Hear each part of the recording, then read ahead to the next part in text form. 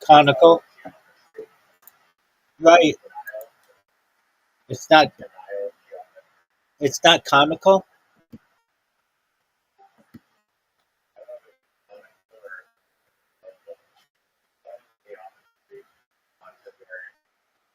What the fuck is you doing?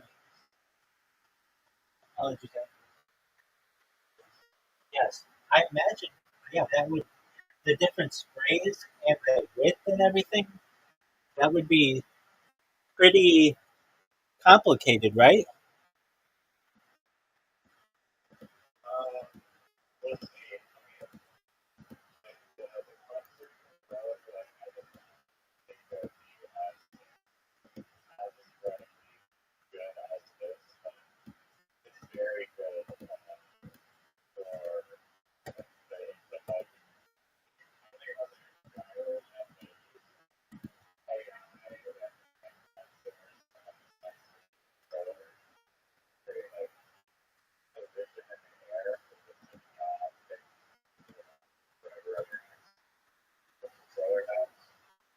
Did you?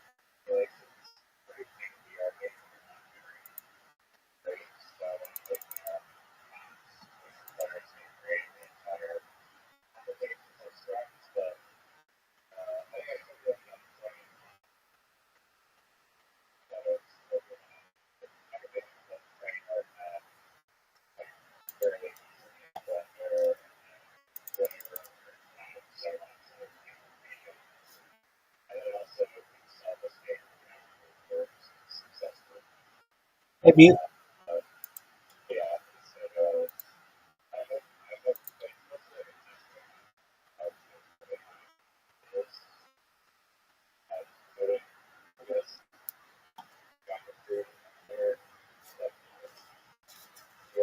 Have you?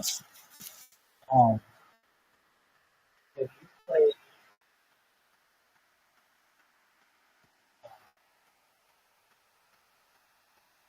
You played? It's called Power Sprayer. Is that the name of the game? That's what it is. Power Wash. Have you played that?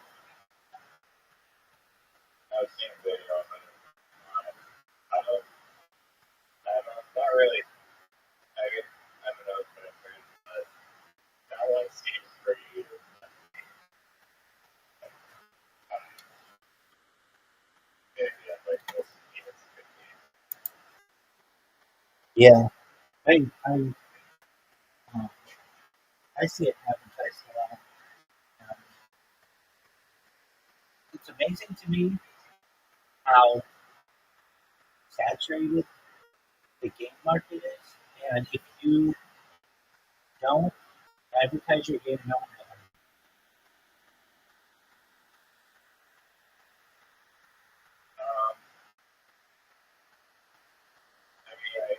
will. Right. Like, People are playing it. right. When I was a kid, the way you got a game was you went to Best Buy and they had a certain selection, and that's what you had. That's what every kid had. Whatever. They might have 30 different games, or you go to They're all made by AAA studios, exactly, giant budgets. exactly, and that's just what you had.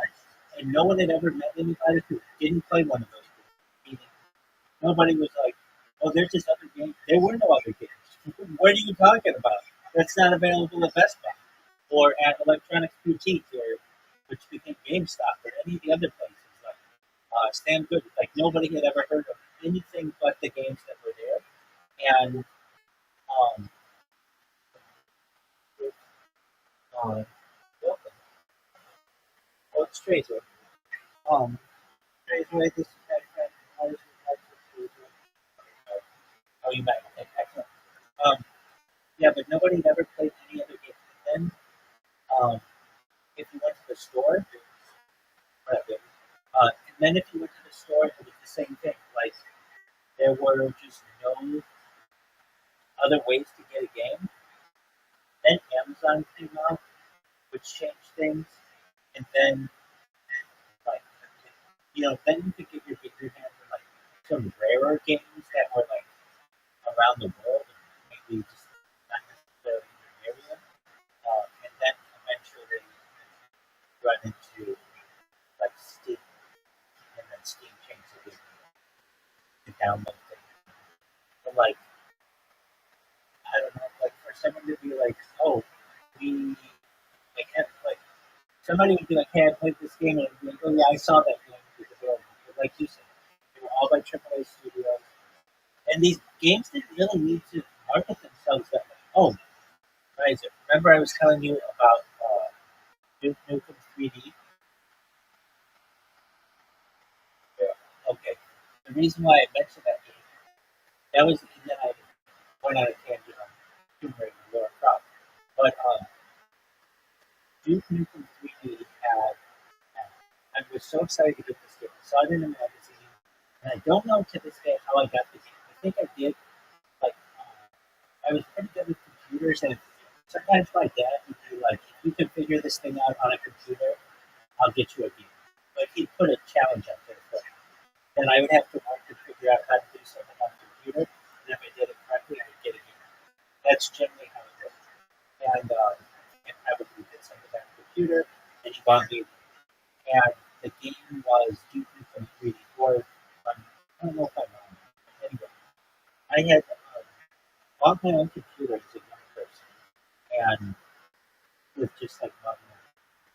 And I was playing the game Duke Nukem 3D. And the reason why this was such a big game was you were like taking on monsters in this like dystopian nice world, but they had a strip club, a multiple strip club, and you could go up to the women and press the space bar. I still remember the button press. You press the space bar, and they would show you their boobs. And I remember having to avoid that section of the game whenever my mother was. Um, but that was like the first game. Yeah, that was the first game where I ever saw any kind of nudity. And then, well, okay. And then Grand Theft Auto had a version of, I think it was San Andreas. It's called San Andreas. Uh, off the, there's like a special. Okay, so if you bought Grand Theft Auto San Andreas when it first came out, there was like a hidden part of the game that wasn't available if you played the game normally. But if you went into like search the files, it was called coffee time or something, and you could actually have sex in the game. Grand Theft Auto.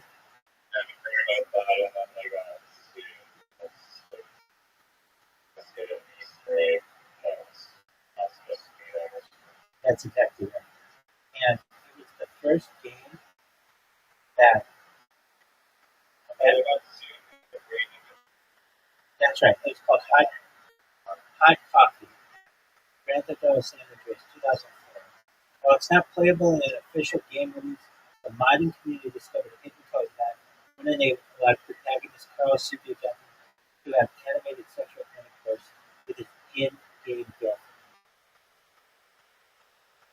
So that was that to this day. I think that's the only game that everybody that was that had sex. But yeah, that's the thing. And I'm surprised that's not a thing. Oh yeah, when I was a little bit older, they had these games called like Wild Beach Volleyball that were topless. That were just like 3D models of chicks who were topless. They did make some adult games. They were called. They had the 8.0 rating, or adults only rating. Um, not necessarily. So usually those were just like topless chicks and stuff. But as I come to think of it, um, there were. I'm pretty surprised to this day that you can't have sex in Grand Theft Auto. Aren't you? You can do everything else. There are two things. There actually there are two things that I'm surprised you still can't do. The first is there are no children. There's only, to my knowledge, been one child in any Grand Theft Auto. And secondly, you and I think the reason for that is they don't want kids to see other kids on TV. Hey, this is kids' and they just don't want to be sued. It's like crazy. Like, can you imagine like if you could go to a school and the game hurt children, and like you, they would blame every school shooting in the world. And the other thing is, I'm surprised you cannot have sex. You basically have been able to have like simulators um, since like Grand Theft 3, basically with the prostitute, where the car shakes. But I'm just kind of you can do basically everything else in those games, but um,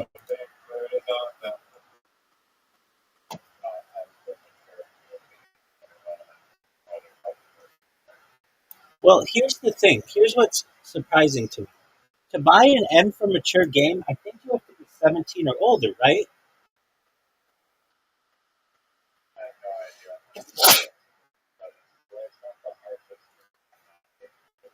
Right. Adults only um, is the strictest one. And I remember when SRD came out, the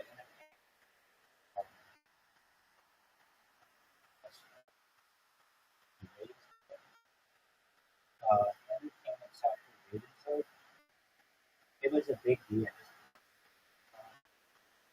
Uh, so it launched in 1994 because before then you could do anything. All right. Um, the ratings, there's mature, there's 17 plus, then adults only is 18 plus. But that's not that big of a difference. Like, that's 1 year. So I'm surprised that Grand Theft Auto doesn't say, hey, let's make this thing 18 plus and put sex in it. It's 1 year. 1 year is not that big of a customer base. Does that make sense?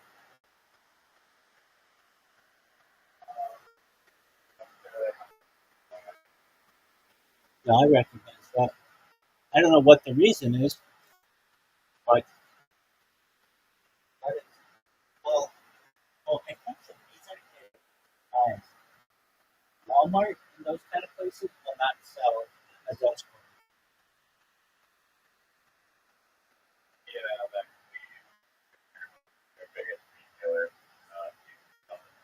exactly. But they will sell 17 plus. Now, um, they have, I don't know if I've ever played themselves. I think I've seen them. There was one called,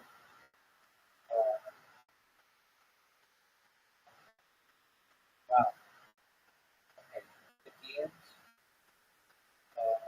that I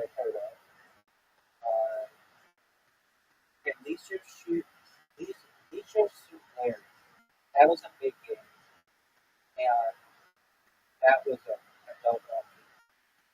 Over an inch of the party, not big that.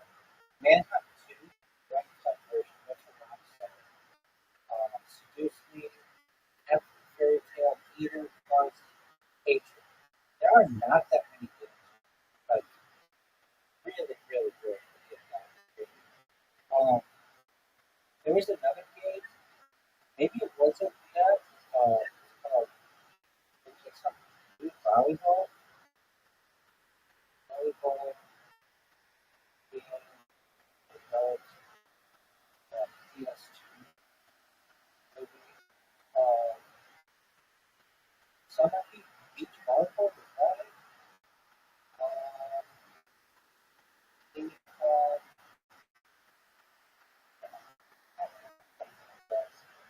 anyway, I've never seen anything. Have you ever played a laser shoot Larry game?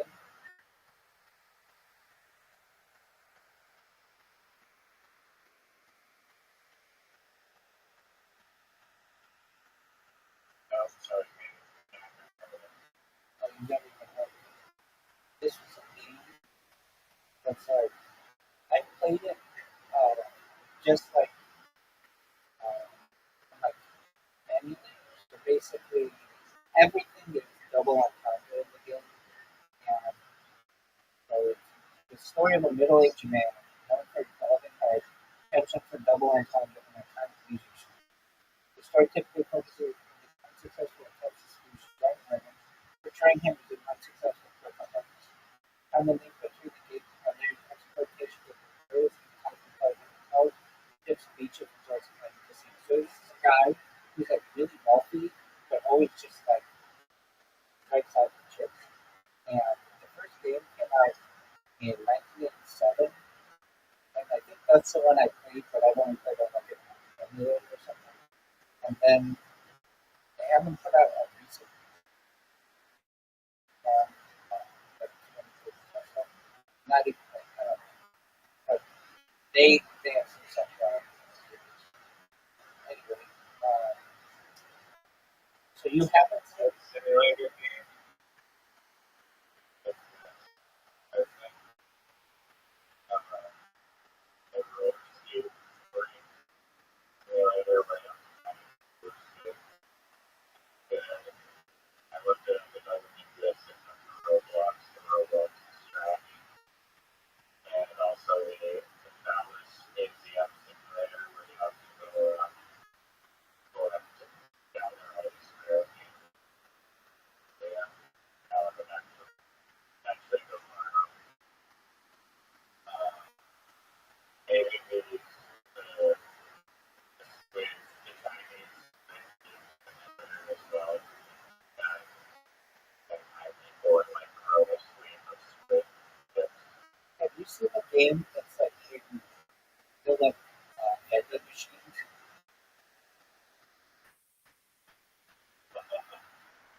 Have you seen? That's the whole. Yeah, and people fucking love this. It's like you get the stuff delivered to you from the warehouse and you like restock vending machines. I think what is the name of it? Vending machine. It's really popular on kids. I see people play it quite often. It's called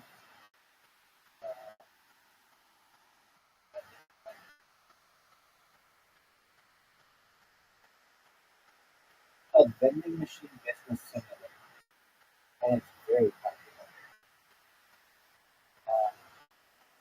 Okay, so It's an interesting concept. I was with some zombies before. We can make like a job like simulating that they're just not like that interesting. I feel like people do it enough. Maybe it's like a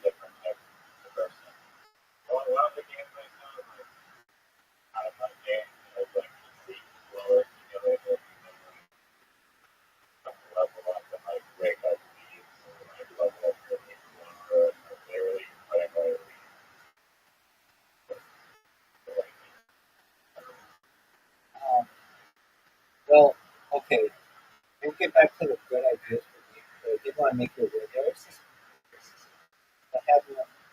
I had a couple of them. I had one at Walt Disney World, called Disney Plus, that was an indoor video game arcade that had the best video games you've ever seen ever. And they had this one video game that you could create. It was like where you design your own roller coaster, and then you could ride the roller coaster that you designed in this. Like you go in this like little capsule, and it would move around in whatever way you designed it. And I think that kind of technology, that was that's 25-year-old technology. I think that would be Like roller coaster. exactly, but you could ride your own roller coaster in like a simulator. Like it would move around, like it would move your body. Like I don't know if it would allow you to go 360 degrees, like over, but it definitely would bring that to right. And that kind of technology, I think, is really underrated. I've never seen anything like it since it was like 25 years ago. They also had like it was the first time I used VR. That sounds like a good application. VR for roller coaster builders. Yeah, but the thing that made this thing unique is it moved your body. Like it would. Move around. Oh yeah, I told you about. There was some other simulator like that they had. We talked about this where it was like it was. We talked about like it was like landing on a planet or something. Anyway, okay, back to what kind of video game aren't currently. Uh, okay, what about a bowling alley simulator? I think that could be really cool if you got it really specific. Like you start out with just like you inherit a bowling alley or something. I don't know, and it's in a lot of decks. And you have different leagues that come in. You have to please the people in the different leagues, and you have to worry about the cost of your bar and the like snacks that people are getting. You could have an arcade, and you have to worry about the machines breaking down, and the machines of your bowling alley breaking down. And then there's the element of it, like really your bowling alley will get popular because maybe some of the teams are good or whatever, and you make more money.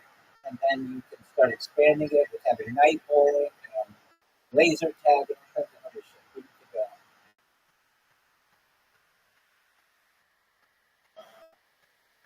I don't know. What expand the road that Yeah, yeah. The reason why I said that is because a lot of bowling alleys, like they got rid of their arcades and then they made like something else. Okay, but that's fine. It doesn't have to have laser tag. But what I'm basically saying is that you have to build up this business from the ground up. Usually, you do that in a simulator like game, and it doesn't get really specific. Okay, here's a fucking game that was amazing. Did you ever play the Sim games? Not the Sims, but like SimCity 2000 or those kind of games?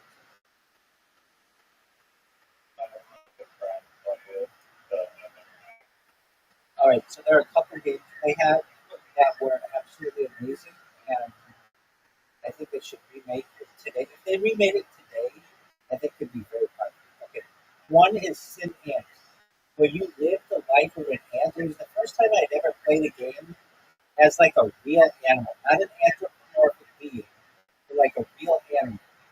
And you have to like build a colony, then move into like different housing areas, and you have to worry about like the health of your colony and like breeding the queen and getting food. It's like really like this was in the mid this was in the mid '90s that came out like this game, but I think if they did it now with all the 3D shit they could do, it could be really cool. Another game that I've never seen is a bee colony game, which I think could be really popular, where you have to breed the queen. You have like worker bees. You have to create honey. You know, like they make that like fucking amazing hive. I think that could be really cool. You have to go and pollinate different flowers, and some flowers pollinate better than others. And you have to worry about dangers to the hive, like a bear. You wouldn't have bears there. You just have to sting it. That could be a cool game. Another cool game. There's this game that they have, and I've never seen a game like I'm shooting. It's called Sim Tower, where you can build a tower. balance what the tower is going to have. Like you can have condominiums, you can have offices, you can have like luxury suites. Then in the basement of the tower, you can have like food courts. You have to worry about like where you're going to put the different elevators, and sometimes the elevators break. That was a cool game. Um, Other cool games that don't currently exist that but maybe they do, and I just haven't. Oh, where the fuck did you go?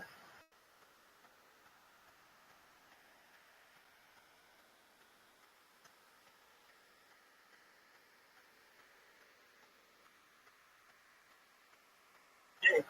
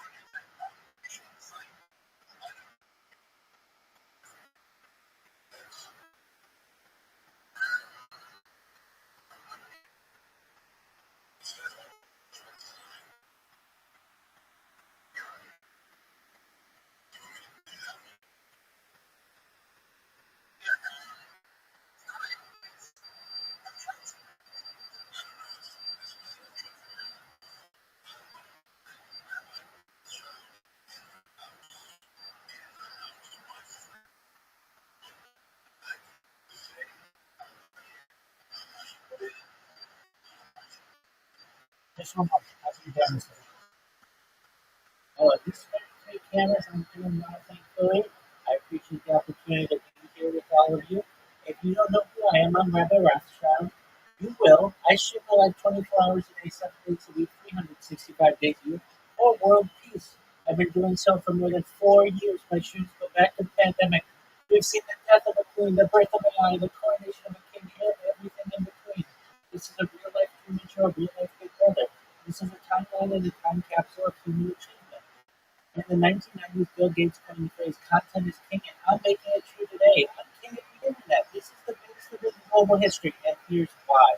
In 2018, The Economist magazine stated that data had overtaken petroleum as Earth's number one resource, and I have more data archived on the internet than any person ever, which is making me very influential. I'm going viral, and what I do, I want to make you, your friends, your family, all financially independent. Not already, I want to for the new generation of wealth already, and I want you to be able to start charities philanthropic organizations of your own.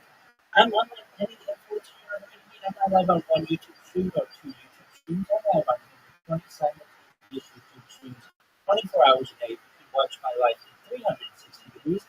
I even have a silent camera. If you want to view the links to my YouTube, they're available in my profile. They're also on my pinned post. You will additionally find in my pinned post a link to my link tree. I dare you to look at my link tree. No one dares you to look at their link tree, but I do because I have more content than any person ever. I have more social media than any person ever. You'll also find a link to my Discord, discord.me/Rabbi. We have over 2,700 people in the community and continue to grow each day. In addition to making you all extremely wealthy and wonderful world peace, I want you to know that I want to help end world hunger through the use of technology such as agricultural drones, floating greenhouses, saltwater greenhouses, hydroponics, vertical farming, cloud seeding. I want to help end world thirst. I'm sponsored by cryptocurrency that's worth about $100 million, and one of the things we do is we build wells and water power to developing nations and the benefit of the less fortunate. Additionally, I'm an advocate for the lifestyle program, and most importantly, desalination technology, where we pump earth seawater onto the if you are a reply guy, if you're a Web3 marketer, if you're a raider or a shredder, if you want a free mental coaching friend, send me a follow. I will follow you back. Send me a DM. I will respond. I want you all to know that I am here to support you both personally and professionally. I'm here to be a positive person in your life. I'm here to have an optimistic view on the future. And most importantly, I want to give people hope. With that, I sincerely appreciate the opportunity to share. In the second point,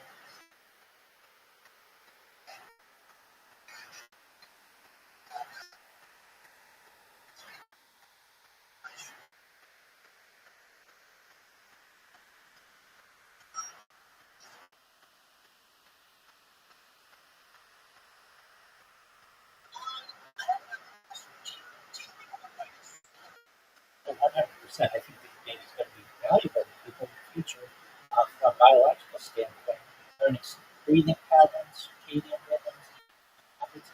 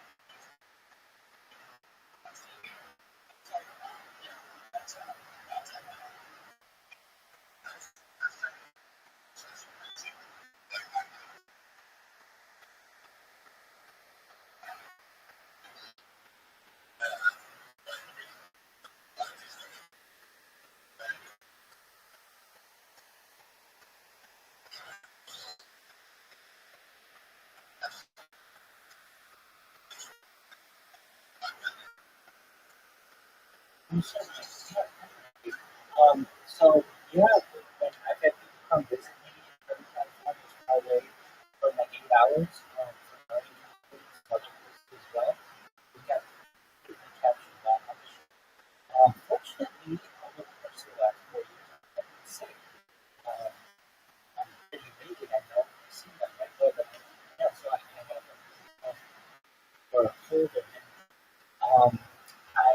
did have to buy it. I got that on camera. It was very difficult getting to the toilet and ensuring that I was able to get that on Instagram. But I was able to. So that's the closest to being sick that I actually put the limit. But yeah, aside from that, that's go ahead.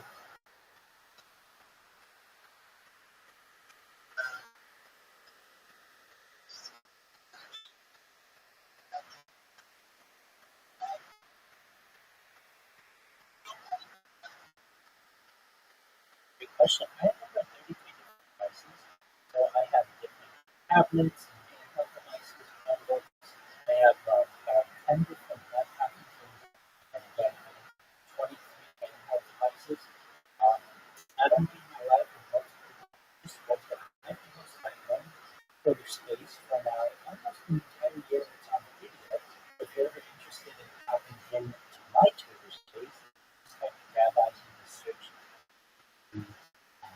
Twitter space search and you'll find live stream on X. And if you have any devices, you can search about anywhere you want. So don't think that they all come from one massive supercomputer. I would love for it to work that way, but it doesn't. They're on different devices.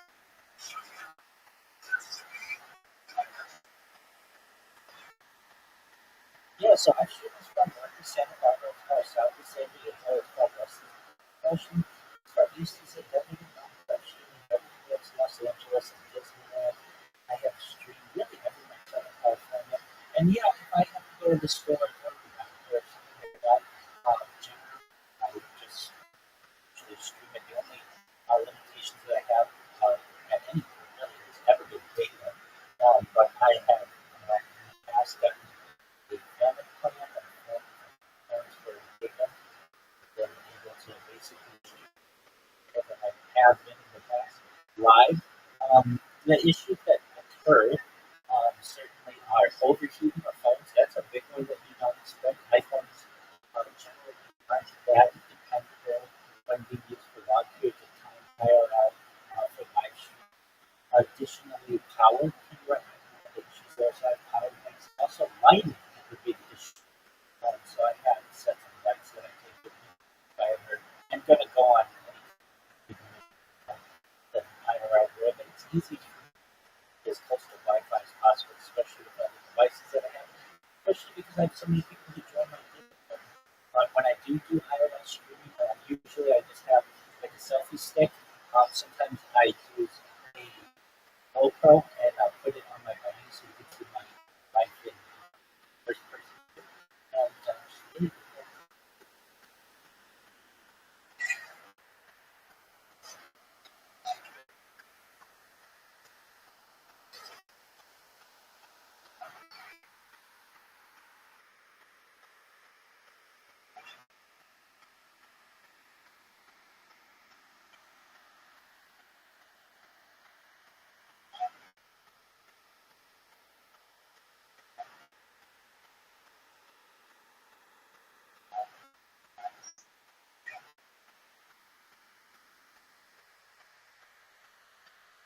oh, no worries at all. I'm happy to answer anything. Yeah, Rabbi is our culture and English teacher. About 5 years ago, I underwent classes called SNICA, which is the information and academic. And there were several things that I could have done.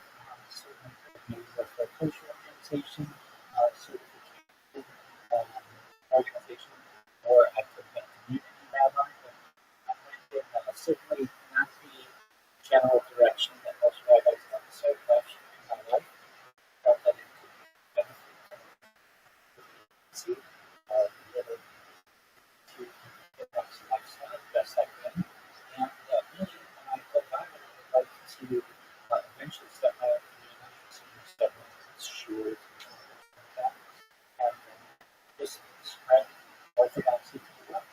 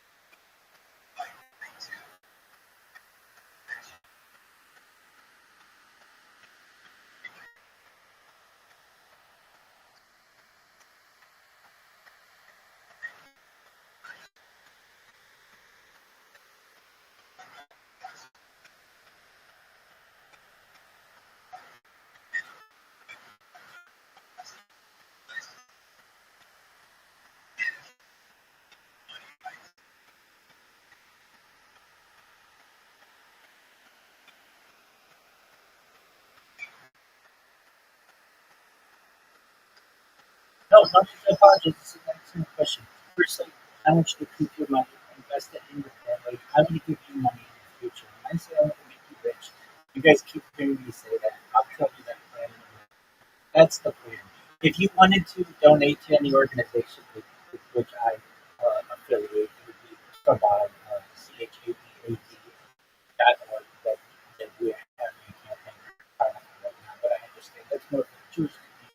If you wanted to donate to perhaps an organization to my heart, any of the major heart association, American Red Cross, American Lung Association, those are all I feel generally pretty good organizations. They're not perfect. I know there's a lot of them, but I want you to keep your money. If anything, I want to give you know that the thought is very, very kind and much appreciated.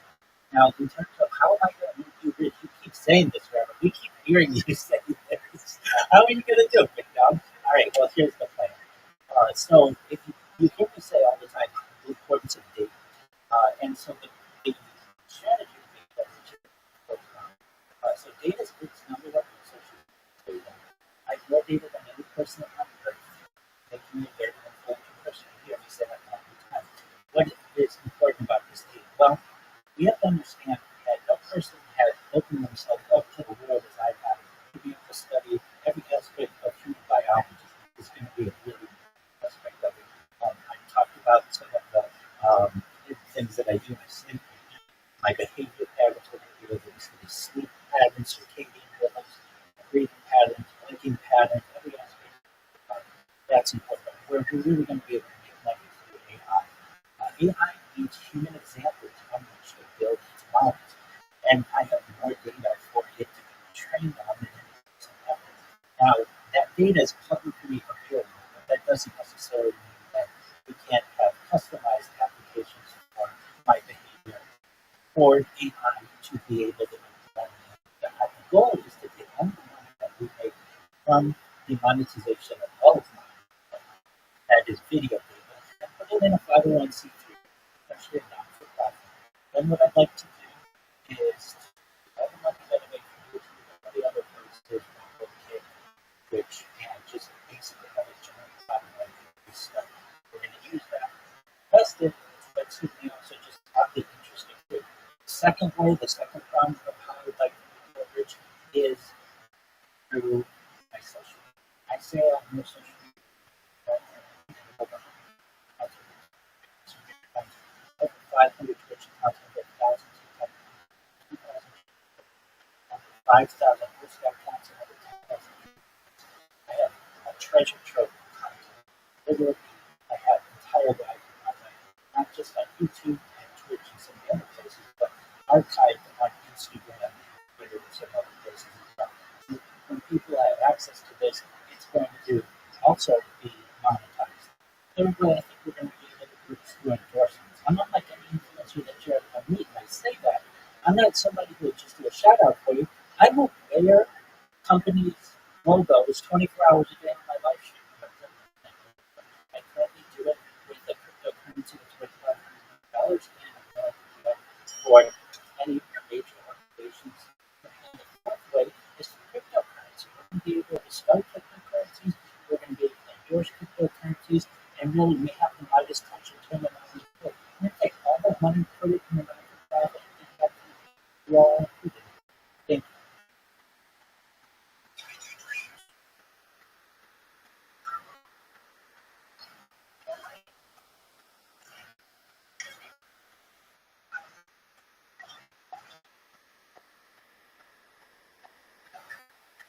Absolutely. So it's the highest version that is available so far.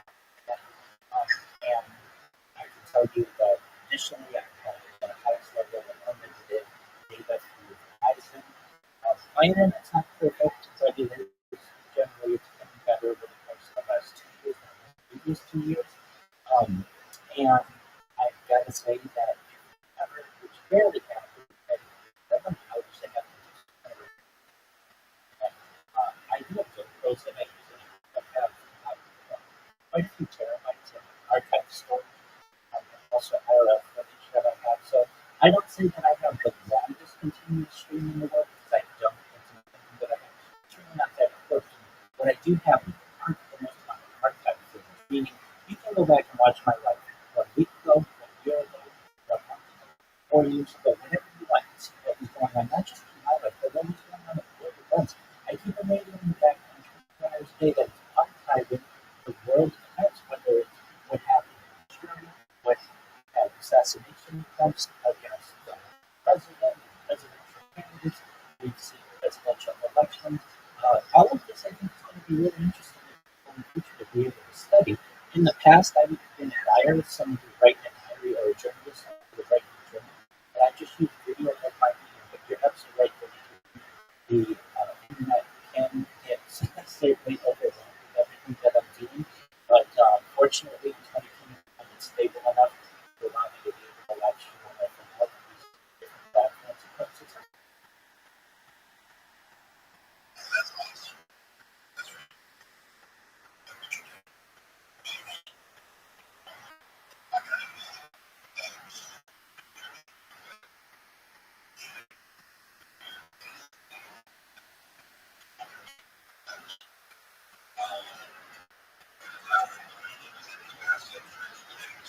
Well, friends, I'll be back just a second.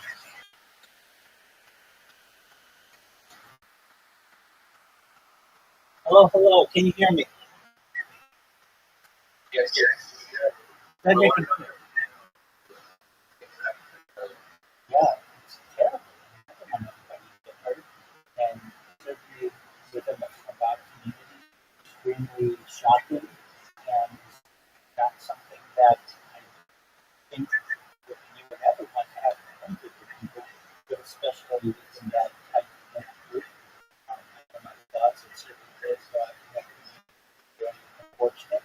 And it's really a surprise to happen in Australia that really has some pretty tight firearms laws. I think the biggest past for decades, and really hope that justice is served on the perpetrators and thoughts go out to the families. And know that certainly as a member of Chabad, I never want to see them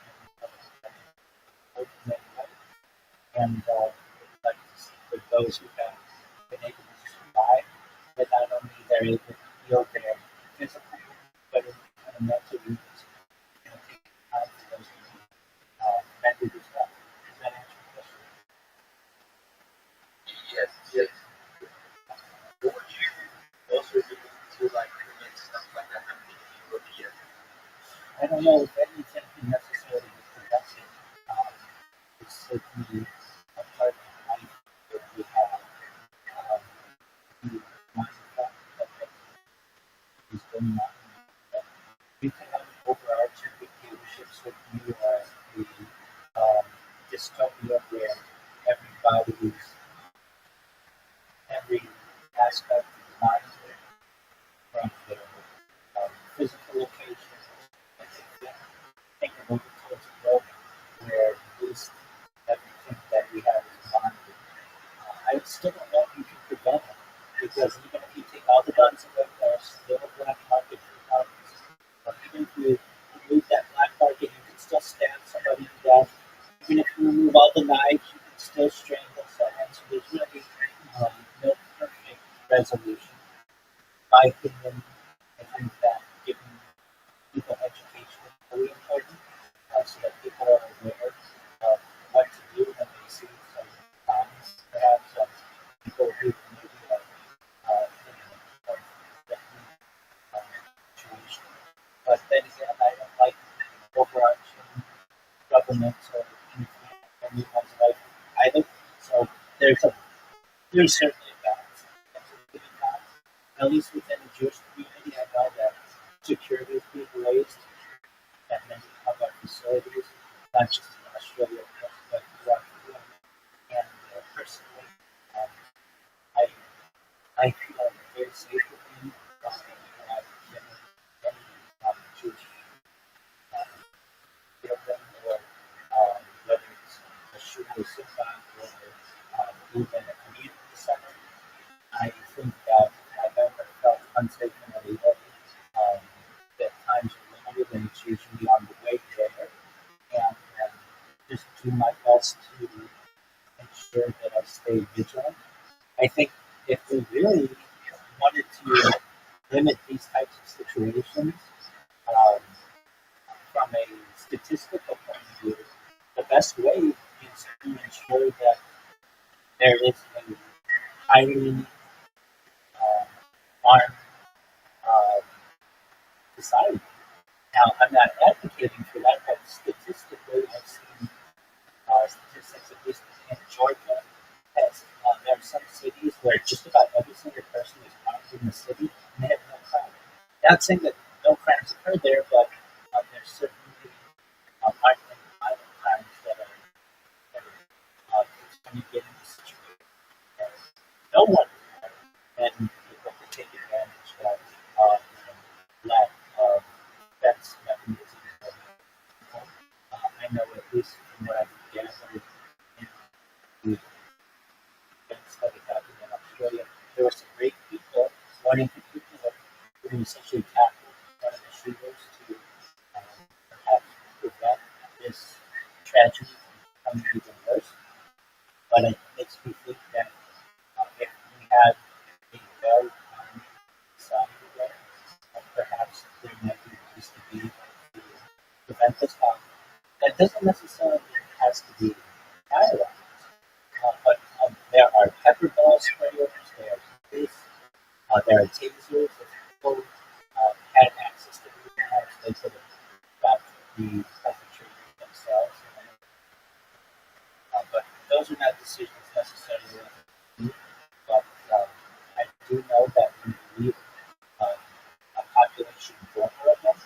These types of attacks are usually larger tragedies because nothing can defend themselves. So you try to probably look at how we see people, not just in Australia but globally, and perhaps in the future, giving people an opportunity to be able to fight back, not necessarily feel bad action.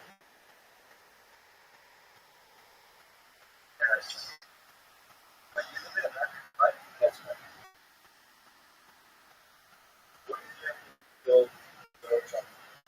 I don't get to live. That's right.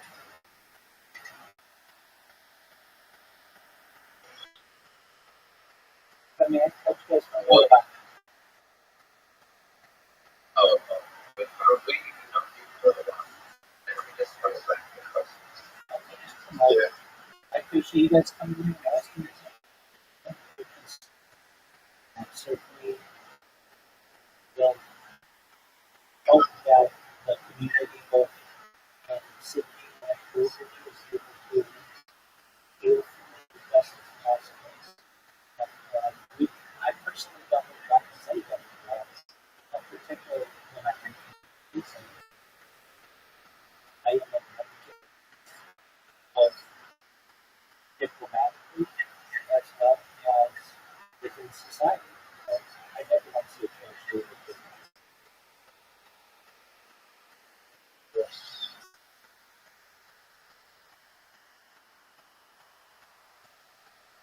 Russ, like, how do you guys do Okay. Really, really.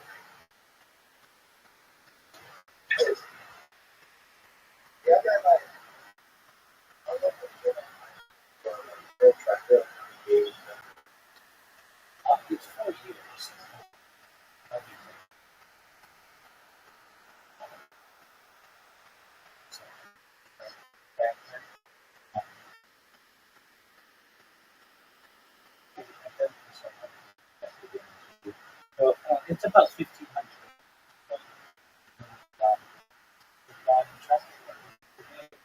um, I can tell you, I don't have one particular stream. That's not what I do. Every 12 hours, I restart the archive, and people can go back and see what I was doing today, a week ago, a year ago. So that's what's important to me. There are some people that have one long stream, and that's great, but you can't go back on their streams and view what they were doing generally a year ago. You only have perhaps people who might have clicked it or something like that. But with mine, all of the data is archived, all of it's available to the public. Yeah, I'm just over 50 days right now, and still going strong.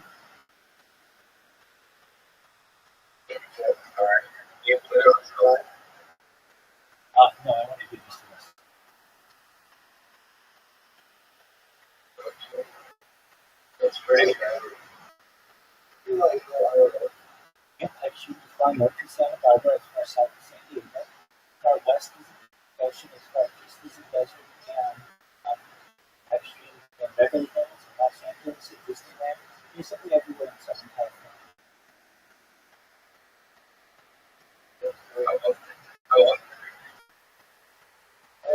Oh, well, it's difficult for me to do and balance having Discord and all the other live shows that I have.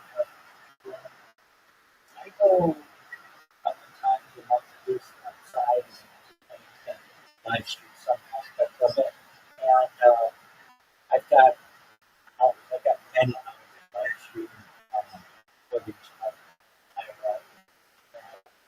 If I have a need to go and live stream, like I can go to the store or something like that, I do. But in general, I have things set for me. But yeah, I have live streams all the places that I mentioned, and then just like uh, um, some kind of mundane places, the bowling alley, the store, the gas station, the bank, the bank accounts on streams. I got um, some like everyday live shooting stuff, but I find that it's a lot. I gotta get data, I gotta get the device, I gotta get lights sometimes, I gotta get power bank. And then I can't talk to people because I can't be in Discord while live streaming. But it's easiest for me to get things delivered to me and then just talk with people like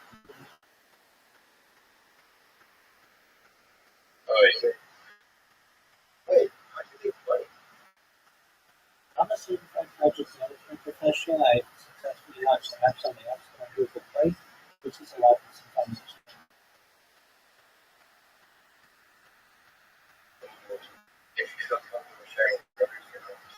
I've signed out.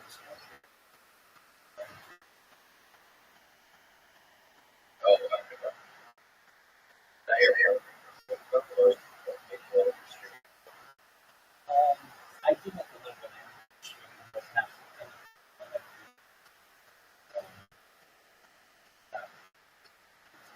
that fast.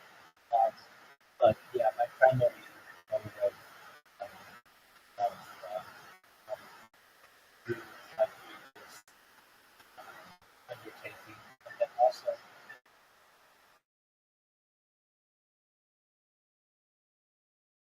I think people who ask me to do projects for them think it's a project that as I previously said, I'm a certified project management professional, which is the highest level of project management certification.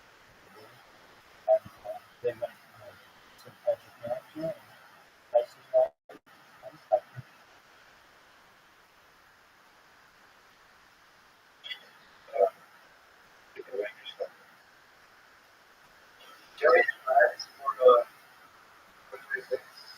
Yeah, no doubt.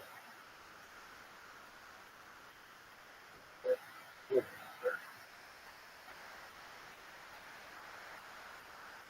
Good run. Yeah, sure. So I have the last 50 days or so made 2,500. I've gotten 20 followers organically just through self-promotion on Twitter Spaces specifically. A lot of people know about me. And not to say they didn't previously, but I didn't like it as hard as it currently am promoting myself. And in addition, I'm live quite a few different parts of theirs as well. More and more people are finding out not everybody and taking interest in it, and many of these people are what we call KOLs, key opinion leaders, doctors, and they have desires to work with me and to help promote me. And I know if I continue to promote myself and pitch myself in these different Twitter spaces, it's just a matter of time until people find out en masse what I do and be some type of catalyst event. Somebody retweets something that I have, or something somebody said that I can really make them very happy if they help me. And it can go viral, and when it does, that's when things get interesting.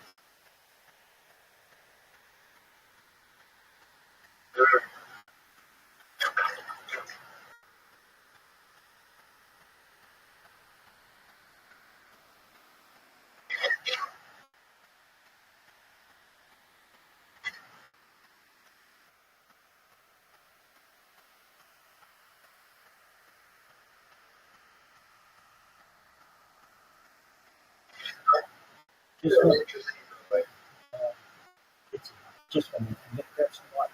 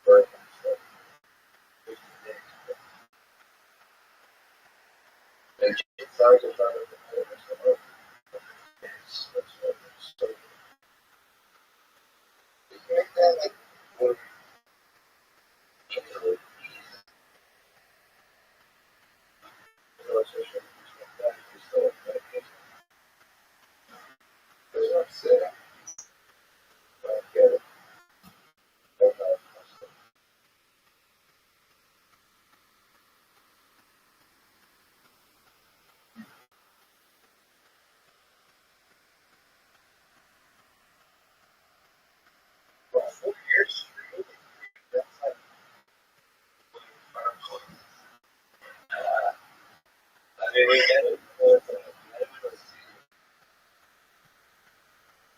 that was 2 years ago now. Bro, that thing was really good for the church. There was one the Lord. Yes, I don't know. That's my head. They made that account. They were like, was it Kushno's house or there was airport? No, it was not. Yeah, I had your little car.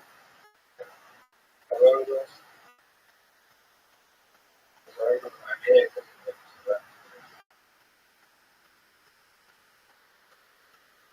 No, it was this year. Okay, that's all.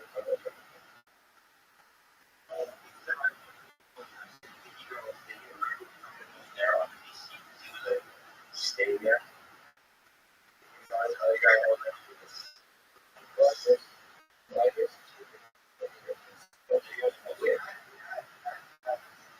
21, 10, 24. Oh, it's recorded.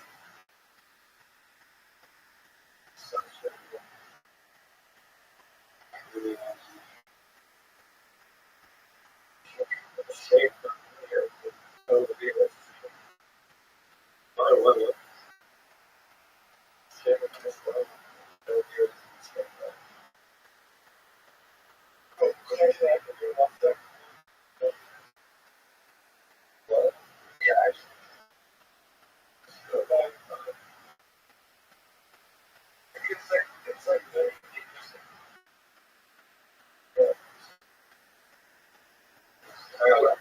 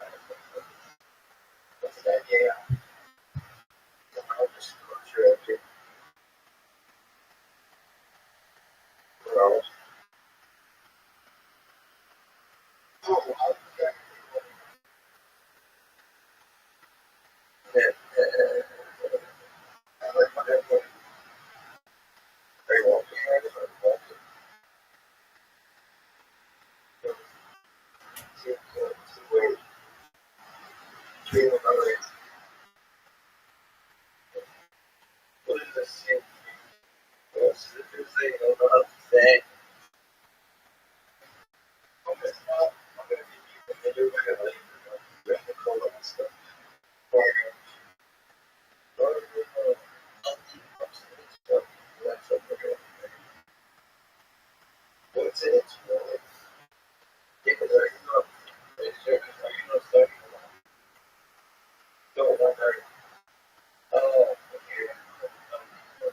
Oh,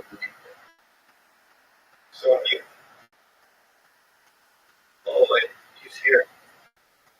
He's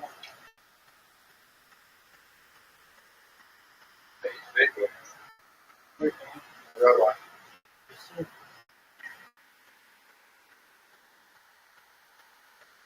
Wait, you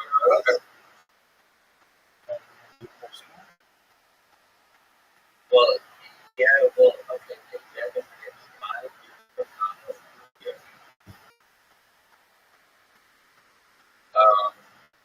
Remember Fred from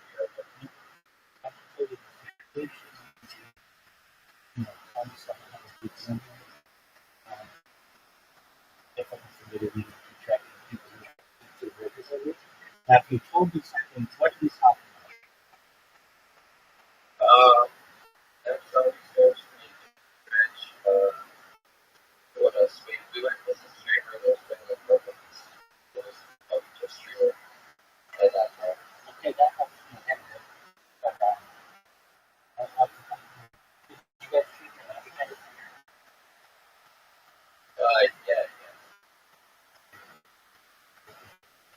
Okay.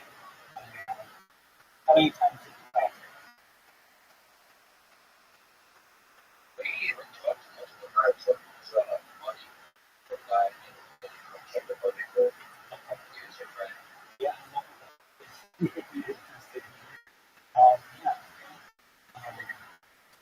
Why? Yeah. I'm just getting 4 times, 5 times. Okay. Half of them. Wait, you guys travel really good. Randomly, 5 sheets is like the assignment. But Leo's is probably yeah.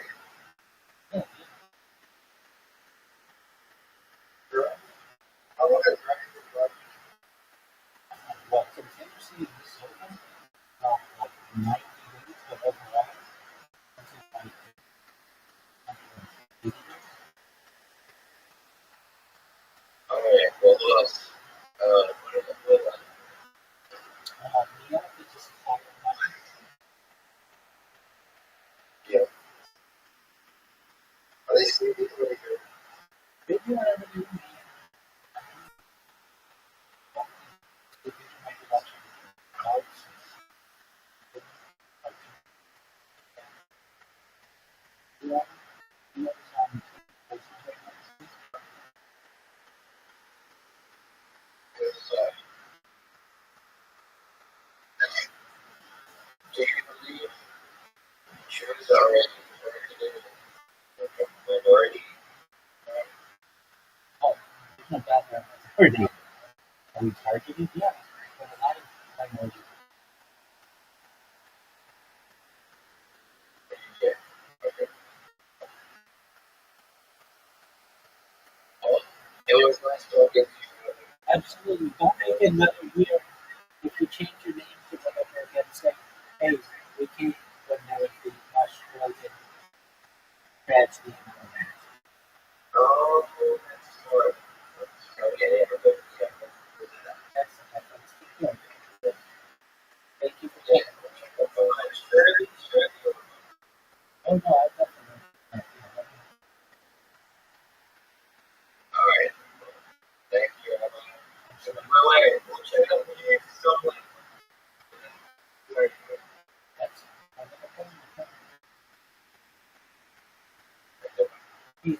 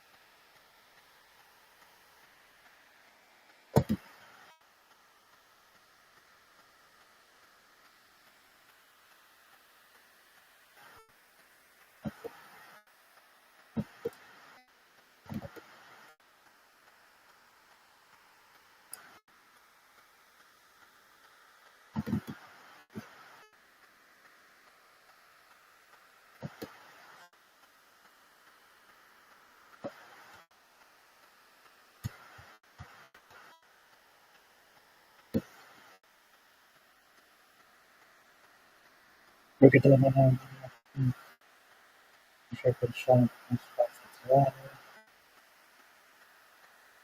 I'm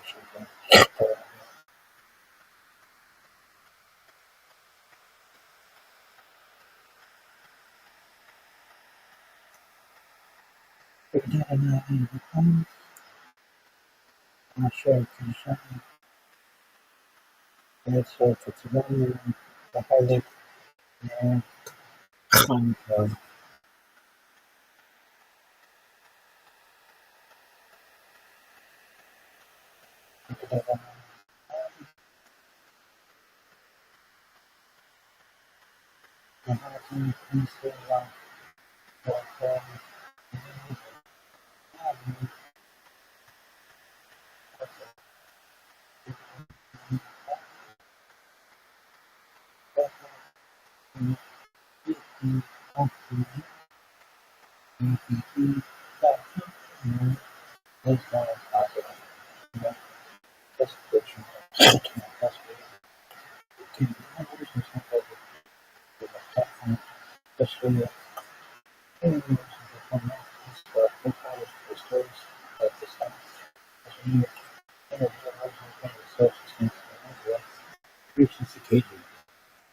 Little baby.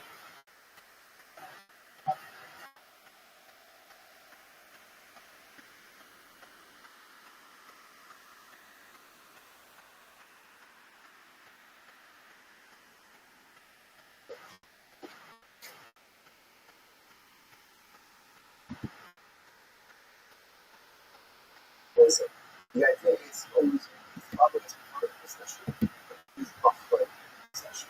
Fine. You don't say as that. I can really do that. So let's explore it if it says initially it's filter without. The content is never part of the filter. As it says, we like Dutch loading say Dutch go out instead of Dutch. So it's never part of the session.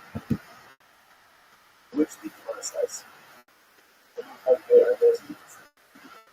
You think that little they said I'm looking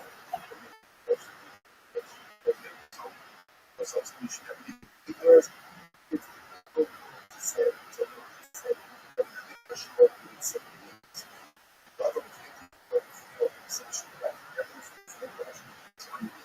never leaves, he doesn't go home, he doesn't go anywhere, and I'll be like to say, you know, the Dutch will say, you just so that you say, you deserve so you say, sorry, that you say, that you should say, that it's any issue that you any allowed to go ahead and follow your possession for this part. When it's because this got not a secret since but as a very choreograph with the way he puts it. So since there's a distinct term said, what do we concern about? Let's put it out. It's going to touch the knees. That's what it's going to be. Becomes clean. That's not matter. So again, the male foot sits in the prayer. So she got the touch the knees. And you don't, I'm not really afraid. You don't want to be asking for the says. They're going to be more comfortable life. It's good to be because they don't touch the knees. So fucking I'm not focused. I'm not focused. I love that I said, I'm not focused. Random passes that the model does not during the session at all. Doesn't work. That doesn't work. No, the bio and after this or the needs of research. Which was included such overwhelming so that they don't say this possibility found is any other possible reason. That's what we is it not a shadow of any other as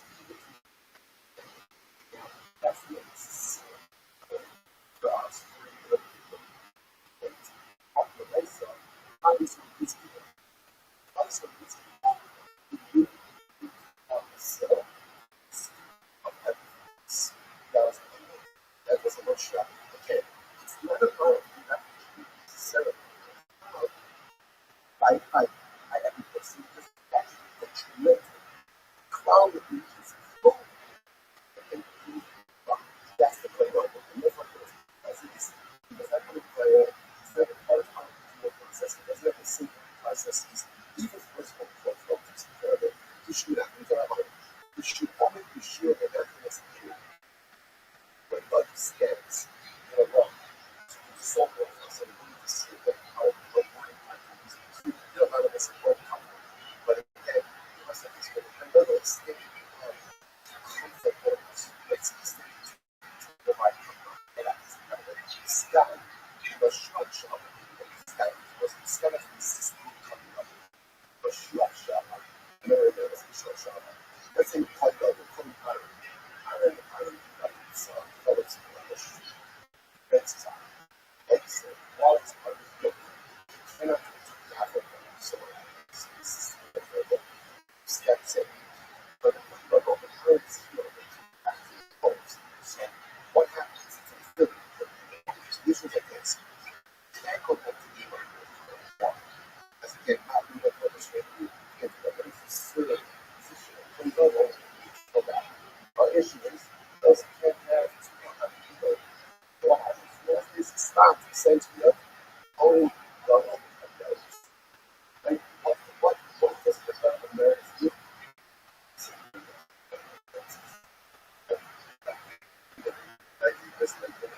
Whatever you know, again, there,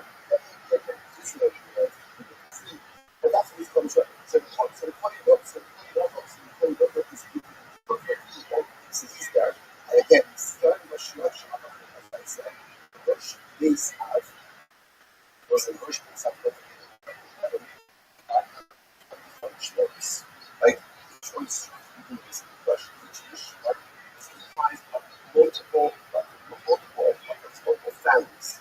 So you have a certain day, like things like happiness, and it was a head for each day. So much things of that the laws with that out of that. But like stood by, I'm sorry, emotions out of a undisclosed emotions out. Yeah, the rest of the project whatever else is there. So this was pointed out this issue over issue of this just what it's getting. So why so therefore I'm going to talk to which way to touch. You have to have a very good another that has to be correct.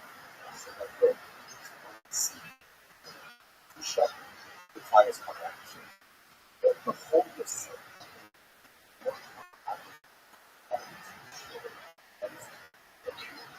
that's why again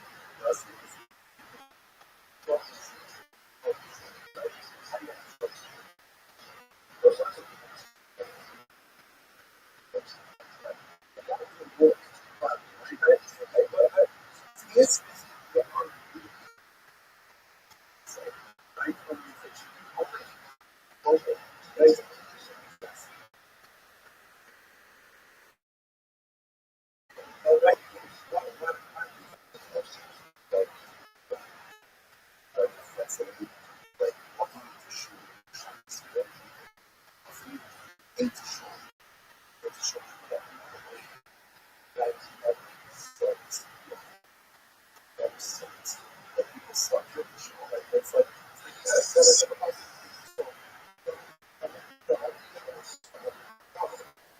that's not what short is. Drinking coffee. Short is not what it is. That's that. When you learn that's what competition is. Turn back at it.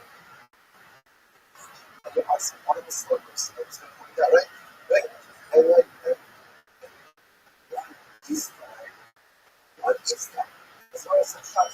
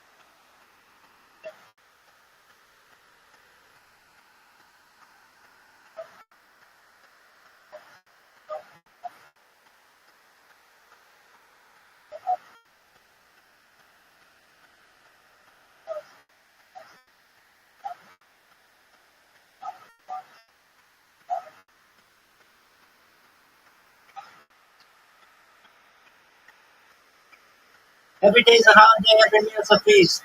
Thank you so much for allowing me to be here.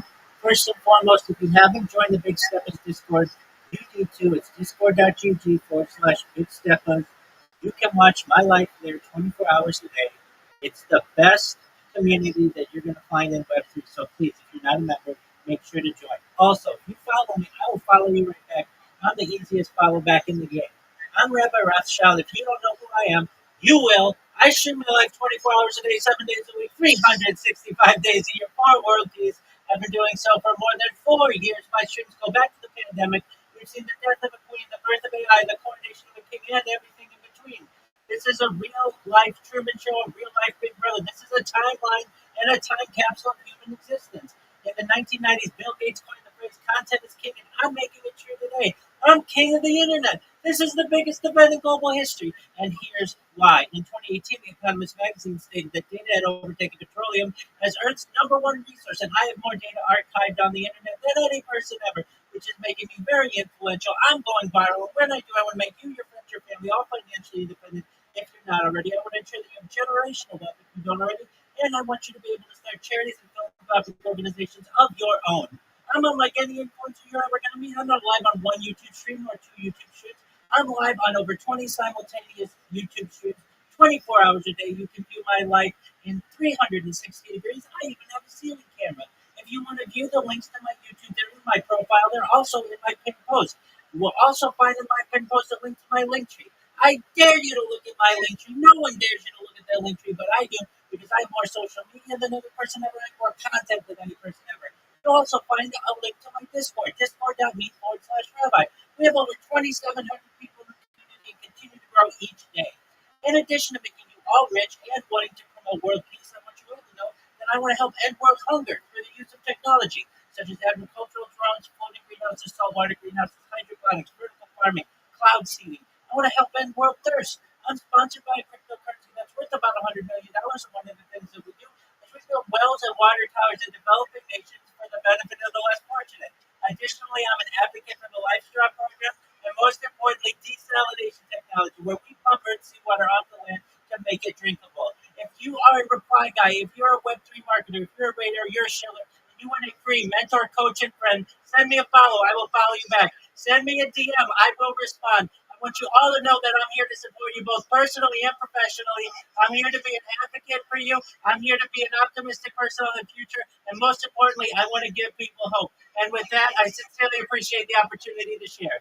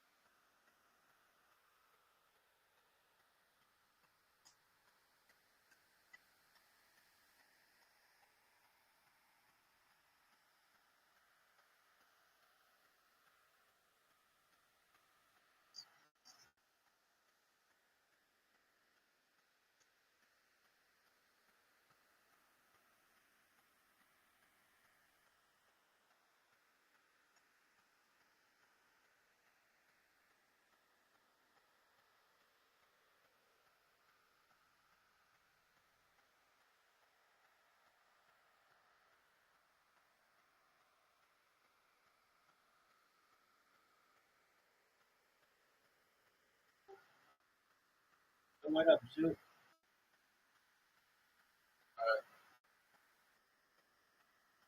mad at the Prime Minister last night. I know about Hey, why you mad? that he mentioned he said the Australian government, the flag for doing nothing anti-Semitism in Australia, like that, like that, nothing. They're immensely big people, sure, you know.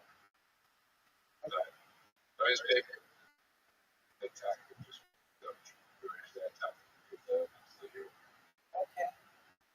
I'll make sure to communicate that to him. I mean, what do you want him to say? Not one of the victims. Okay. Not playing the Australian government. Not playing Australia and Australian government to the victims of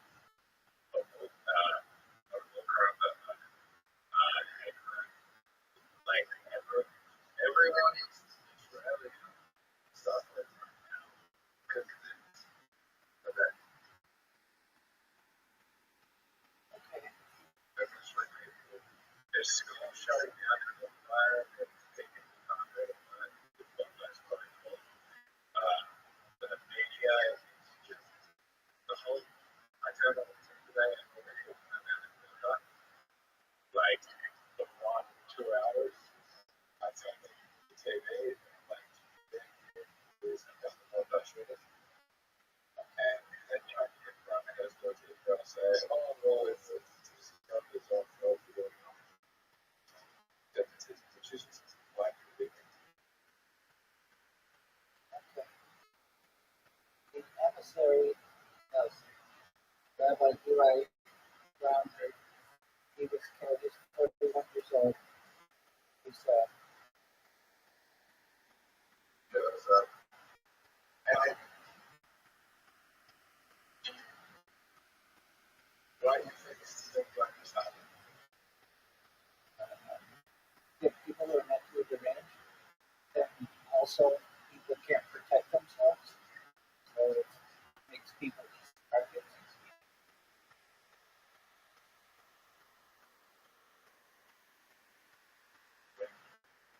Do you agree with the Prime Minister's statement? Well, I think he has a role that he's playing, and ensuring that he's doing his best to try to prevent it in the future. Do I agree with what he says? I don't see him to have a decision.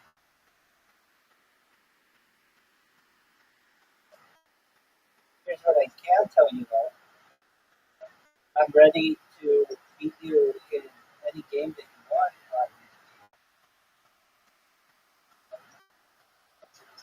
Wait, though, are you ready?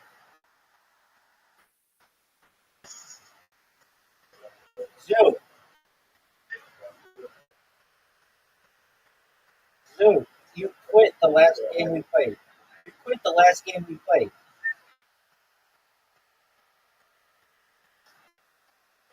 Are you going to quit again? Okay, well, then I'm not going to send you the info.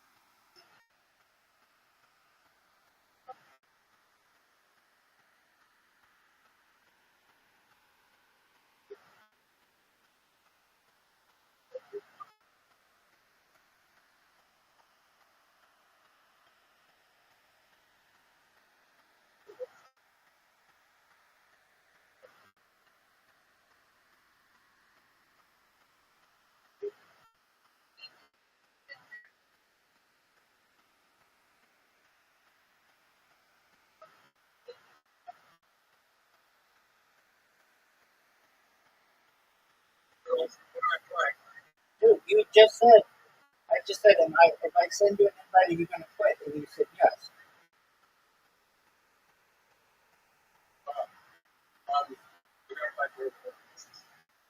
Oh, that's a hard game for me to play, but okay. I'll play one game with you.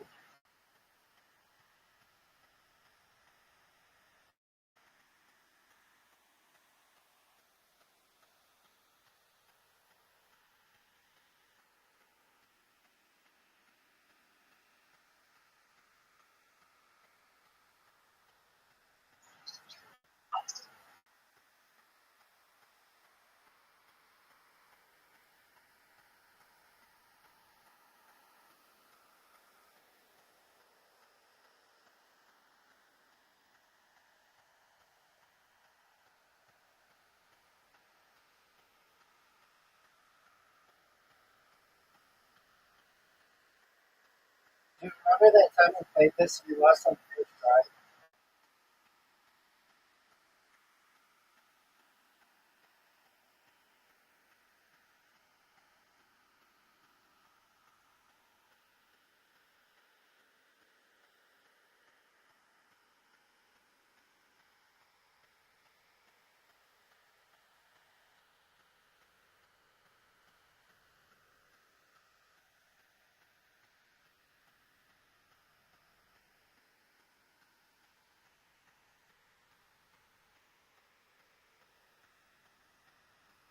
This might be the greatest shot we've ever seen.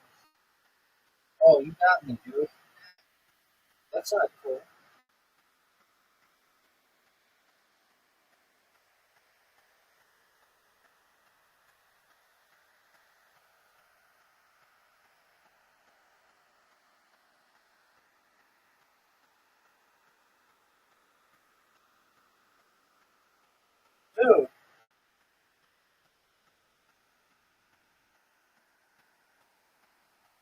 Dude, WTF is this?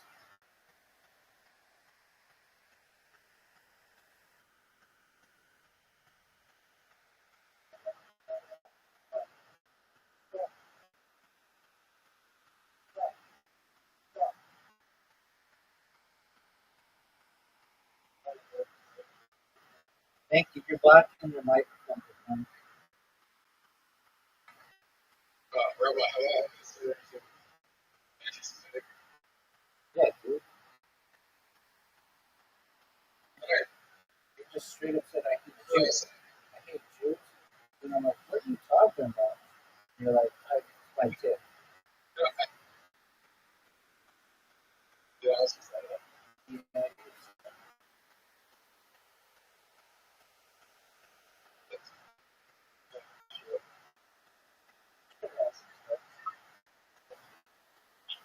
Yeah, dude, shit happens. Dude, I hear so much bad shit on the daily basis that it doesn't matter. You're done, son. Yep. You just lost big time, big dog. What up, baby? I know you are.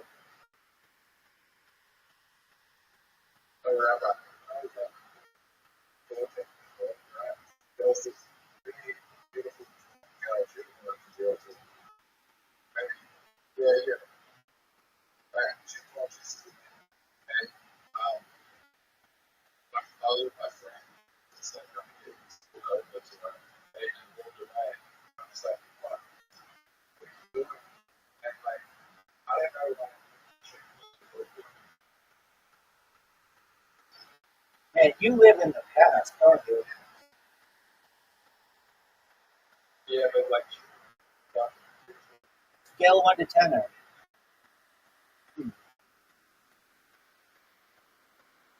like it. Oh, so she was smoking hot. But it's the same around. I'm gonna say no. I'm the distance I was because I could because the distance I was. If you look at my house, the distance I was going up to a close station might have been 10, but I didn't go up. So That's understandable. That's understandable. sure if I know those things.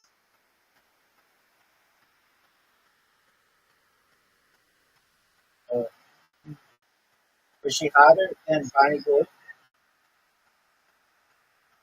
Yeah.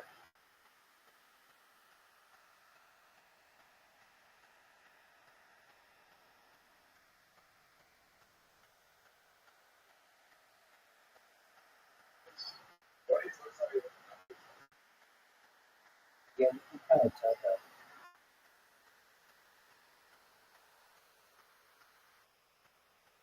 Look at this shot, Zoo. Oh, are you fucking serious?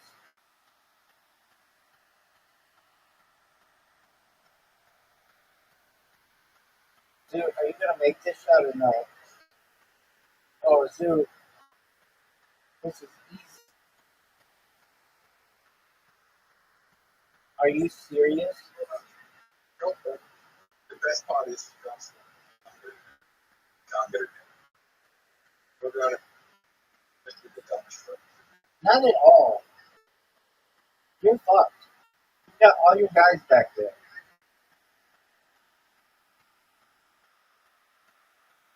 I just thought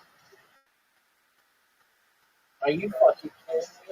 so that Oh, I fucked up, Zoo. Zoo, you're playing like dog shit, son. I think I'm in a better position. Dude, you have an open goal. Very I feel like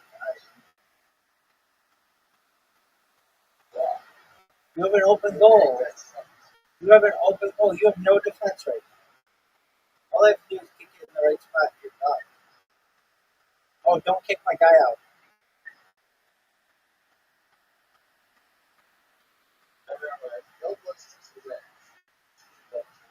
Fuck yeah.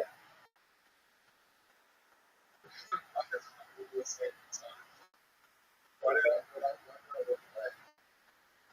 no. I just didn't have that much confidence.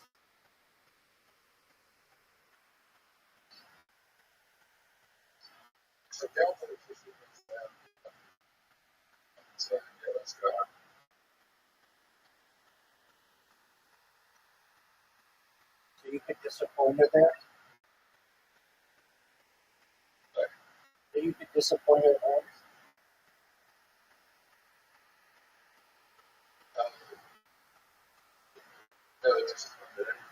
Bitch, you disappointed the last two women you had your dick in.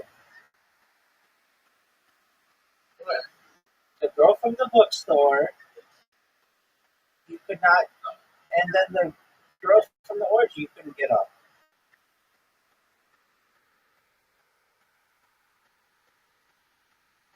Actually, the last three chicks you've been with, you disappointed.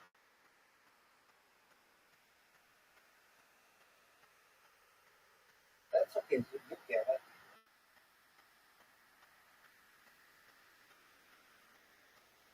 Look how good a shot that is. Dude, I'm up 3-0 on you. You recognize this? You just, can you comprehend how good I'm playing?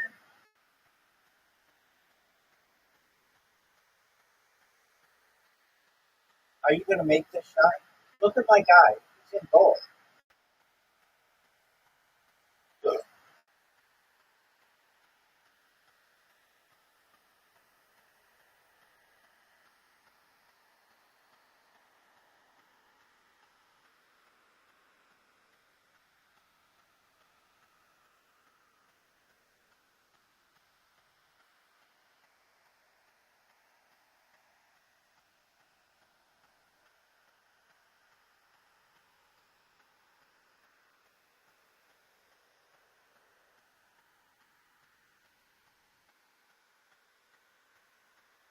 Dude, are you proud of that shot?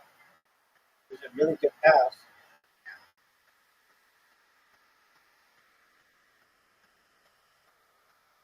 Oh, dude. Are you serious? That's garbage, dude.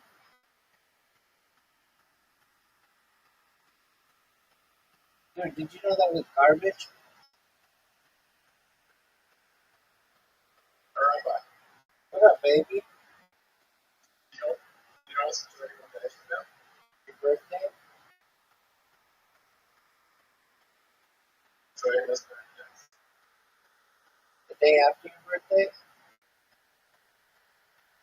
almost 1,000.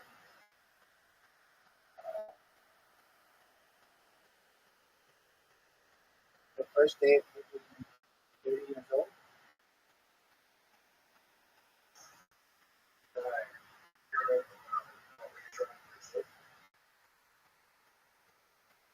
No peace? Yeah, sure.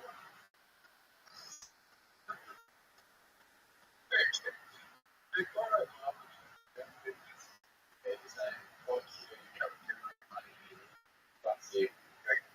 essentially talking to myself.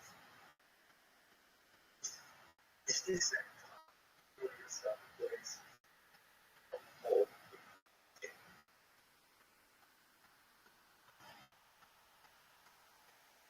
Is Bitcoin about your favorite?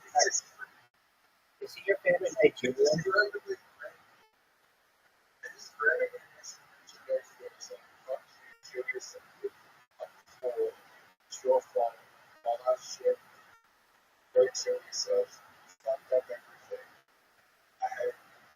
Or did you fuck up everything?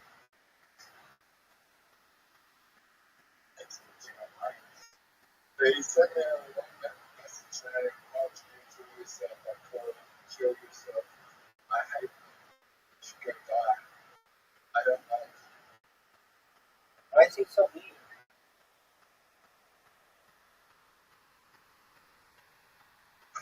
But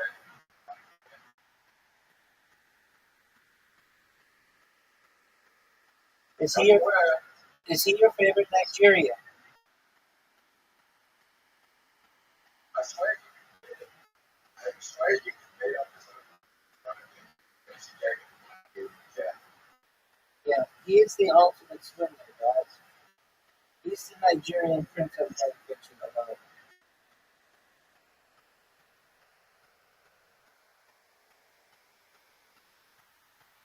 I swear it's Yeah, God. Didn't I tell you how he got caught for what he did? Oh, he went to the Harry Potter Obama Sanitarian community and was saying, like, if you give me money, I will never sell it. Ever. I, like, basically, you are my witness. I will never sell it. Then they just grabbed his wallet address and said, Dog, you sold it on this day. Oh, fuck. Are you serious? It's tied? They're like, you sold it. You sold your coin on this day. What are you, like, what are you talking about you never sell? We have evidence that you sold. Why should we give you any money? And he says, well, that's life. And like, what are you gonna fucking say to them? Dude, I just ended your whole career. Dude, I have 61 wins. You have 3.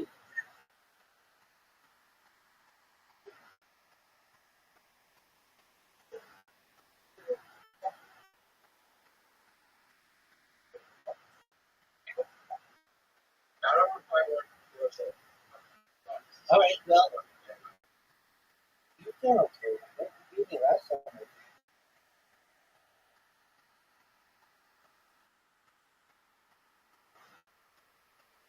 That's a word.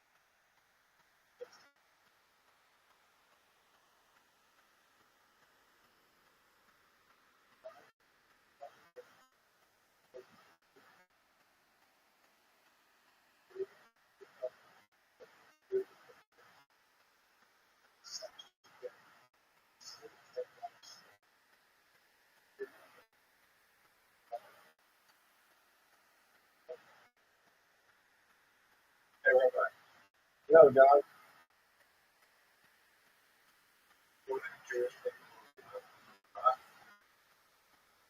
It is not universally agreed upon, but the majority of us believe that we move on to the world to come, where we sit at the right seat of God and study Torah. But again, that is not universal.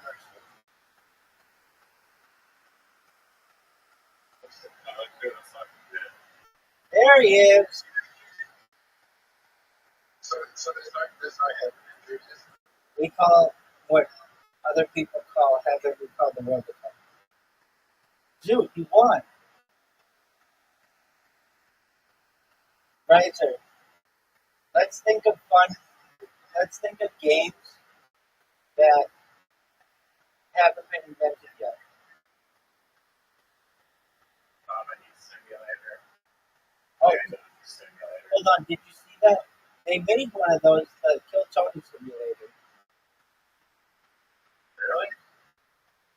Yeah, it's Joe Rogan was roasting. Joe Rogan and William on that. But you think Mark is from the phone? I don't. He went to a show in Alberta for whatever reason. Like, I don't know. It was like a rock band show, I think, too. So like not comedy, not rock band. Sometimes the bands are there for the rock concert. And he just went on stage, and then like a minute in, some guy like grabbed. He just went on stage and just grabbed the mic out of his hand and was like, "This guy sucks," and then just went down there for 20 minutes. They had to stay up there for 20 minutes because he had a contractual obligation to do stand up for 20 minutes. So he just not do it. And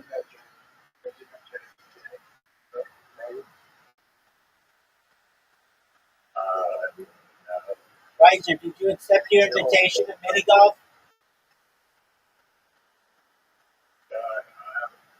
I'm in the brain right now to go think of a pizza.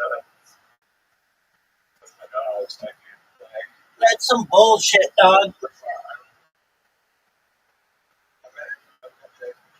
You haven't met James McCann? Riser, I said to you like 3 months ago, hey, do you know who James McCann is? And he's like, no, who's that? I'm like, he's the biggest comedian of all time from Adelaide, Australia. And he's like, huh? Like, he was just on Joe Rogan. He is easily the biggest comedian ever from Adelaide, Australia. I'm like, he's been on Joe Rogan and he's on Kill Tony. He's been on Kill Tony, I think, like 5 times this year. And Zoot's like, no, I've never heard of him. And then Zoot was like, I think I went to school with him, even though James McCann's like way older. And then now Zoot's saying that he met him, even though he didn't even know who the fuck this guy was before I told him about him. So tell me your story, Zoot. How'd you meet James McCann?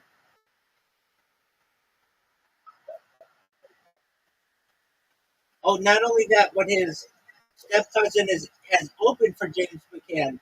Yet Zoot still didn't know who the fuck I was talking about.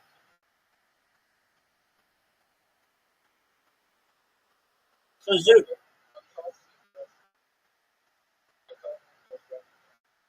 Zoot's cousin is best friends with James McCann. Yet when I asked him 3 months ago, do you know who James McCann is? He says, I've never heard of that person in my entire life.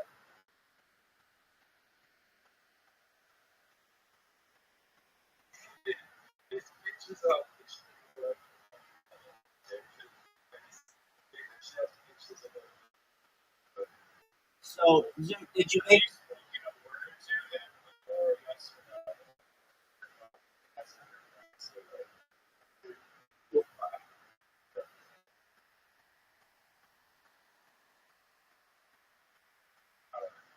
You've never met him. You just want to just say that. That'd be no. That's right. I do believe you've met Donnie Blue, but I do not believe you met Jake McKim. Just put that up. But I do think you're going to. Oh, yeah, so when did she go to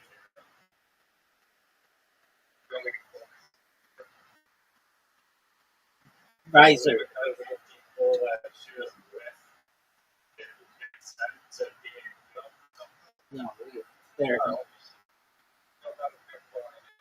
they're decency laws. Riser. The second that happened, that's pretty. the second that happened, Zoot comes in here. I mean, this news broke like 10 minutes before. Zoot must have had a bad signal to this information. Zoot comes in here, and I'm like, hey, Zoot, did you hear about Bonnie Blue? He's like, yeah, I know all about it. It's about decency laws in Bali. I'm like, oh, okay. He's like, yeah, but she moved up to number 3 on Pornhub's porn list. And I said to him, well, you've been really putting in the time, haven't you? And he thinks that's a funny joke. Yeah, no, it is a funny joke. Yeah, I know they got a little more involved with this. She said enough of that, but I know. they published it before. Is it like almost like sentence of death time phase that are like 25 years? Shit. Are you fucking serious? She's getting out of that shit. But just facing 15 years. Yeah.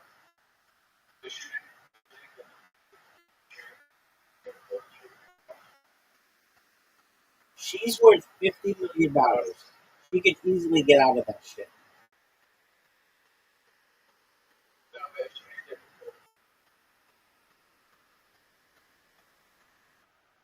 Zoot has watched multiple Bonnie Blue documentaries. He knows everything about this woman. Literally. He knows she's not a natural blonde. He knows her real first name, even though I taught it to him. He knows about her ex-husband. They got divorced in 2023. I mean, it's like Zoot does a book report nightly about Bonnie Blue. He tracks her porn ranking. Like, we don't do this anymore, but we were doing it before. And I'd be like, Zoot, what number is she? He'd be like, she fell to number 8. And then, like, I'd be like, well, were you cutting back? He's like, no, I don't know what's happening. Like, the closest she ever got was number 3. That's the highest she's ever been. That's still pretty good. Yeah, That's like very good. but Zoot can tell you the number 1 and number 2. The number 1 is a dude. His name is, I just know it's 2 A's because I was thinking, like, I wonder if he's number 1 because he has, like, an alphabetical name. Dude, what's that motherfucker's name?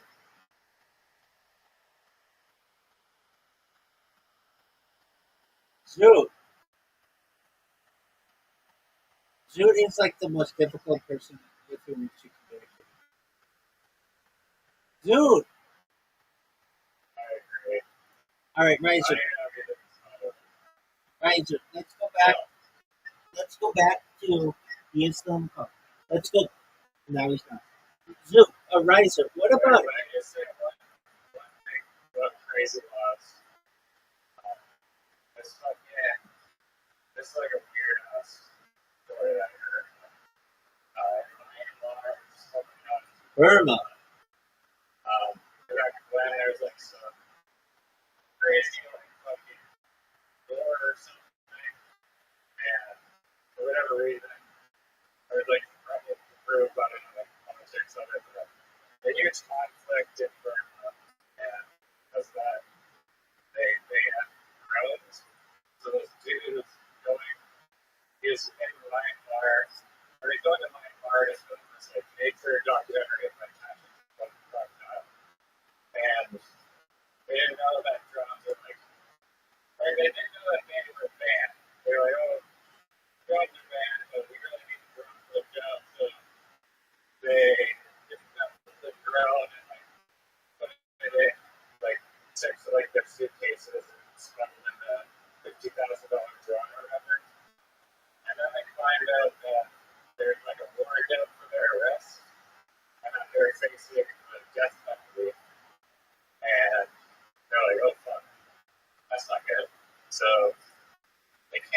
show, and somehow, like, they got super lucky. And they're like, oh, you're up, like, clear country by speaking in, like, Thailand that night, or whatever reason they chose, like, someone sketchy there. Like, and I was a tour guide, and for whatever reason, the power went out in the airport, and so they, like, now their chance. So they took this, like, 2-hour window power into the airport, where they had, like, manual assignment and shit, and then they were able to sneak out, but they're literally facing death for starting into the road.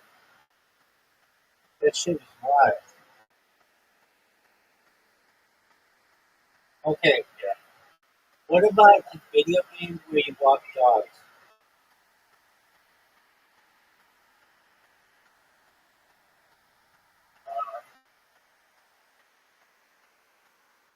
I mean, there's a word for these types of games that are like really like mindless games, like room games or something. But I don't think it's something that I personally play, but I'm sure there would be people that play it. But it seems challenging because there's only their territory to explore and stuff. But like,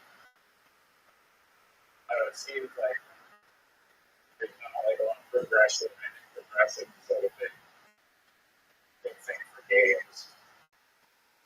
Okay. What about a game? Dude, the game that I'm about to say, I thought would be really popular, and I still think it could be really popular. It's the game, I forget the name of it, it's where you're a cat.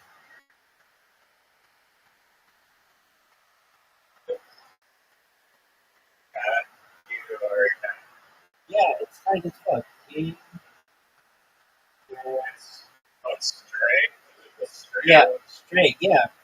I thought that game would be really, really popular, and It's really popular. They just spent like $2 million, just like $100. okay, good. I'm glad it was, because I thought that was a really cool idea for a game, and I remember hearing about it, and I was like, oh, dog, that could be a really good, like a fun game to play if you got to just be a dog or a cat all the time, and like jump from place to place. That'd be cool.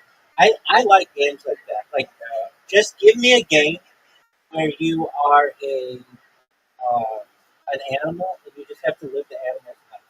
I think that's a cool game. You don't have to do anything super special.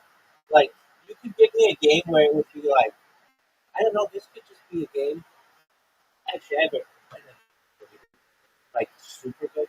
I'll tell you in a second. But just a game where you're a moose, and all you have to do, your goal is to have grandchildren, and so you have to like you get raised by like your parents or whatever, however you are raised. You have to avoid like getting eaten by bears. You have to continue to eat, and you have to make it through the winter. You have to always make sure you drink water and stuff. And then you have to mate with the female moose, and that moose has to have children. And then you have to, Is this game rated? I was just thinking, I think it could be rated like probably, I don't know, like it's animals having sex, but people see that on like Discovery Channel. I don't think it'd have to be male because that humans. But even if you don't have to like have sex, like it could just say mate. There just could be a mate button, and then all of a sudden, that could be just like random thought. Um, and then okay, you ready for a really sick game? I think this is a cool fucking game. I've got this game, and then let me make sure I'm thinking. For like the Stray game about the cat, Yeah, I'm watching a video, and the guy was asking if they used motion capture to do the cat animations, and they got sent out like all the cat animations, right? So they still full animator, but he said that there are cats that have gone into motion capture suits before, which I think is really funny. And if you search up the pictures, like, you know, there's kind of like the cat suit with all the little like sensors all over it. It looks like the hair gone drained in 30 seconds, so they covered in Fruit Loops. Yeah, and if you want to plan about it, it's motion capture. You interrupted my fantastic idea for that. Motion capture is a joke. You interrupted my fucking video game idea for that. For motion capture. Yeah, you're welcome. Okay, are you ready to hear my amazing game? It's better not shit. No, I think this game. I honestly think this game would be.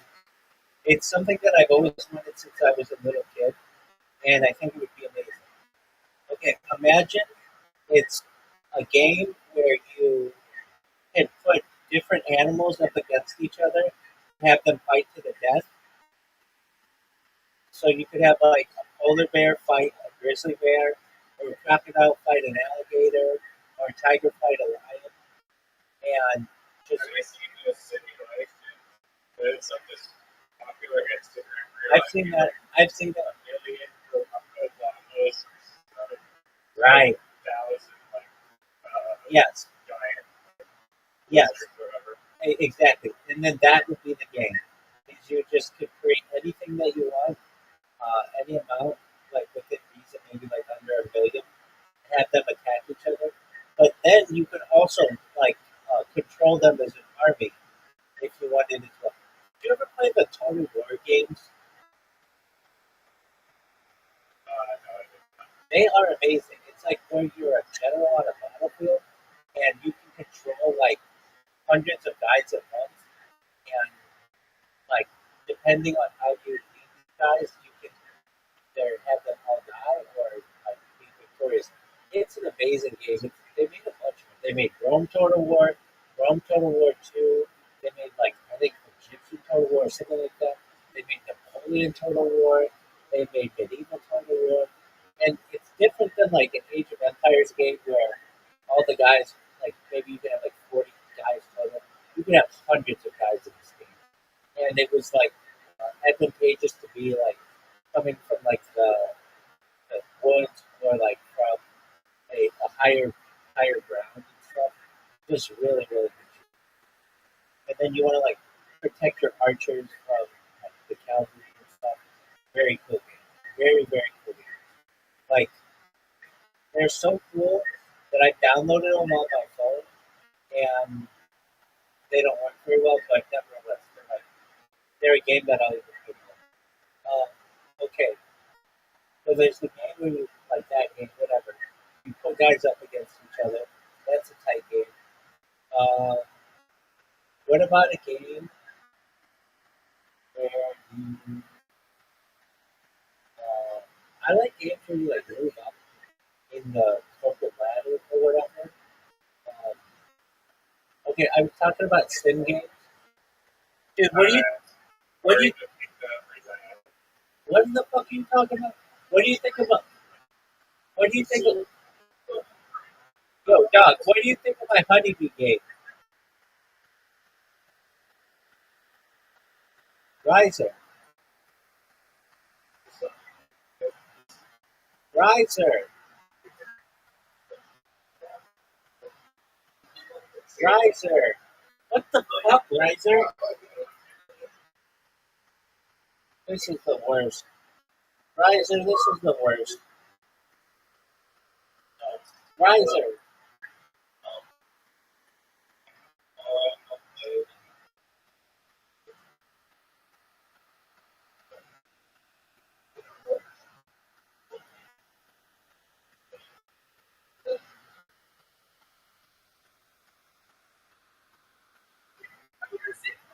That's alright. Thank you. Thank you. You did. Right, so What were you saying? what do you think of my game that is a honeybee game?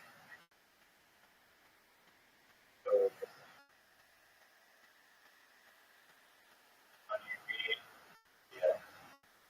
Yo, Doug, what the fuck are you doing? Why don't you answer my question?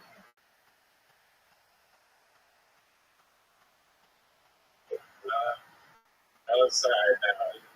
Picking up the fucking pizza.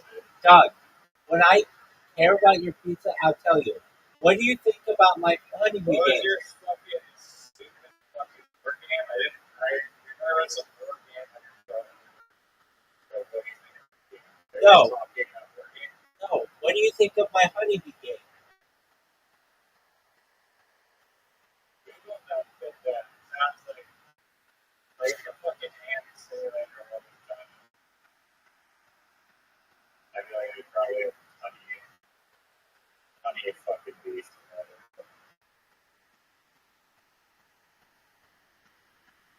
That's kind of, are we going to be like actually getting within this honeybee thing, or just like go fly to a flower and just like put pollen on the flowers, turn the base? This game, it already exists. It's called Bee Simulator.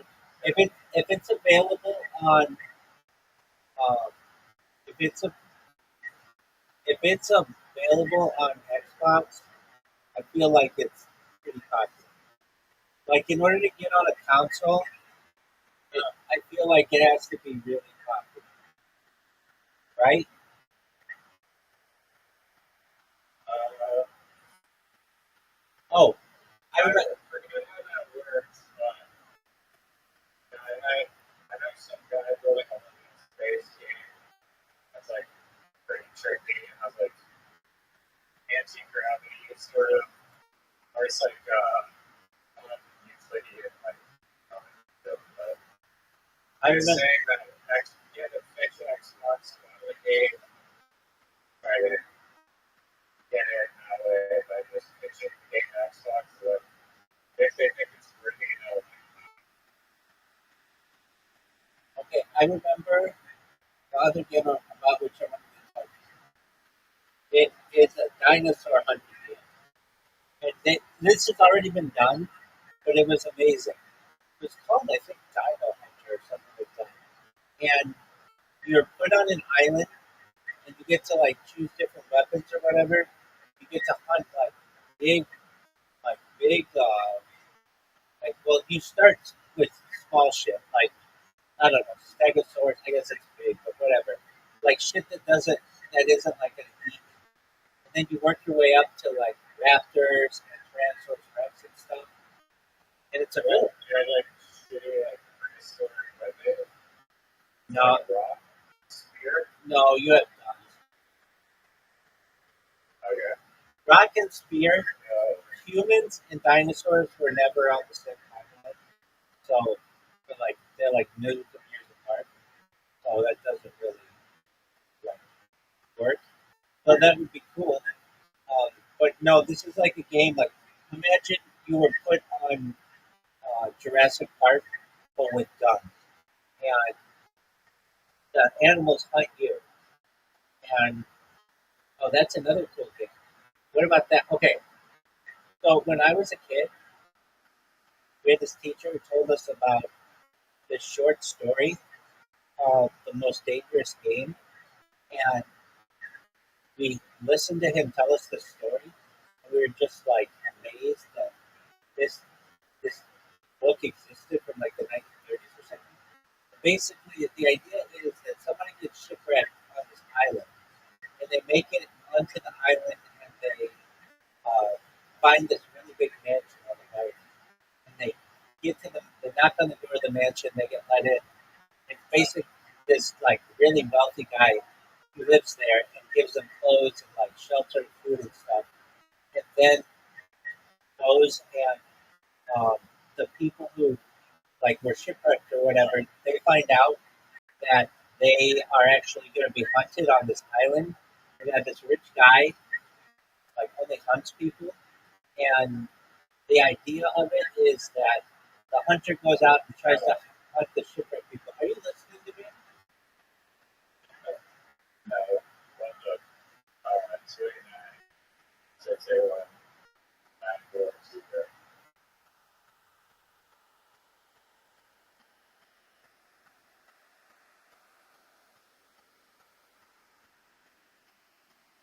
What is it? Bullshit. Alright, yo, do your thing. All right, so it's a short story from I think the 1930s or something. That I wrote down. Bye now. Are you fucking serious? I found talk to Zoom.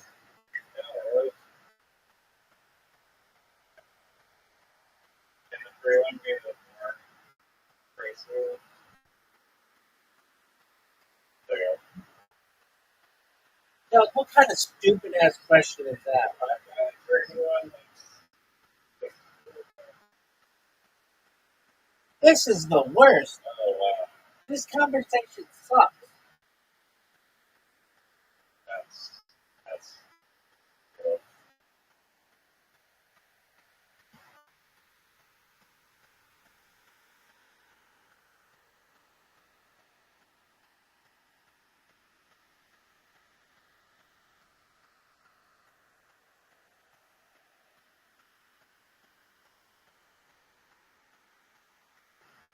No, it's okay.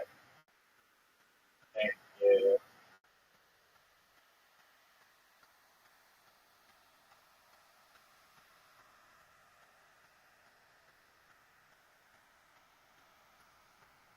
Hey, what were you saying?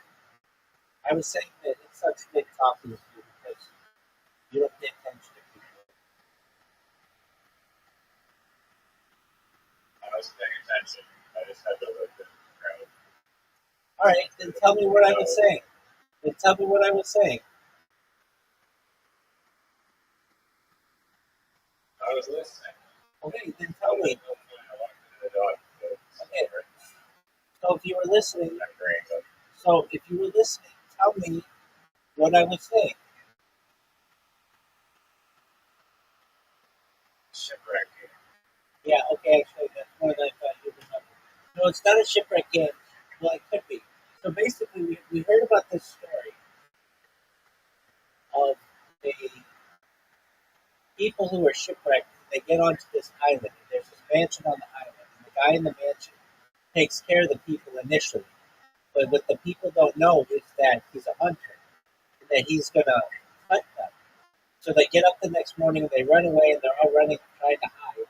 And this guy goes around and he's trying to hunt them, and he ends up killing off like all the people except for one person. And then remember the name of the book is called The Most Dangerous Game, and you're supposed to think that the game is like a game like Tiddlywinks or Twister or Monopoly or something. But in reality, it's a fun. It's the most dangerous game is humans. But the twist at the end is that the guy, the hunter, thinks he kills all of the people and one of them got away. And then he goes back to his room right before he goes to bed. The person he was hunting is in his room and actually kills him. How baller of a story is that? Plot twist of the millennium. Word, dog. And there was a Gilligan's Island like this. And there's been a ton of like different movies that have been like this, but it's basically like this idea of hunting human hunting. Like, that's a thing. And Like assassination. no, like Assassination. like Or to people, killing. no, like people who have like a lot of money pay people to like, or they don't pay them. They just like somehow kidnap them and then put them in an area and then hunt them.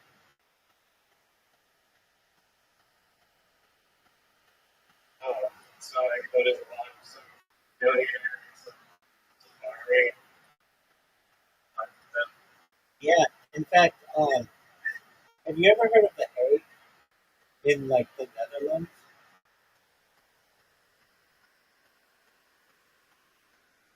It's like the world court. Okay. Okay, so allegedly, like that is the name of a count. Like the Hague means like the area of a count, like um, the like the walls of a count property where where you don't hunt. So basically, like everything outside of that is hunting ground, something like that. I'm looking it up. The Hague count property, like this fucking weird, scary thing. Okay. The name The Hague originates from the Dutch is Grabenedge, which translates to the Count's Hedge, the Count's private enclosure. The name reflects the city's historical role as a hunting ground and residence of the Count of Holland, and established a court there in the 15th century. The term hedge refers to the wooded area used for hunting. The definite article "the" derived from the Dutch den in the form den and short to den haag, indicating a specific location. Since the official name, the Grabenhaag, was has been used since the 15th century. The English name The Hague is a direct translation of the Dutch name, preserving the definite article. Anyway, so it's like we're in, we're like outside that hunting ground or something. Anyway, let's look up cases of human hunting.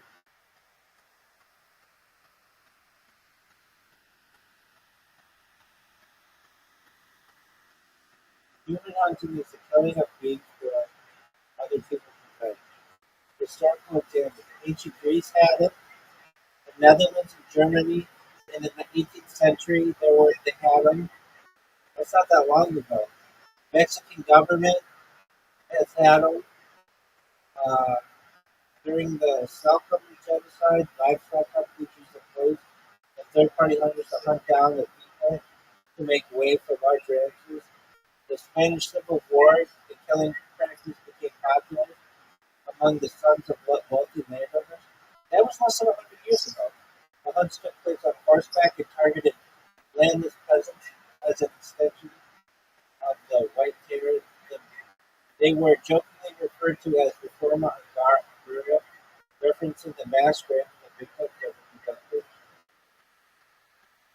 and the land reforms the lower classes had been attempting to obtain.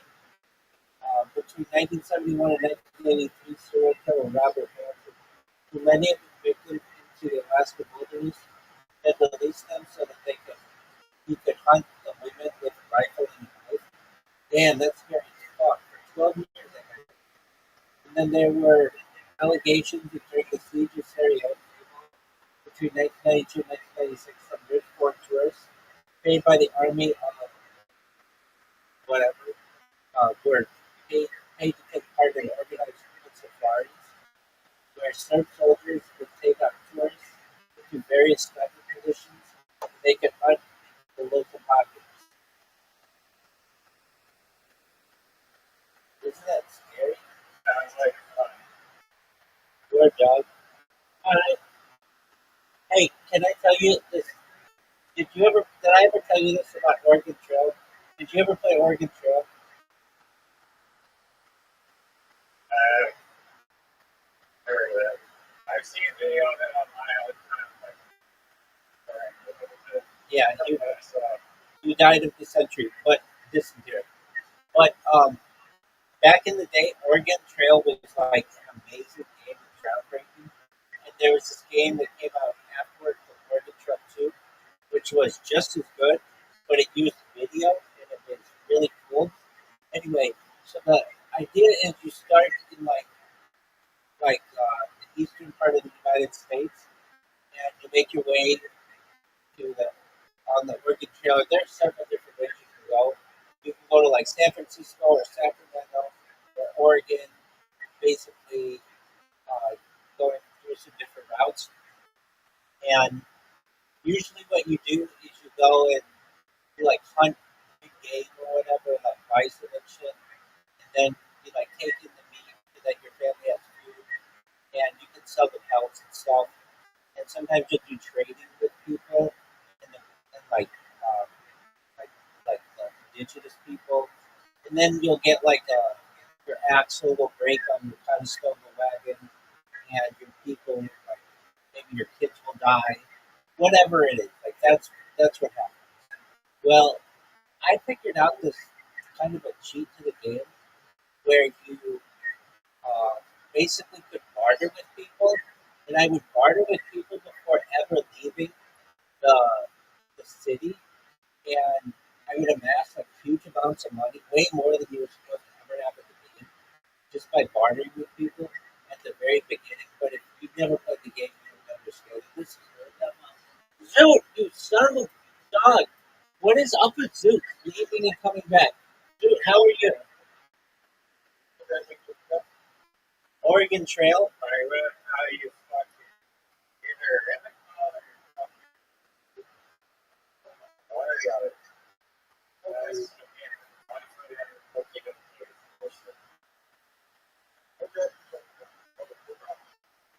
Oregon Trail. Yeah, baby.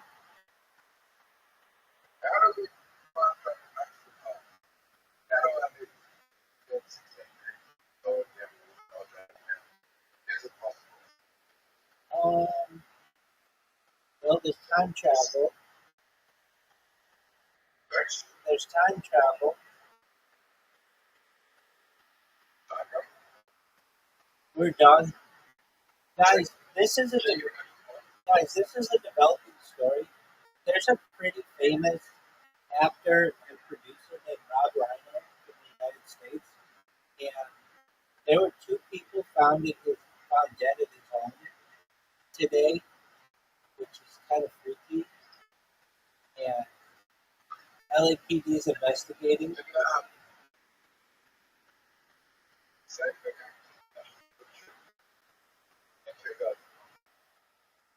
Okay, well that's just weird.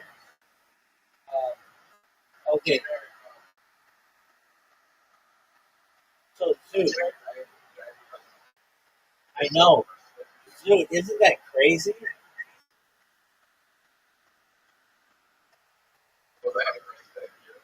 Yeah,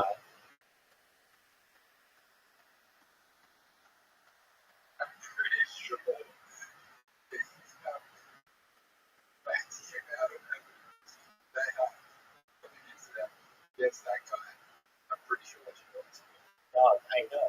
Who is his lawyer that's keeping him free? Now,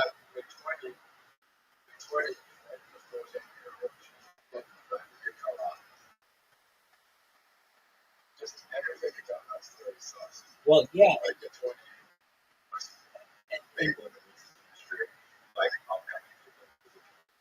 and,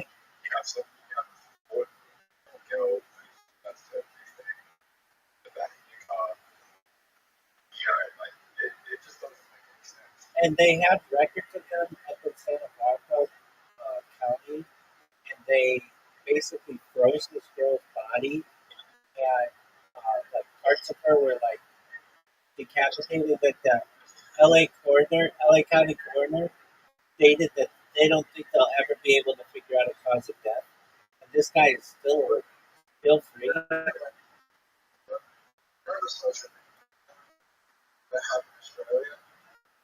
Yeah.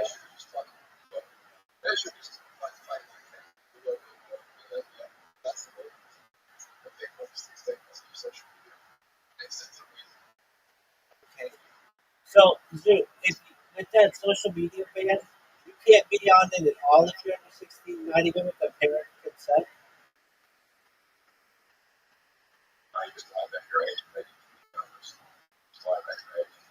Yeah, dog.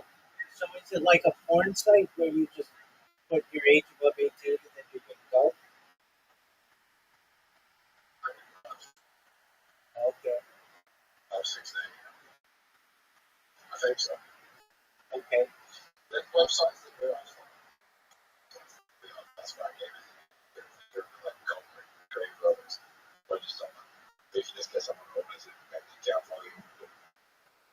Okay. And Zoo, uh, do you think think that this social media ban be successful?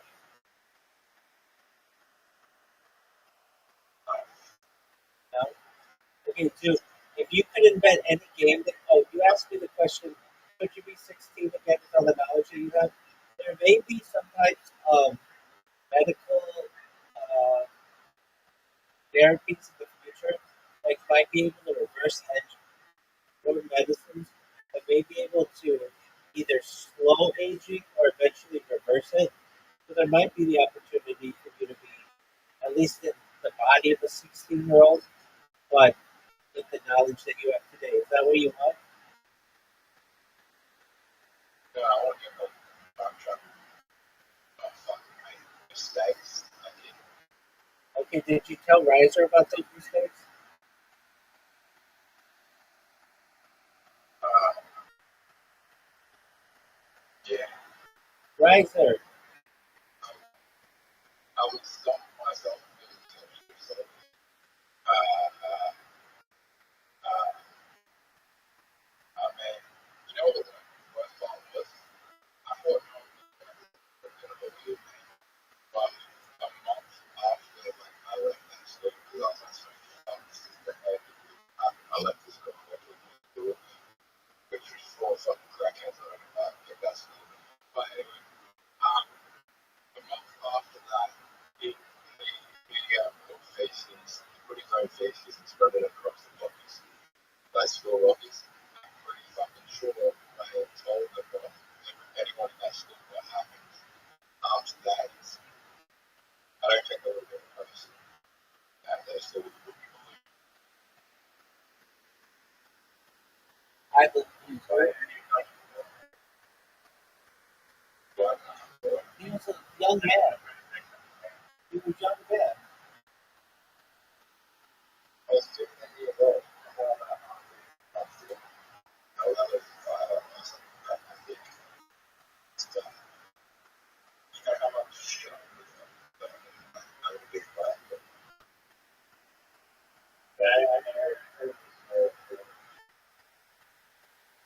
Did he grab your dick outside your pants? Yeah. I mean, Did you place it?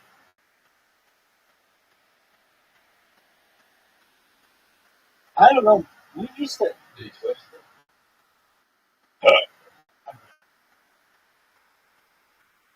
Right. So I'm fucking freaked out.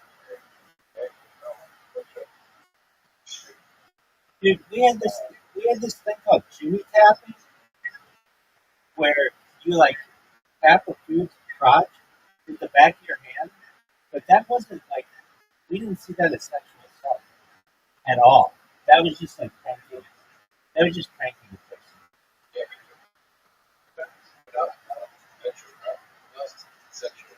Not really. People didn't like it, but it was just like a thing that was done. We also had something called credit carding, where you take your hand and rub it up the butt. That was a thing with like. I don't know how consensual it was with everybody, but yeah, I mean it happened. But no, nobody, like absolutely no one thought it was. This the key is no one thought it was sexual, and no one was doing it for sexual purposes. Like there's a big difference with that.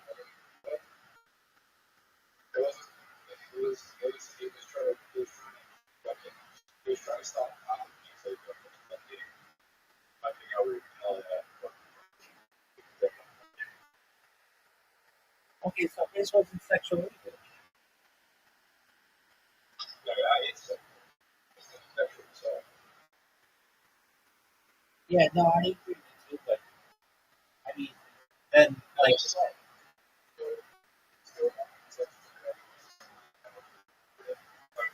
Get a reaction. That's funny. That's sexual assault. That's decent. So yeah, I mean, I guess we just grew up during different times. Like there would be like if a guy kicked another guy in the nuts, is that sexual assault?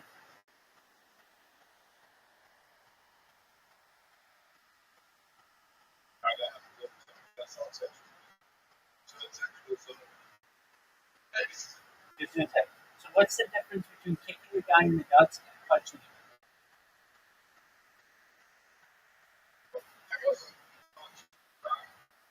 Okay, I mean, I'd rather get grabbed in the nuts than punched in the nuts.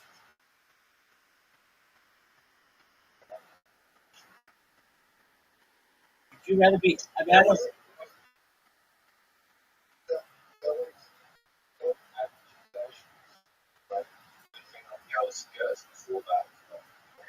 Okay, well, I mean, that's different, but that didn't happen to you.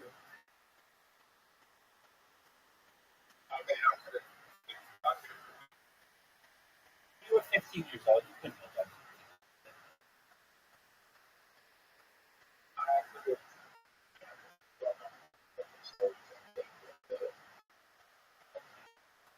Yeah. I mean, I can tell you that there was this thing that went on. I mean, I was amongst all boys. Uh, we this happened to me, and we all started doing it. You take your hand and you run it up the butt crack of another dude, and then you say credit card. That was a very common thing that was done, and we never saw that as sexual assault at all. That was just like a funny joke that you were doing. Yeah, like usually adolescent guys are very gay.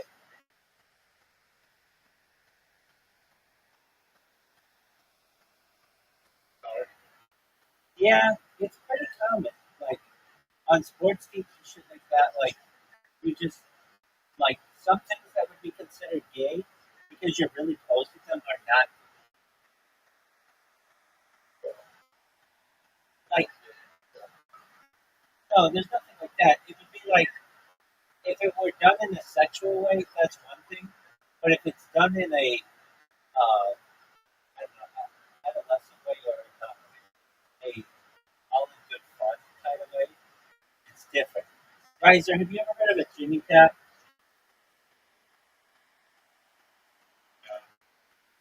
Okay, so a Jimmy Tap, according to the Urban Dictionary, to swiftly but painfully slap balls with your fingertips, or to leave your opponent in pain for a while. Okay, so also, okay, yeah, there you go. There's one. Isn't it leading to a sexual assault?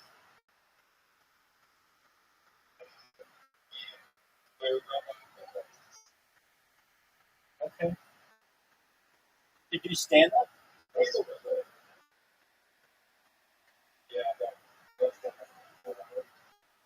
Like 85 degrees? More.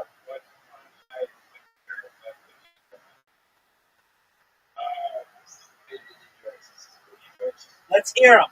Let's hear him, dude. You didn't tell Riser.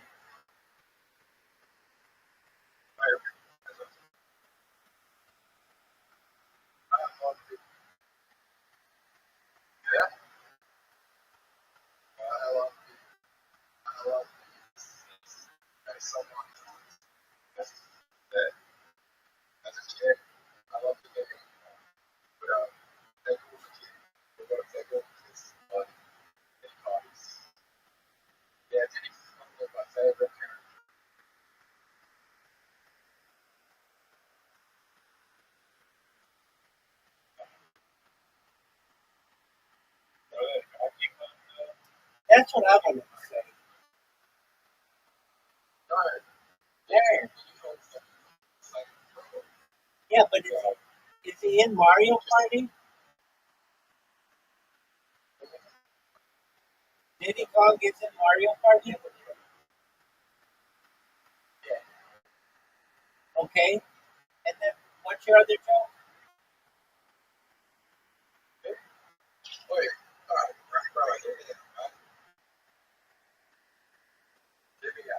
I'm listening.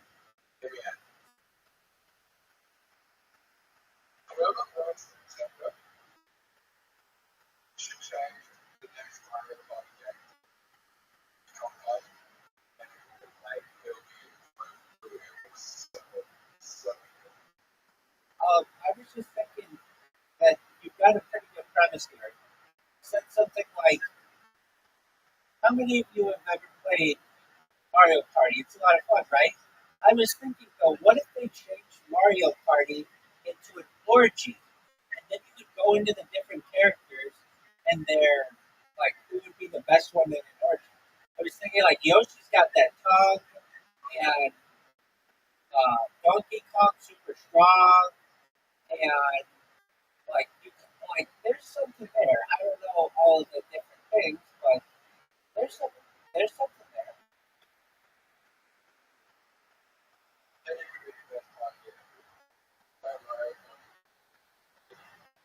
Now that could be your joke.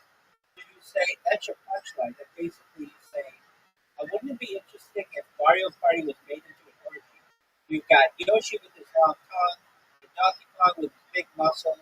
But if I had to be anybody, I would be Diddy because I know Diddy is great at orgies, parties, whatever.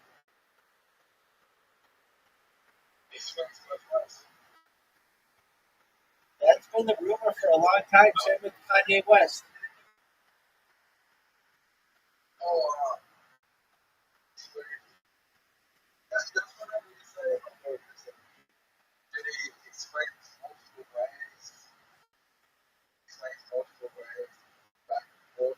He's slick. He's slick. He's slick. Just like Diddy. Just like Diddy has Biggie. Diddy has Donkey Kong.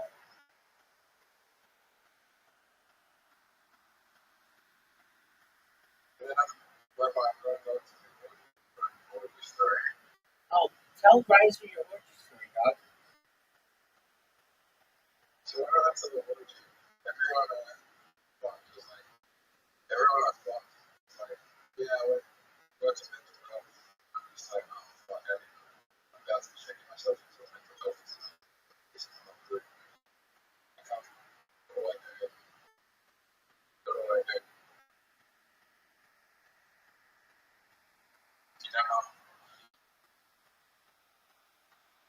Riser, what do you think of his joke?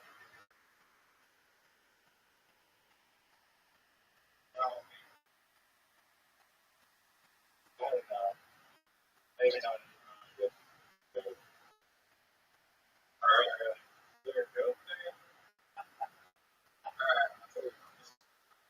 Tell us your story, dude.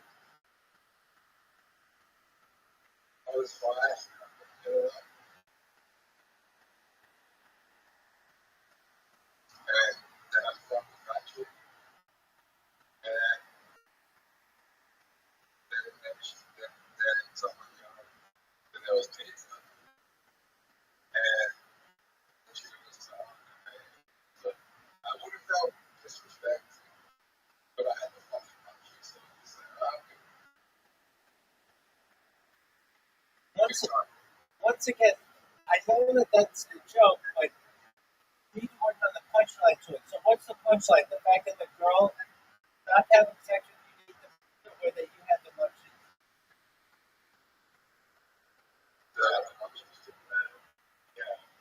He also, I'm not sure he's going to reference this, but not being able to get up and it failed him out. But it like the fact that it like weakens his punchline that he says that the fat chick went to go get pizza.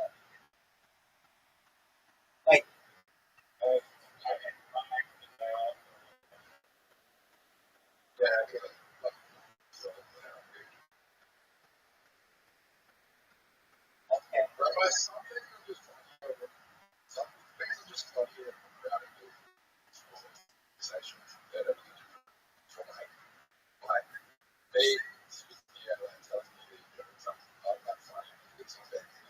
okay. Oh yes it is.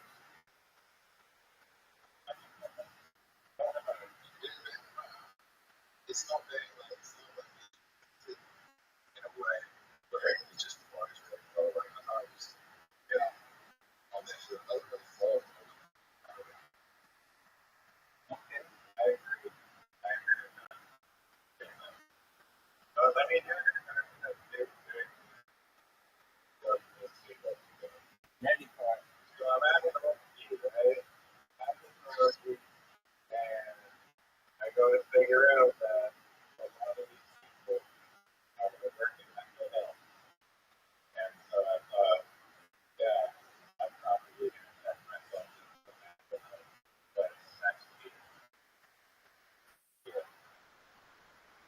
Okay, okay, so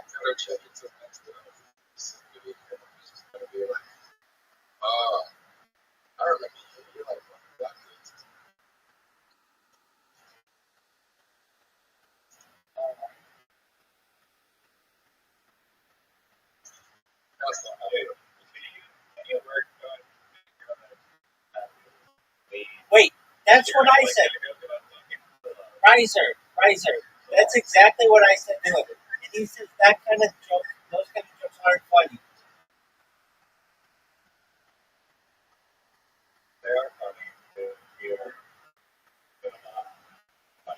Hold on, I'm gonna review with you all of Jude's jokes since the summer. The first one involves an Amish orgy. Dude, you never even told the funniest joke that you had. One time I told somebody this joke and they're like, that's actually pretty funny. Okay, so we had the Amish orgy, and then you had, what was it? You had something else, and then you had a third joke. You had like three jokes, none of which was all that terrible. Um, it was like something like, oh yeah, why weren't there any autistic people at the Amish orgy? It was something like that. Then you had the joke about the child molester on a bus, and uh, dude, why don't you do your Diddy joke, but with the idea of I was playing Mario Party and I thought, wow, it'd be really interesting if this were an orgy. And if it were, what character would I be? I was thinking I could be Yoshi because he has the tongue, or Donkey Kong because he's so strong, or you could say Wario because he's so strong. But then I found the perfect person who I would be in the Mario Party orgy, and that would be Diddy. Because as we all know, Diddy is amazing at parties.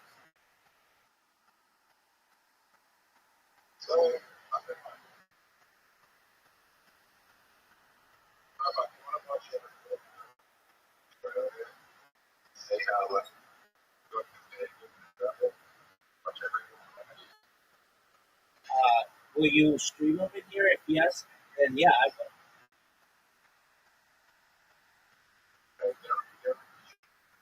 All right, we'll stream them in here and I'll watch it with you.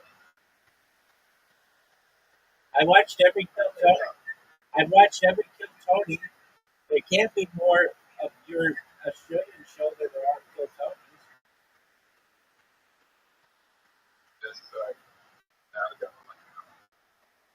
So we can do it within 2 days or so.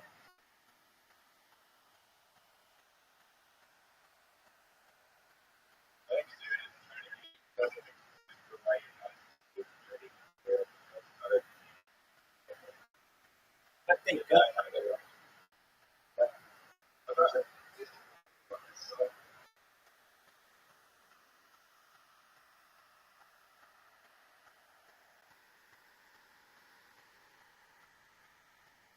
Dude, so what was your other joke? Oh yeah, there was an orgy joke. Okay. Okay. Okay, well enjoy your trip. Riser's trying to get a free turkey pizza. Who the fuck has turkey on pizza? What do you consider drugs?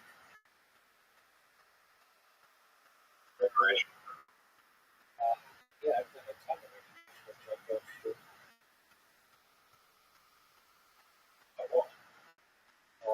Vape like shit, man. I still occasionally vape on the stream. Last time I did it was like last month. Then I sang karaoke on April. So, yeah, my vape is like 10 feet away.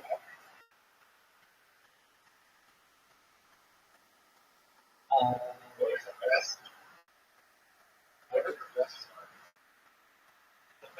both, probably an iPhone. Actually, a Huawei phone, but you can't get them in the United States. Dude, the Huawei phones are like 10 times better. They have better cameras, they have more connectivity, they're way faster. They're like a small computer. They have better, they have better screens. They're more durable, and they're cheaper. Like for all this shit, the United States made it so that you can't connect to cell towers with them, but they're basically useless. As I say.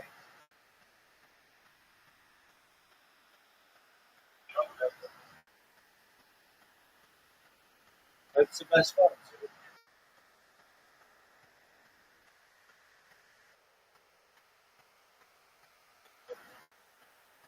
The what?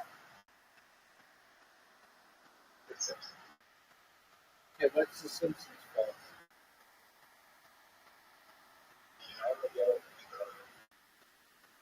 Okay, what is it?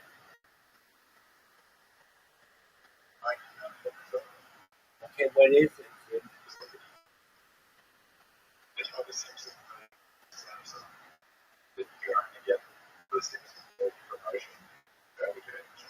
I know you said that 3 times in less than 20 seconds.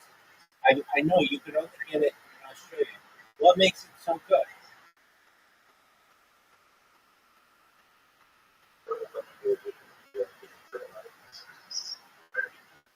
Okay, I mean, what makes that so great? Why is the phone so good?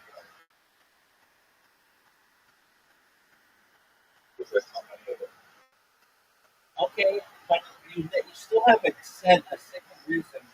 Like, like it's faster, or it's clearer calls,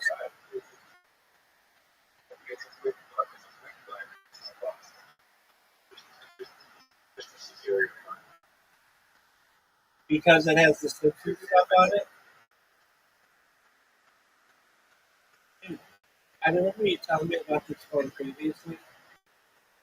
Weren't these phones like thousands of dollars on eBay? $20,000 on eBay for a Simpsons phone, about which literally no one cared. Dude, did you know you could only get this phone in Australia? Yeah, you can get it anywhere. That's a good point.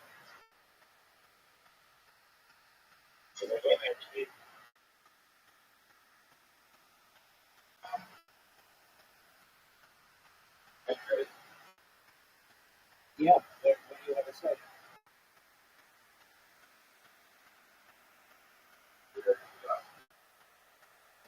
So you asked me questions. Guys, what do you think of this game?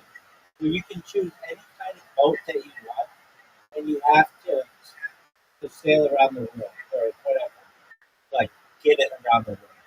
It could be like a dinghy. It would be like flight. It would be like Flight Simulator, but for boats. What are your thoughts?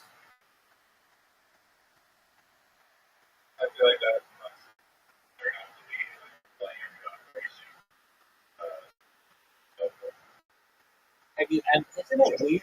Isn't it weird that we've seen like a million flight simulators, but I've never seen a boat simulator?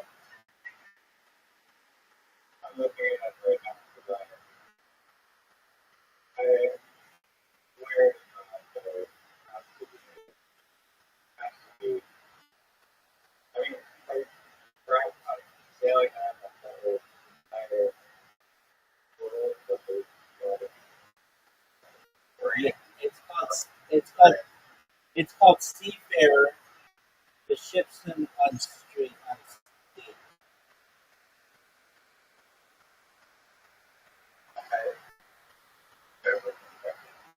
Thank you, sir. I appreciate it. It's a really nice good to see you. I appreciate it. Riser, um, that's the Seafarer. The ship is like for cargo ships.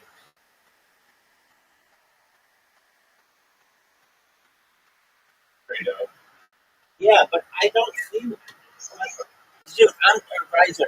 I'm talking about a like a flight simulator, but for boats, where you can use any boat that you want, and there'd be like high seas, and you'd be in the North Sea, and it would be like really hard to fucking navigate, or in the Drake Passage. That would be a cool game. And yeah, so a lot of it is like navigation stuff. Of the Yeah, but not in Drake Passage, and not in the North Sea. Those boats are taking that shit on head on. Haven't you ever seen those videos on like Instagram? yeah. That is that understand.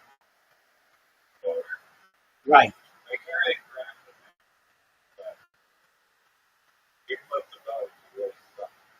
Yeah, that's what I'm talking about. Like, okay, so you could try to do it in a igloo, and like it'd be like really hard to do, or like a huge cargo ship, which would be a lot easier. Or you could do it like,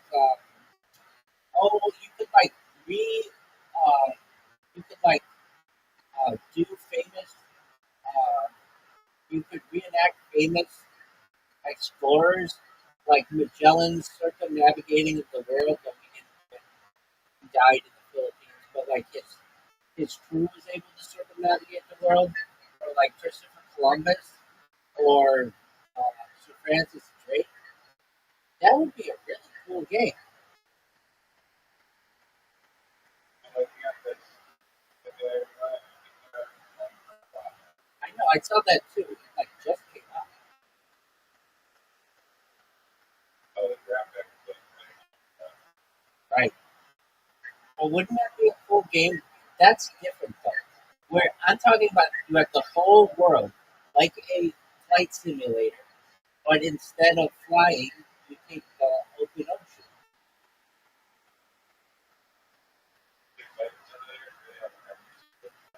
Usually, they don't have every plane, but usually what they do is they give you maybe like a dozen different planes to start with, and then you can download really every single plane from there. And then when it comes to the map, they usually have the whole map in like regular detail. And if you want HD areas or like 3D building packs, you download those on the card. okay. So the same thing that. Yeah, but I think it'd be easier because you don't have to like the water just doesn't really change that much. You know, like over land you have to change like mountains and forests and things, but like water would just kind of be the same throughout the whole game. And you could take the boat through like the Strait of Gibraltar and the Suez Canal, Panama Canal. You could go up rivers in some cases if you wanted. You could literally.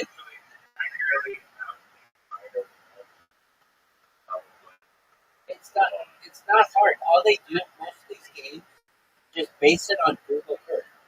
So they just take the Google Earth engine and then they put vehicles on it. In fact, there's a hidden like a hidden aspect of Google Earth where you can use a flight simulator in Google Earth already, native. So if that's possible, then you just take Google Earth and basically put boats in it. It wouldn't be hard to do.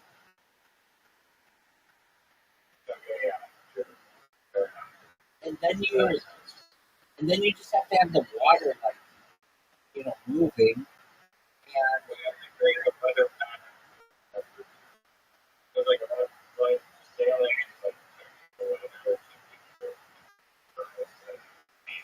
that's true. But that wouldn't be that big of a deal. It's not like you're like what the wind's going to change from like the wind's going to go from zero to at a maximum like if you're in like the biggest hurricane ever, like 160 miles an hour. It's not going to be harder than that. And yeah, tides might get tricky, but it depends how detailed you're going to make. Yeah, again, it depend on how detailed you're going to be. But that would be really cool. If you, I'm sure you could probably do that. Yeah, can you imagine everything that's going on in like a game of like Grand Theft Auto or um, Grand Theft Auto has moving render. Like, there's no doubt you could make a sailing simulator, and then you could make it. You could like that one guy. Remember, I was telling you. The, this is what gave me the idea. The guy who circumnavigated the Americas from like. Remember, I sent you that documentary. Anyway, like that would be a cool game. The reason why this guy's journey is really interesting, and when like the video is really beautiful when he's going up the Northwest Passage and he's like moving between like giant icebergs or glaciers. It's really beautiful. I was thinking, wow, that would be a cool way to like, and he did it in a sailboat, like just basically like just allowing users to do that. I mean, you were asking about ideas for cool games, and I think that's a really cool one that I've never seen. I've never seen a, like, and you could have different.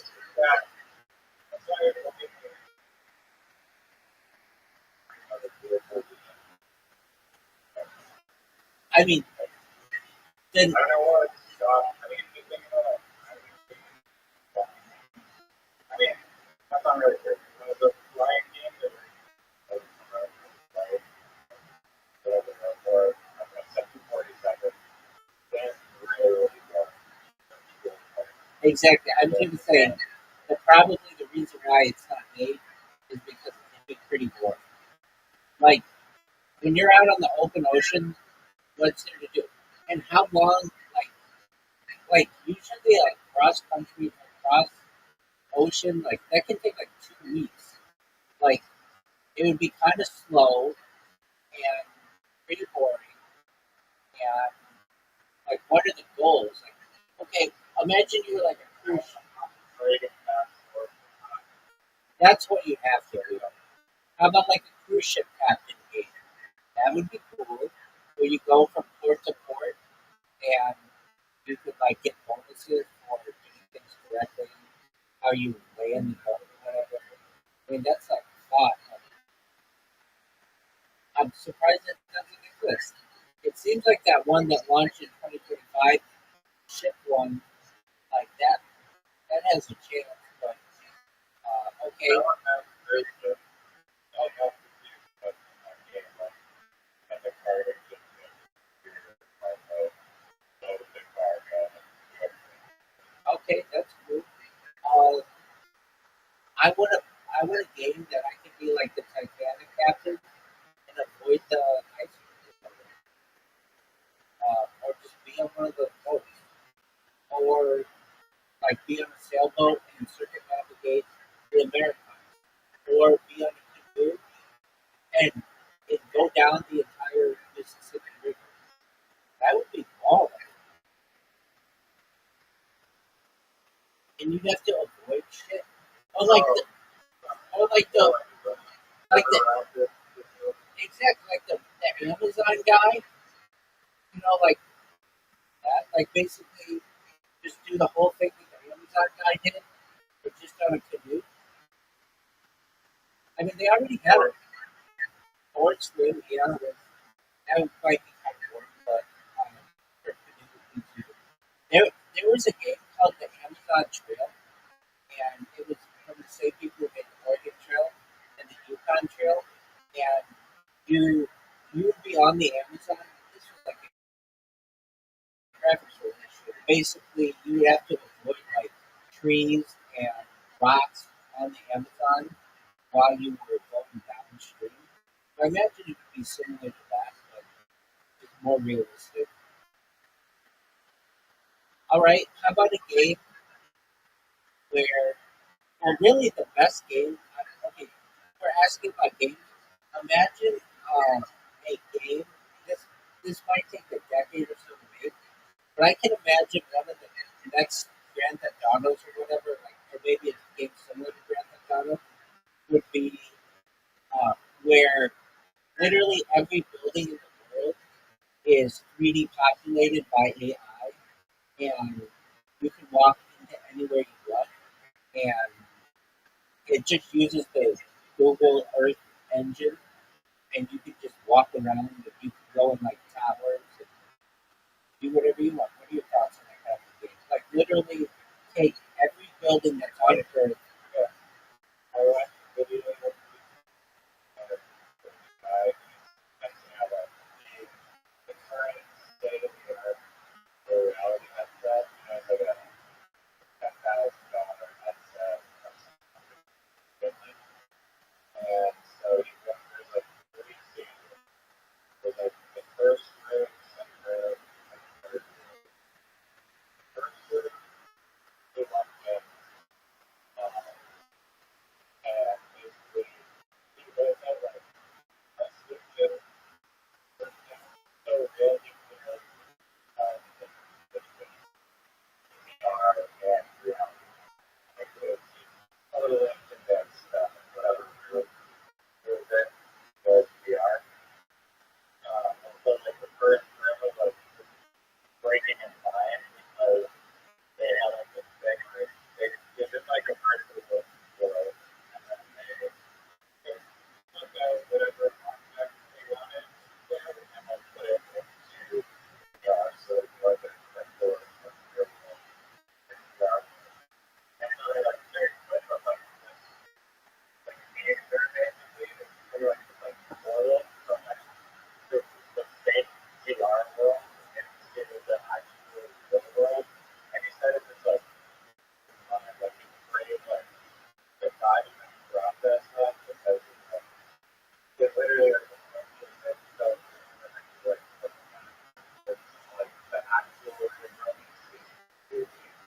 like the simple and then the second rate that you wanted to do their basic objects and the figure out which one was like the virtual object or sorry the real object. And so he was like when it took like his hand was like where the virtual object he put his hand on it and he like passed the object to this state. And he said that was like expanding. And then in the third world, your hand. I wrote you like messing around with these cars that were there that were like realistic and practical. So yeah, it's like within 10 years probably like I mean currently I got that means like right of like this like canvas with like uh well I was reality almost. But imagine once AI gets good at helping process that analysis, it'd be like, I mean, I guess it's possible, maybe, to make VR even more realistic than real life. I'm trying to think how that would be, but I think that it could. The brain inside like the your brain to interpret more Detail. like that. Right. Right, I don't know. How you take LSD or something and then like your brain just like on overdrive be a lot more with your mind. I don't know. What, Like that. But what about, if you do it for how just like replace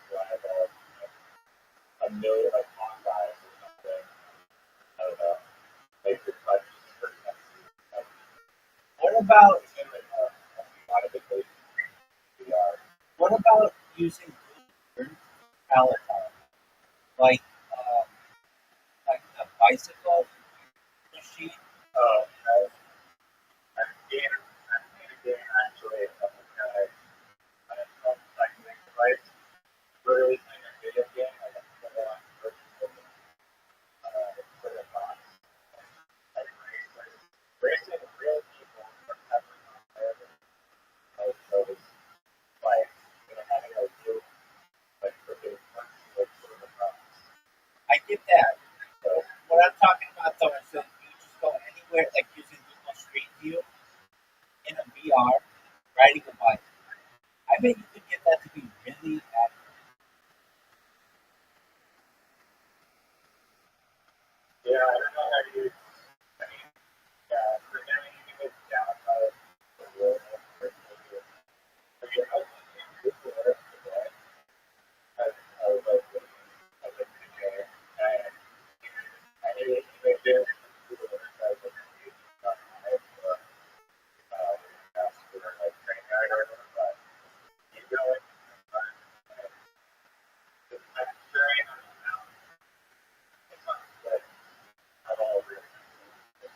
but it could get really good.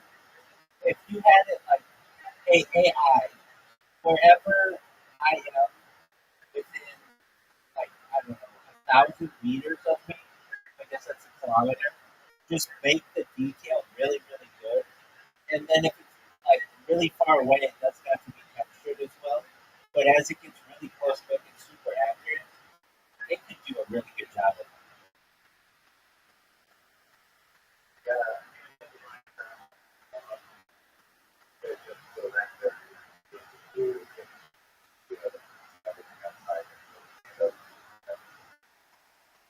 Exactly.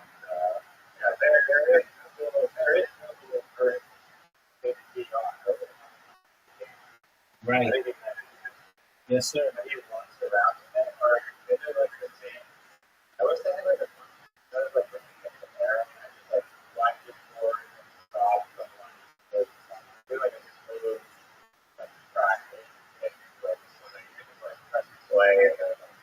I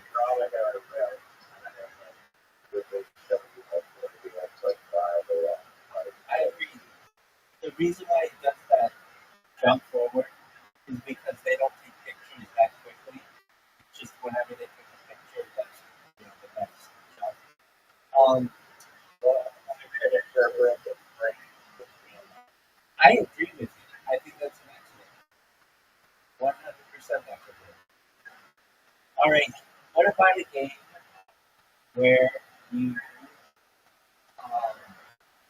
okay, so I guess this could be a VR game where you just reenact all of the great explorers of the world, like Ernest Shackleton and Edmund Sterling Hillary and Tenzing Norgay and Roald Amundsen. Like basically, it would be like, okay, we're gonna walk to the South Pole, and you can just virtually walk to the South Pole if you wanted. You could speed it up, or you could literally, on like a treadmill or some kind of equivalent, like just walk it. Like your goal would be to walk all the way to the South Pole.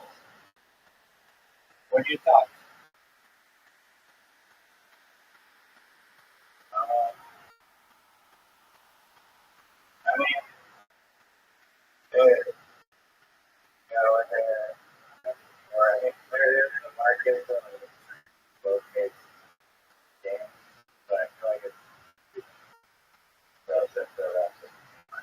That's true.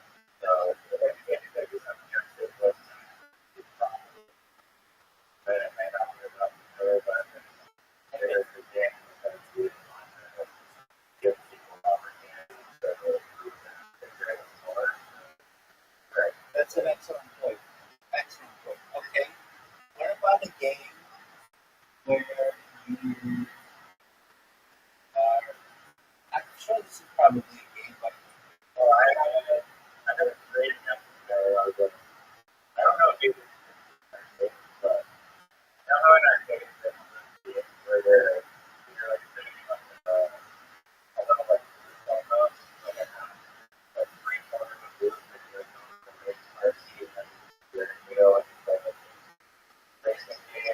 right.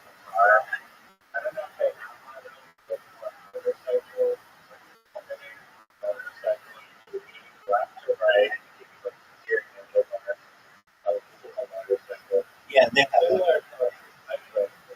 Yeah, they have.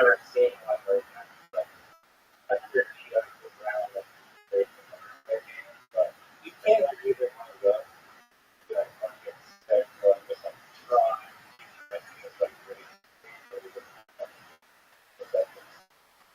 You can't go all the way to the ground. But remember, I said about that place, Disney Quest that was like the world's biggest arcade. They have that. They also had another game that I'd never seen before, but it's really cool. It was where you would do horse racing. You would have to buck up and down on the animal, and that's how you would go faster. That was another really good kind of game I've never seen.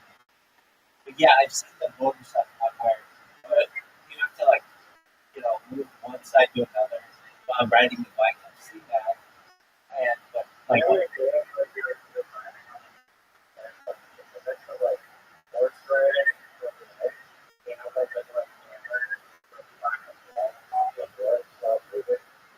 Polo? Is that what it's called? That's polo. Yeah. Okay, yeah, probably. That game, that was really good.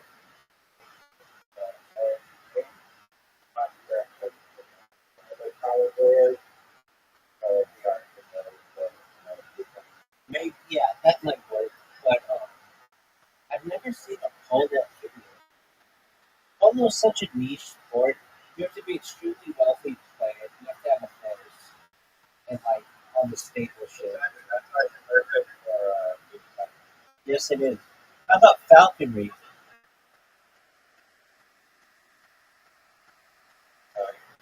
everything stopped.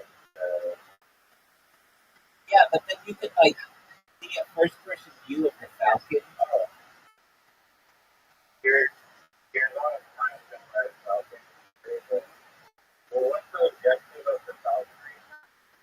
Trying to like know this and that's Yeah, they do that. Like they also just have it like local spots with it.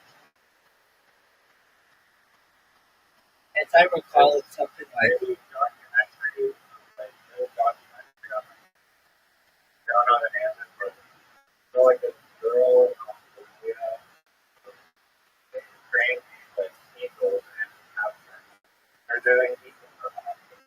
But after the hospital, the babies that are supposed to be trained and they have competitions where the moms are like trying to figure out they're doing what they're capturing something like that. That's what I saw training. I'm really on so that I don't have to do it.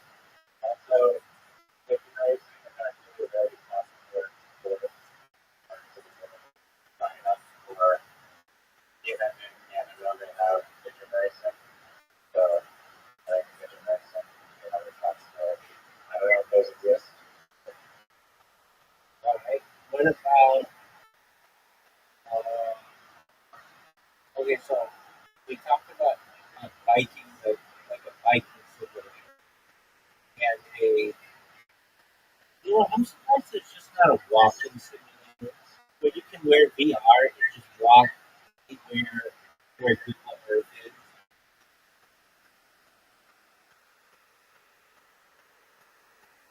Like What is VR? It's kind of rivalry and exactly, exactly. Yeah, and it's not that smooth, and you can't like. It's not like it moves when your feet move. It doesn't like I guess you have to do the tremors in it. So I've seen this done. They did it on Shark Tank like 10 years ago. It's a treadmill that goes in any direction and allows you to walk any way you want, and it's like it has haptic feedback and it's receptive to which way you're going, which I think could be amazing. All right, what about a VR fishing simulator? I feel like it's pretty easy.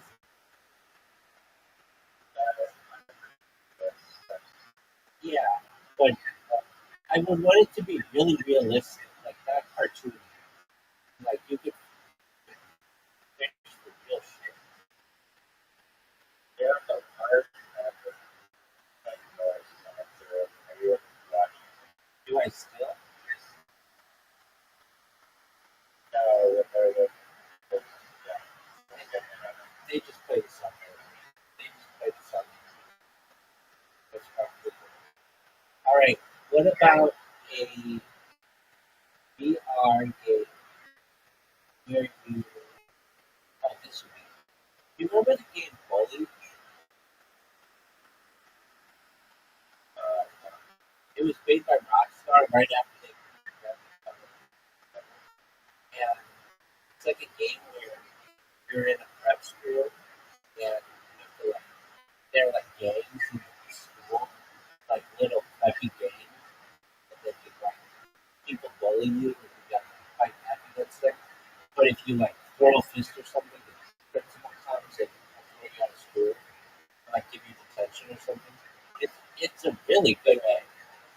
I got it on my phone, but it's made for like PlayStation 2.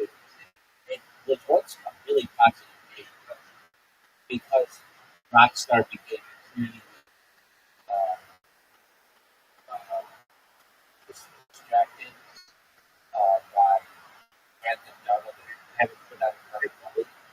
I think that could be a really cool game if the just it's a really cool game in general. Uh, I was going to say previous place. Okay, what's your idea for a game? I was kind of feeling that. One of them is, I don't know if I've been wrong with it. It's like forest fire. So, both like I was in forest fire. Not like one of the fire play, but I'm also in the ground through and helicopter and water in after the but I'm also after the fire that I do investigator to fire. But you're going away to keep in that area of a good fire unless you give a good training tool for up and coming first time. Like, And I don't think that's what about uh, what about VR versions of Guitar Hero, but like it's like you're playing in a full stadium?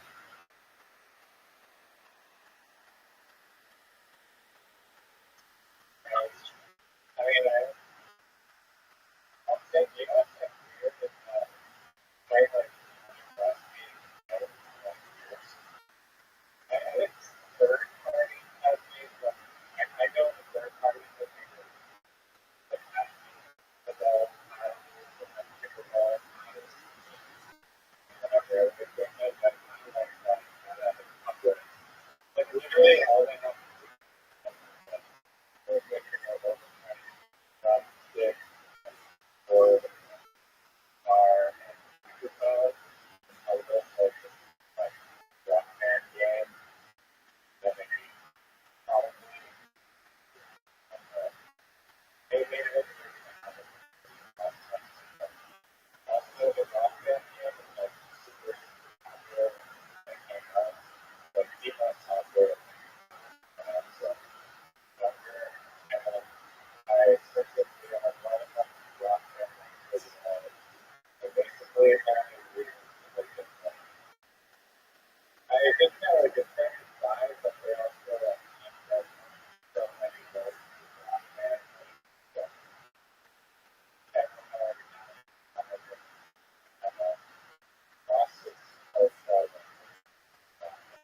That, that game, like Guitar Hero, or like Revolution. yeah, it's a shame that they're not going around. But I mean, it drops the new and it's not better actually than with drops. That's just way easier to stick to VR. Right. All right. What about a game where you have to? They should have ankle bracelets though, so I think the battles of fun stuff.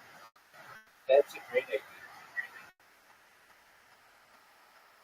And all you need is like the position of front and down either side. All right. What about a game where you have to survive and natural disaster,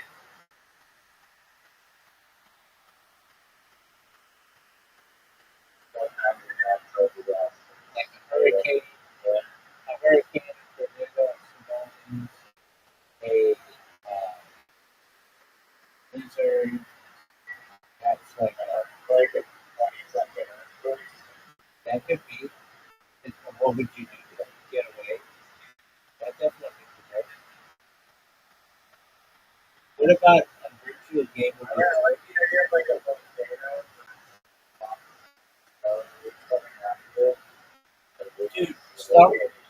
Not necessarily. Some lava can travel up to 50 miles an hour. like as fast as I do.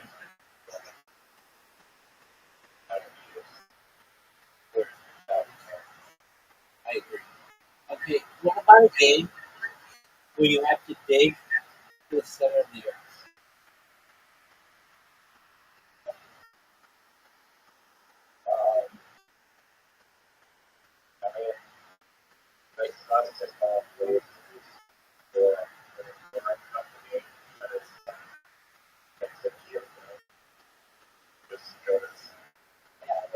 I mean, you kind of agree.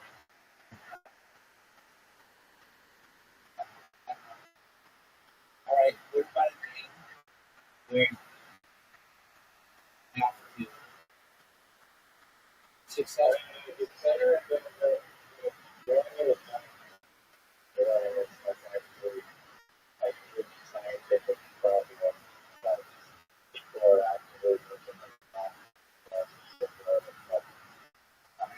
yeah, but I mean, the game itself can be boring. What would it be? Turning a fucking screw now?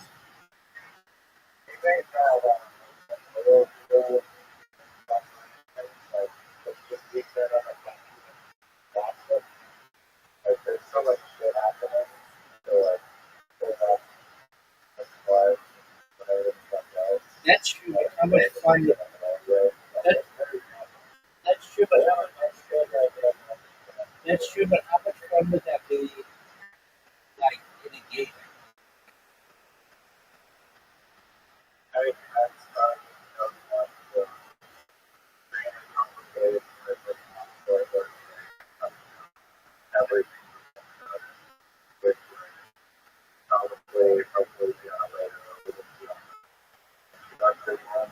There was a game that I played as a young person. It was paintball, like paintball video game, and I think that could catch on. Like I guess it's the same as the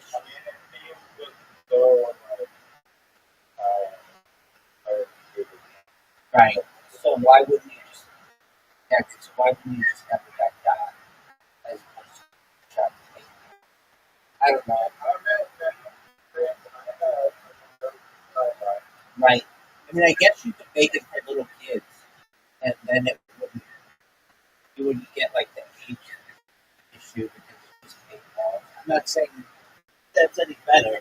I'm just saying that that's definitely something we could have done.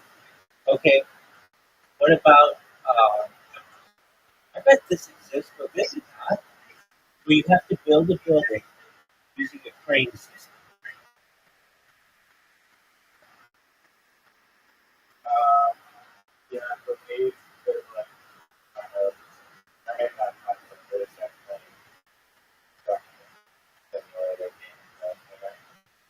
Okay, I imagine,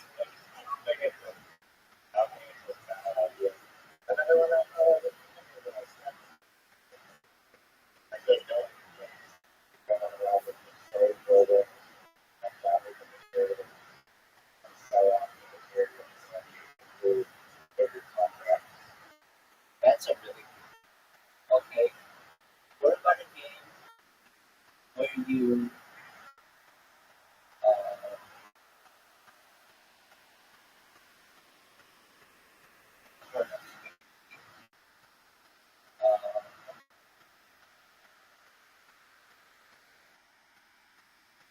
like you made it needs to be something with massive appeal, and then also something that is exciting enough to keep people's attention.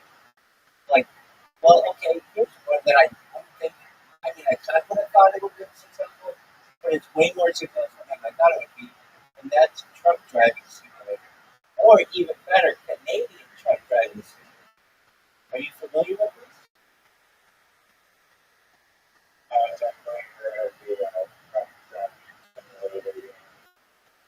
Yeah. There's,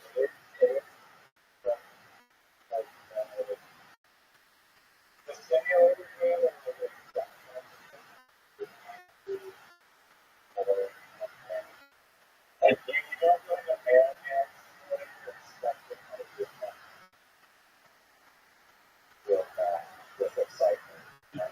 one of the original NES was like Paperboy, and that would be similar to that feeling.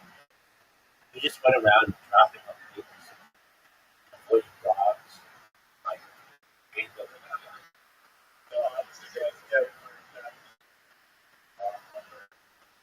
and that's exactly right.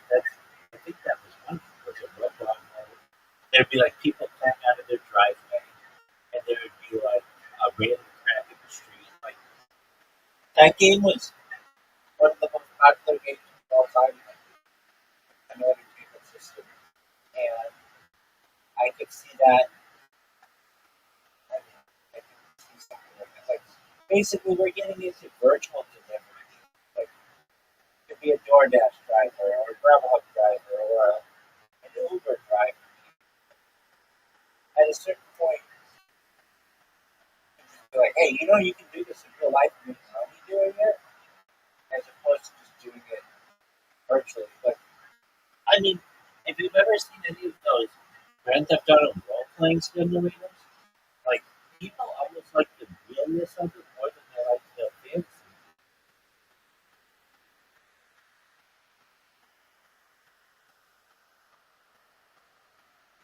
Yeah,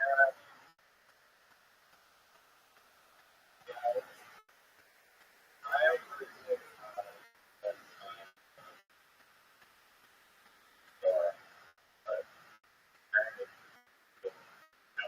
store dress up. What if you 3D map like Mount Everest and you didn't tell people how to climb to the top? And they had to figure out the realistic, real life best way. Your thoughts on that game?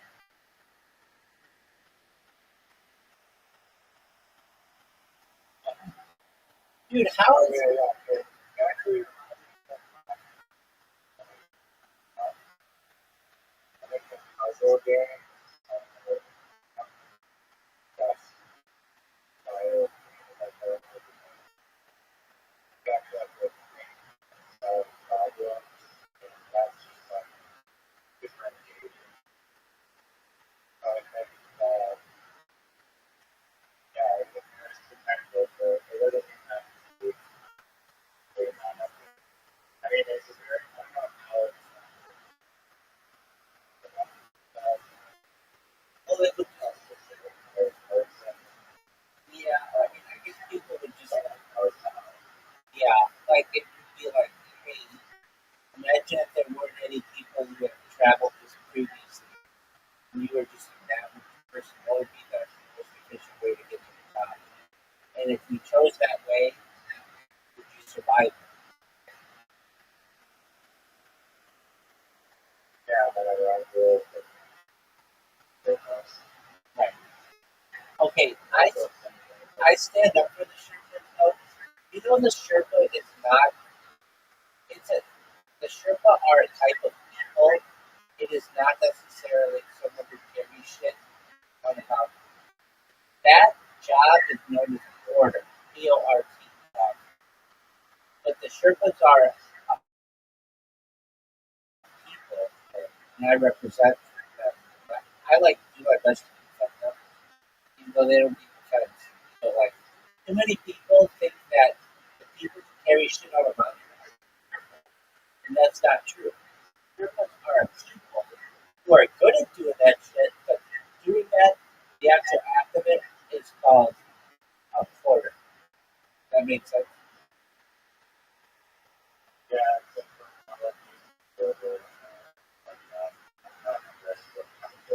You're right, and I kind of think you're right, and I kind of think it's racist. yeah, there's a 100%. It's like exactly. I mean, you get it. You absolutely get it. But yeah, I did all this research about Mount Everest a couple of years ago, and it was like they used to tell me like the people who carry shit like that's actually insulting. It would be like I don't know, you're from a certain area of um, South America, and everybody just refers to your people as a certain thing. They just assume that this is what your job is when it doesn't happen. And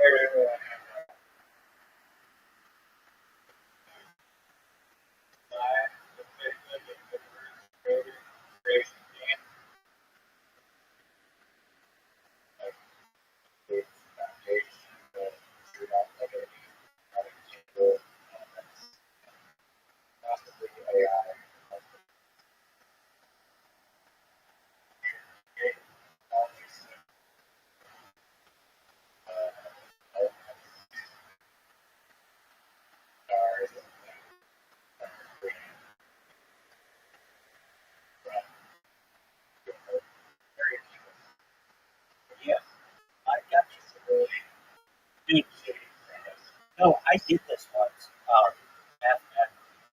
So I was taking a shot at basically, I figured out that if you double the size of the sun, I would think that that would allow me to like be twice as advanced. But what actually ends up happening is the sun burns twice as much energy, and humans would never evolve. But it would be like that. It would be like a universe simulator, at least a solar system, where you could make stars certain sizes or make like a black hole and see how that would affect the places, the planets around it, right? Yeah, exactly. Yeah, that's actually an excellent. Like the like this, I like it can react, it can react differently than exists. It can be like there's just like a universe and a bunch of particles that are elements that we don't have here, planets, stars, and everything. Based on that, certain internet, whatever it is, Right, that's two different games. The first one you named is a science fiction game with different elements. The second one is a universe. And like the idea of that game would be like, what if you doubled the amount of energy the Big Bang? How would that affect things? Or you have, or you made it so that there were two Big Bangs. All that shit. Exactly. Obviously, that would be a really big game. Like, I don't really know. I guess it could just give you like speed and stuff. But like, you know how many stars there are? Like, there are more stars in the universe than there are grains of sand all the population. So it would be like obviously computer games calculate all that. But it could tell you something. I don't know if that's a good idea. What about a game? Would you play a game where you're just alive? Like, there you get it. From Savannah. I mean, I feel like From man.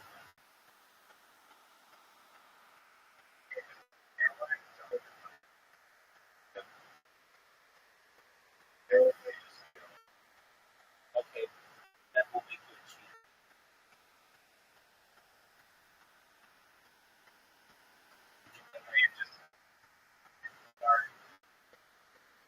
Yeah, it's true.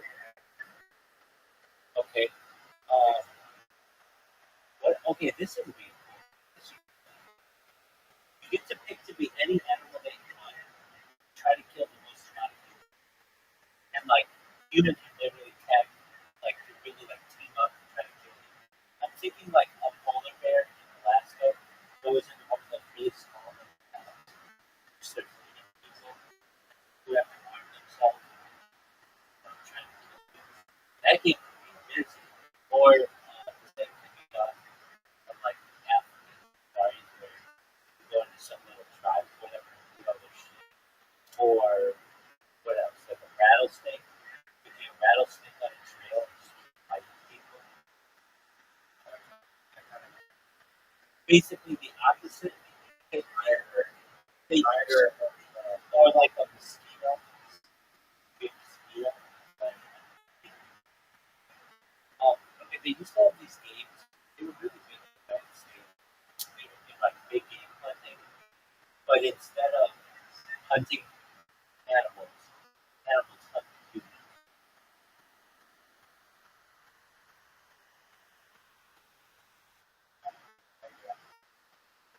Alright. What about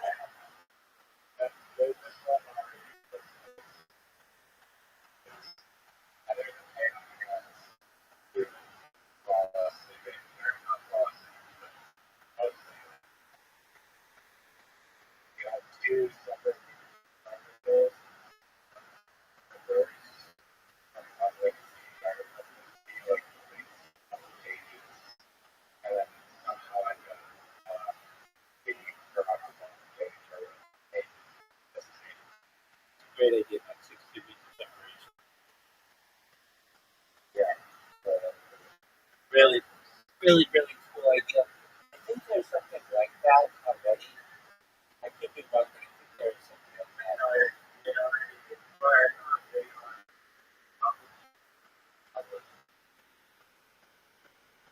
Yeah. Or I think there's something that maybe it's not a game that I've seen, but it's something that will tell you the most efficient way to get from one Wikipedia page to another. Mr. Aquarius, there you are. Aquarius.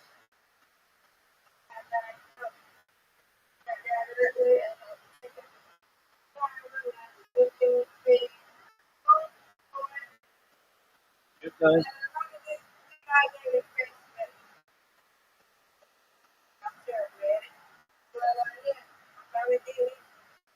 Excellent.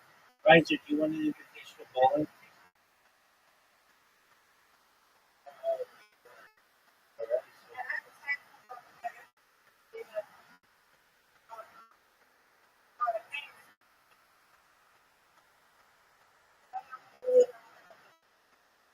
All right. You both have, you both have, Riser, Riser.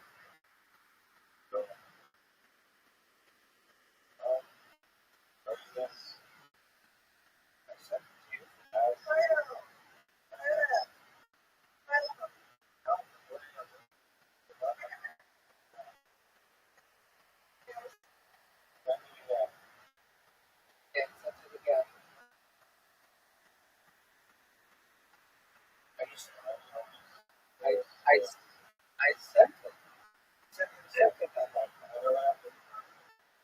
Close your, close your Play-Doh app and read it. I've said it 3 times.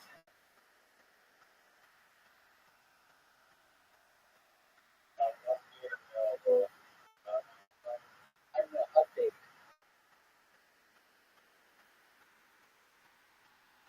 What percentage are you on your?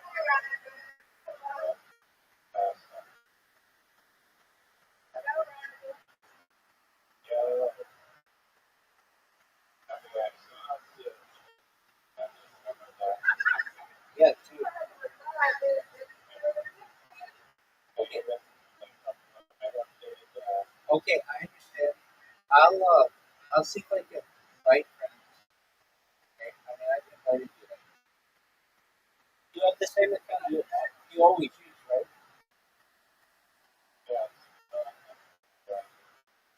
Yeah.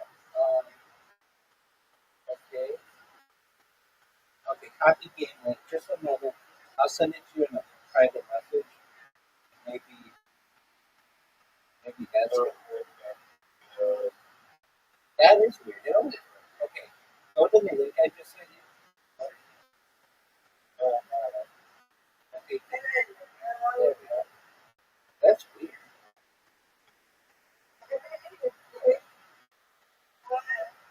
Riser, you better watch out. This is hilarious. That's funny. You beat new competition. Get it, girl. Good job. Look at her.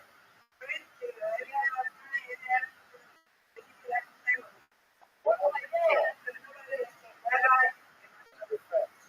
Riser, what's that? Riser. Oh, Riser. That was okay.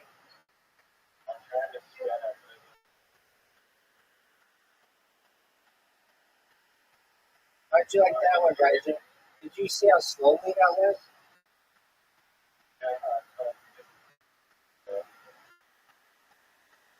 Oh, this Aquarius got 7.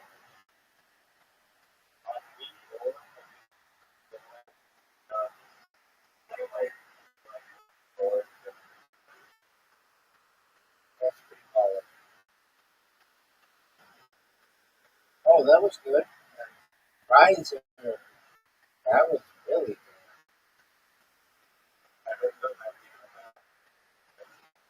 I,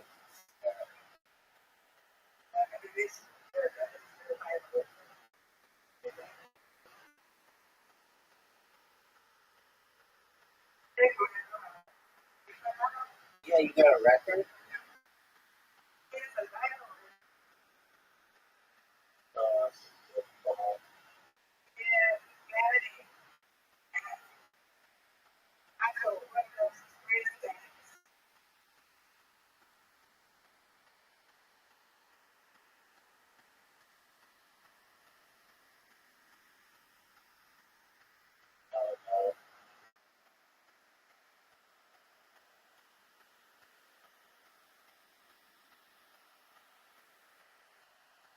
That was a good one.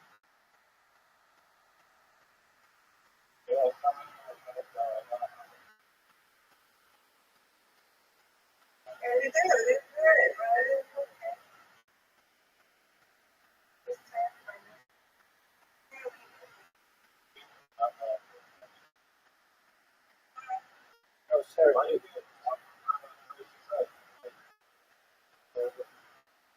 It is. So the way that it works is straight strike.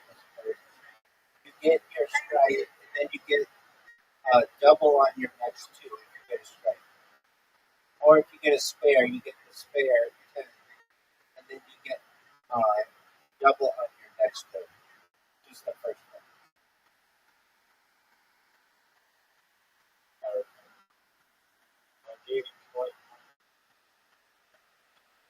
I gave you 30 for the first two rounds.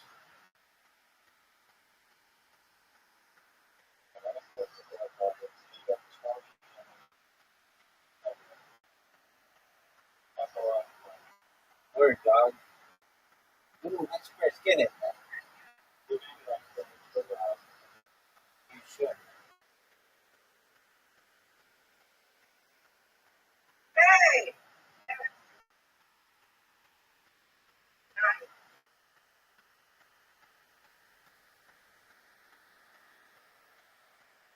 What a strike.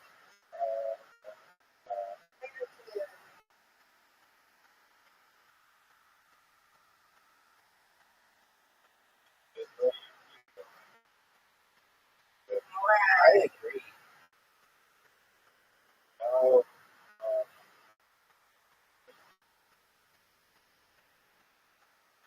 give it to me.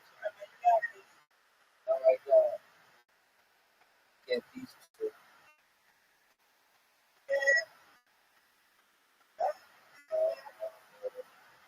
Get this. Give it to me. And I did. That was big time. I don't know you know this first. We barely ever tied. That's right. We barely ever tied.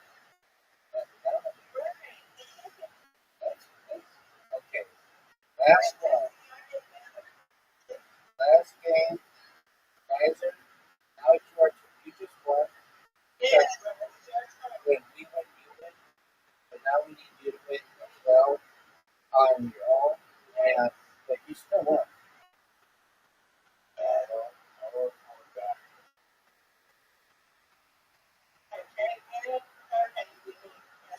You,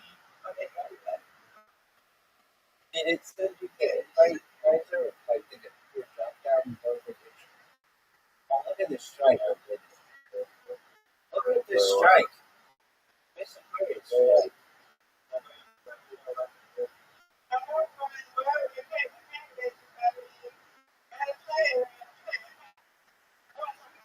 That's right. That's right. You can't let the other person.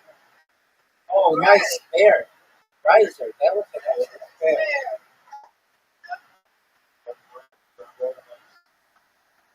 On the first throw.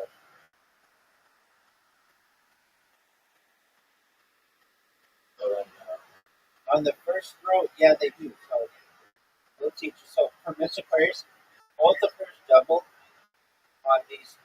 If she takes two, whatever she gets. She just got 7, so it's 14. So that's how she got 24 right now. She got 10 for the first one. 7 times 7, 7 times 2, 24. And then here, this will be another double. So that's 28.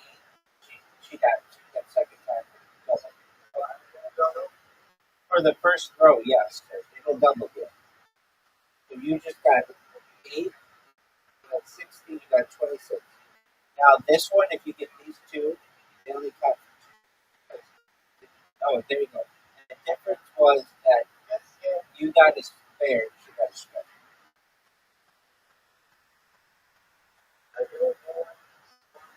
Yes, it does.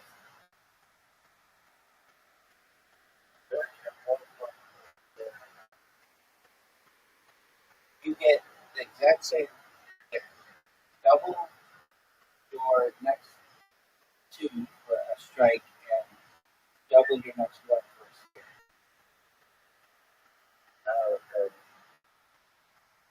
Get it?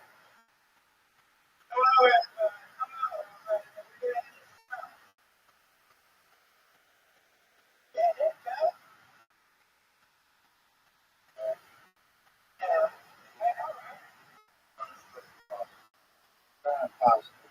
Get it? I agree. You should have got that. Right, you have a huge lead.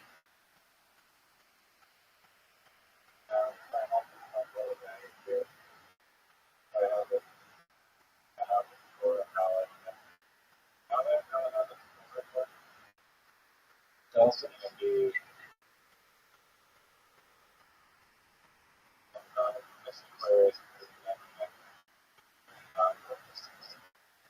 I don't get it.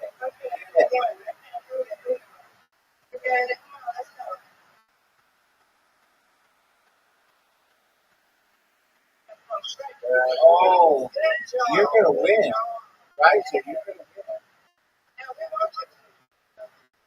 Yes, you do.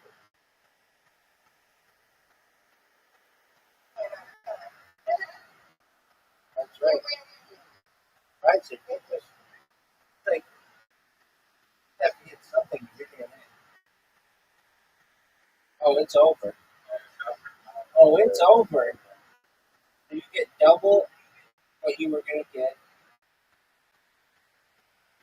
Oh, that was Miss Aquarius. Oh, Miss Aquarius. Get the lead back. Get it, girl. All right. You just gotta get 5 things. He just won. Just won. Good job, dude. And he had that was a tough spare. Now you're back this way.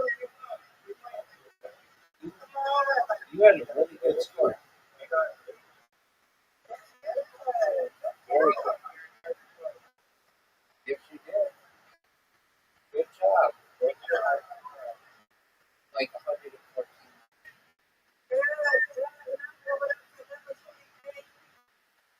Nice job, Mr. Curtis.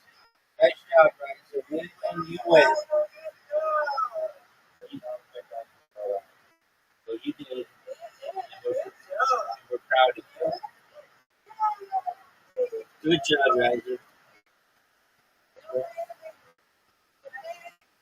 Bowling, undefeated, and friendship. I'm saying it. What's right now? Undefeated in bowling, undefeated in friendship. That's right. All righty, Miss Aquarius. Sweet dreams to you, man. That's all right. All right, Riser. Any other games before I go to bed? Any other game ideas?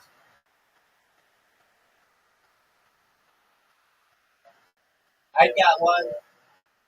A what? That's my life, baby. All right, how about this one? A game where you're a monkey. You climb trees all day and eat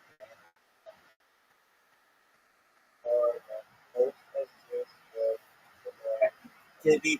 Come on, Diddy Kong. No, that's a good game. That would be fun. What about a game? I feel like a game where you're a bird would be really pretty cool. Like, there's a game about that also.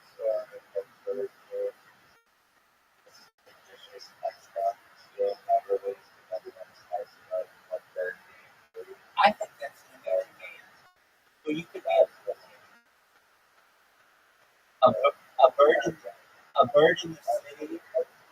You could be a bird in the city. You could be like a hawk in the wherever. You could be like a color. You could be an albatross. You could be an eagle. That would be a cool game.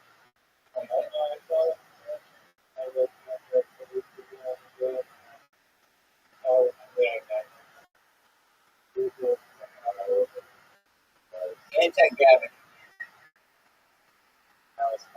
Gemini.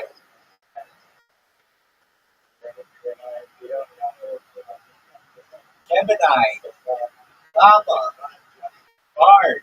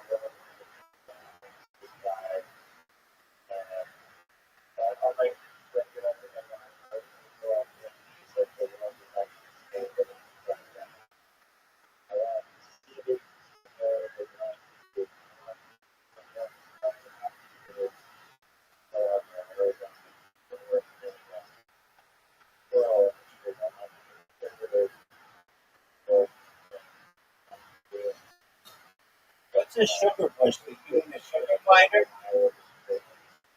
What's a sugar bush?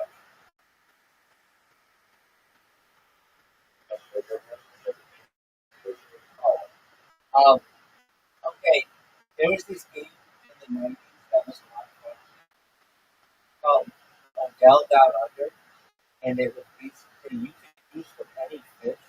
You could be any fish, like a clownfish or a giant tarpon or a marble fish. You could any fish you want. A shark, and you just had to survive for as long as possible before the other fish would eat you. And that's a good game. Idea.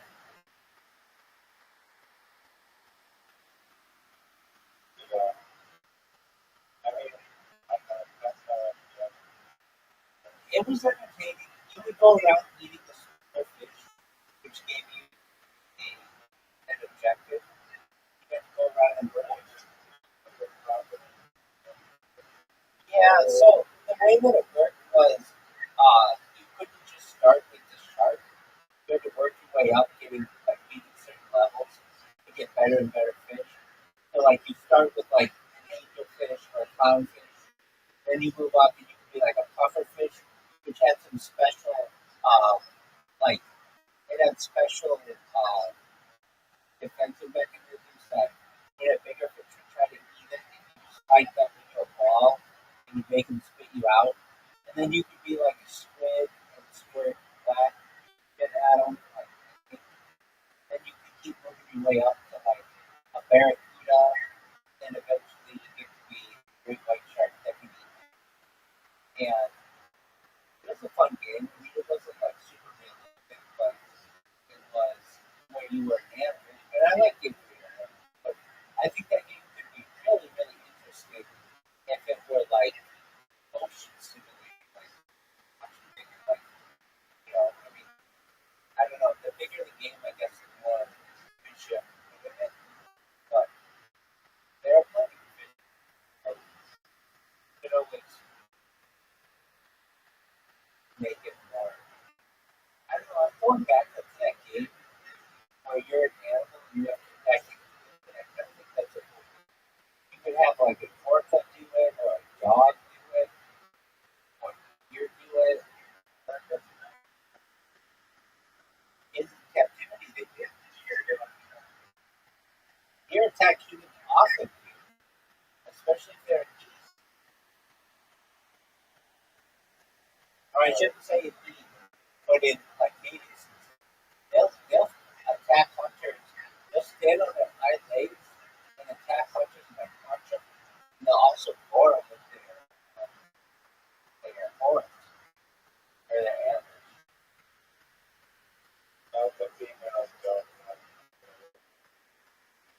female reindeer have antlers. Is that what you have? It's in the deer family. I just, I know. I just looked at fact up like there's this, it comes from this joke that I heard of there's this uh, mom talking to her daughter, and the mom said, "Oh wow, I really." Hold on, wait, let me try this. There's a mom talking to the daughter, and the daughter says, "Mommy, I really like your shirt." And the mom's wearing like a blue shirt with a deer on it, and he says, "Oh, okay, what do you like about my shirt?" And the little girl goes, "I like that. Uh, I like the way the deer looks. He looks so pretty, and he looks so nice." And the mom says, "How do you know that it's the deer is a man? It could be a female deer." And the daughter goes, "Because of the antlers." And the mother feels stupid that she was like trying to teach the little girl like you can be anything that you want to be, or like a deer can be anything that you want to be, but then in reality, like generally, female deer don't have female deer do not have yeah. But they do if they're reindeers. Reindeer. All right. Um, I mean, I didn't think it was a funny joke. It was just like something that I saw. It was like, all right. What about a game? We need 5 good games before I go to bed. All right. What about a? Uh, did you ever play the game Echo the Dolphin, where you can be a dolphin? It was on Sega Genesis. Probably never played it. That was a cool game. I'm not gonna say that's a top 5 game, but it was a cool game. All right. Um, what about? Dude, I really like the idea of an animal game where you attack the human. And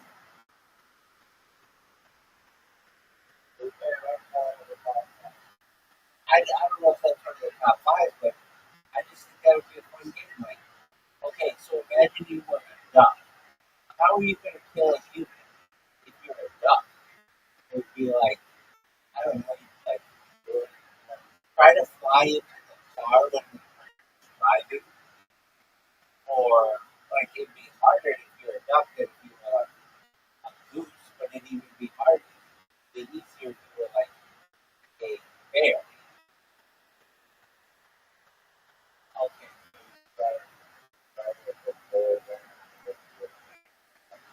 yeah, there you go.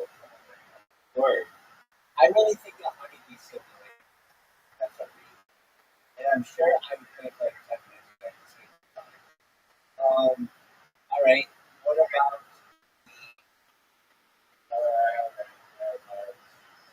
the fourth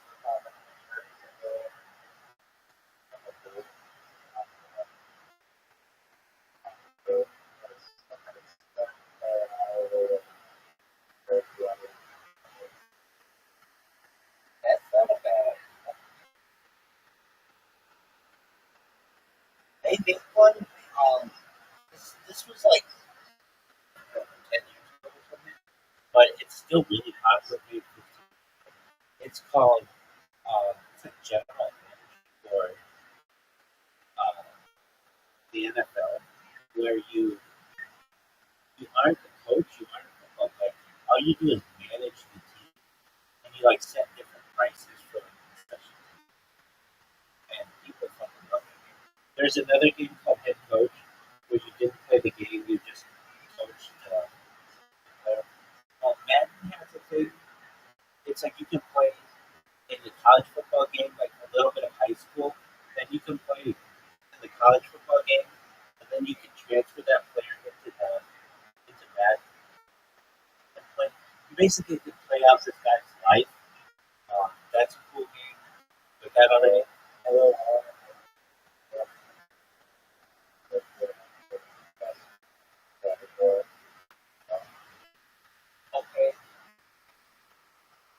get like extra points for going from the best players into the high player. Oh, yeah.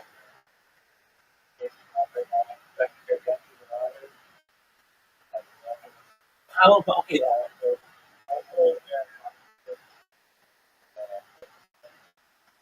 How about a cheerleading situation where you have to like do different patterns and avoid getting pregnant to eventually become Dallas Cowboys cheerleader?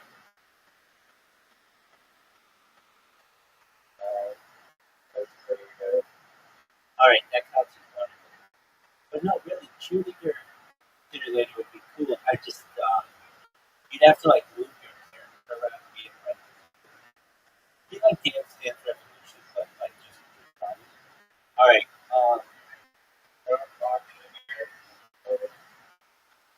okay, but you have to say things into the microphone accurately and quickly.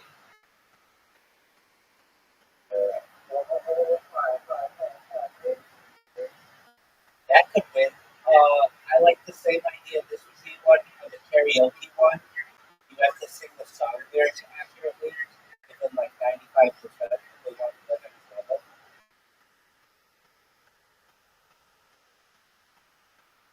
All right, I know it does. Okay, well, I don't know that game. Like a game where you can connect Spotify to the game, and it judges you based on the percentage of the karaoke that you hear from. That's not a game. Nope, that's not like something. I'm sure that somebody's figured something out, but it's not like age. So since we don't know people who do that, that could be a mainstream. That's a similar way to like Guitar Hero or band, Garage Band, whatever it was called. What was it called? Guitar Hero or what's the band one? Rock Band. Rock Band. Yeah. Okay. Same idea. All right. What about a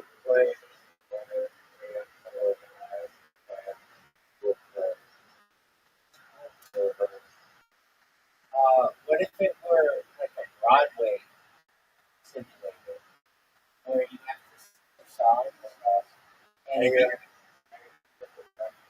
yeah,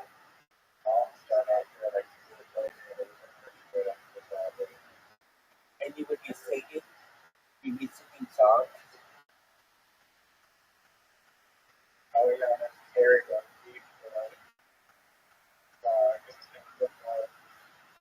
No, that would be a good game. I think that'd be really good. You have to get after it, and if you're actors, if you eventually get signed, that's a good. Okay. Um, what about?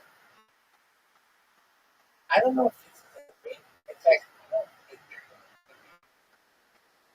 a flight simulator game where you actually do the file. I don't think that's a game, but I think it could be. Usually those games have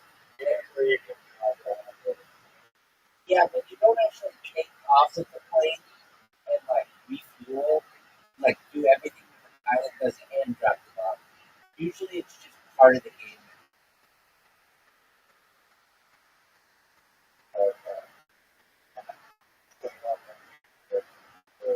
Well, no, it would just be like the taking off of the plane. I mean, I guess it would literally just be flight simulator for the airplane. That's it.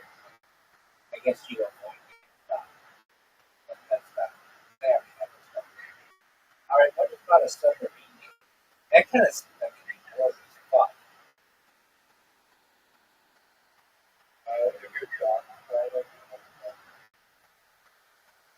Yeah, but like, when's the last time that happened? Like World War II?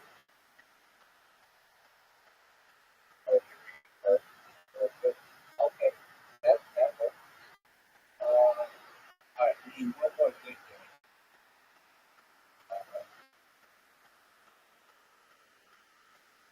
How about a racquetball?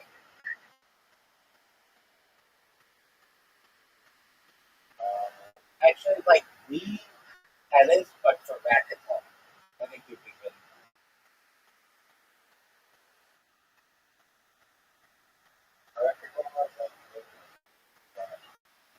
Yeah, it's faster than squash, and it's more fun because the ball is a lot more bouncy, so it doesn't die.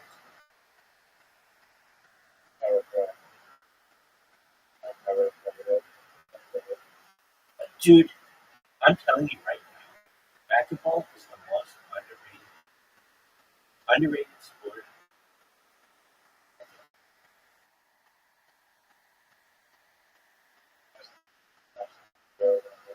Dude, dude, it's fast, and it is so much fun. I played a lot of racquetball.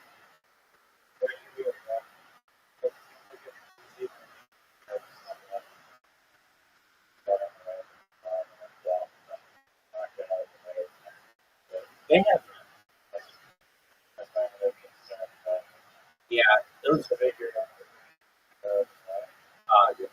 yeah, like basically you can't block their shot. But if you do, there's like an honor system. You just say stop, and then you just restart. Like if a guy's about to run into you, say, uh, halt or something like that. But then you just stop. There's like this gentleman. The whole game stops, so then you don't hurt each hinder. That's what you say. You say hinder. Like if somebody's gonna run into you, you say hinder, and then everything stops. Nobody scores. It's just like it starts over. And usually guys are, but it's yeah.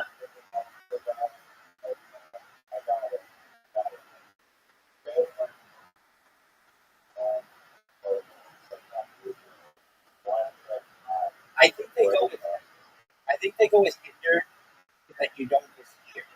Like the fact that it's two syllables means that you really have to be like um, adamant with what you're saying.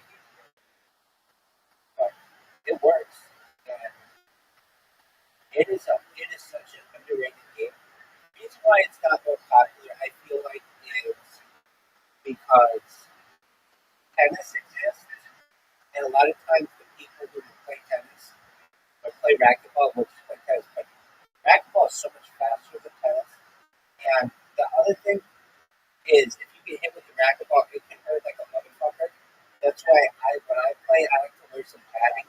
So nobody wears padding. I'm like the only person I've ever known who has played racquetball and wears padding. And I wear padding because I fucking hit the ball. And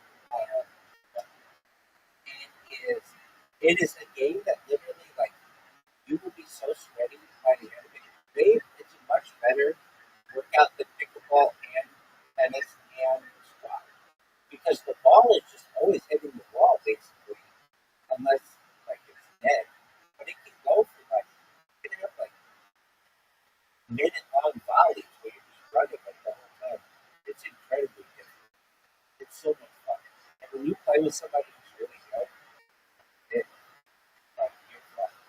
All right, but that would be like a weird sports game. Yeah, it's a lot of fun. It's totally underrated. It was really popular. It gained a lot of popularity in the 1980s and then has since dropped off. But I feel like it could definitely have a resurgence. I feel like the reason why it isn't more popular, but it's hard to have facilities for it because they have to be 2 stories high. It's not like it has to be a really big room, and it's hard to have like 2 story buildings unless it's really big. But nevertheless, it's fun. All right. One,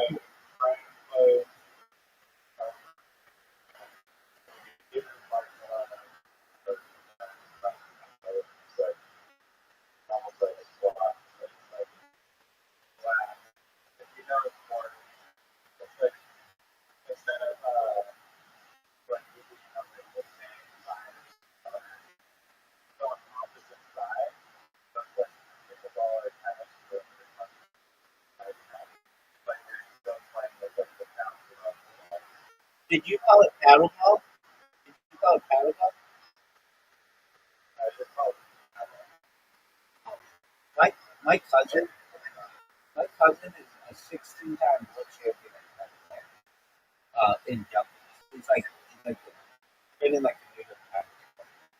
I don't. It's called paddle golf. It's like a paddle with like yeah, yeah. Um, it's, I think it's played like a lot in the northern United States, maybe younger as well.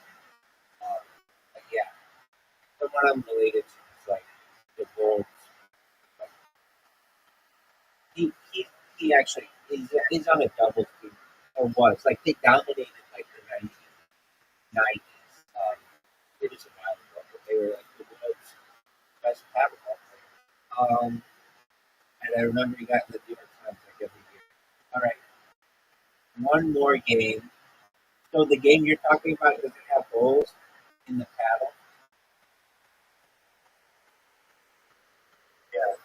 Yeah, that's that game. I've never I've never played it, even though my cousin's really good at it. But uh, I've seen it played just like one time. All right. Um, what else could be a game? Oh, okay. Have you seen? This is already a game, but it's actually a popular game. Uh, the it's like frisbee toss.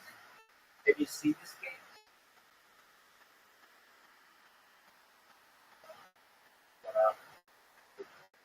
Well, it's like you can play it on a phone where you slide and then the frisbee like takes off. And it's like golf or like frisbee golf, but like how we would play bowling where you slide your finger. It's like that, but you like have to land it in certain places. I think that's what it is. Oh, what about a hot air balloon game? Do you think that would be popular? Yes or no?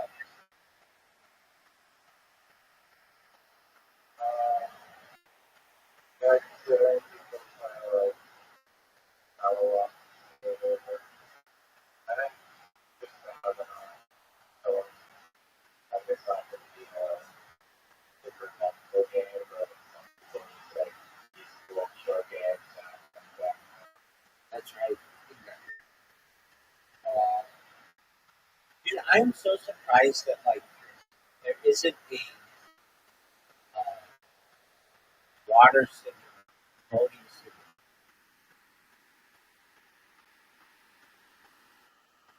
I Like mean, like the same yeah, like the same way that Microsoft has Microsoft Flight Simulator. Why don't they have Microsoft Boats? I mean, I'm sure the answer is what is it? Oh yeah, Micro Hard. Yeah, I heard.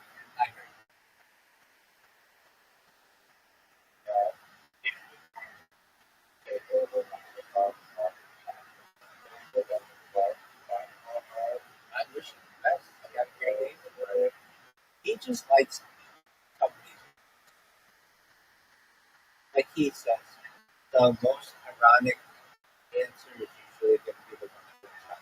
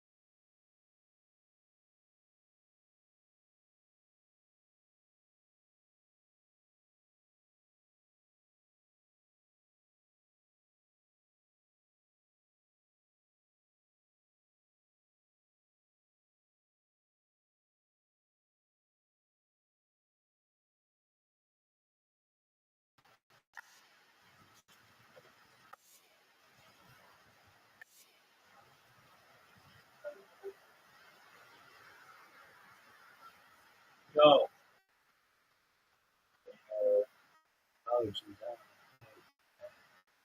Very tough. But, all right. Yeah, I think that would be. Don't you think that would be kind of boring?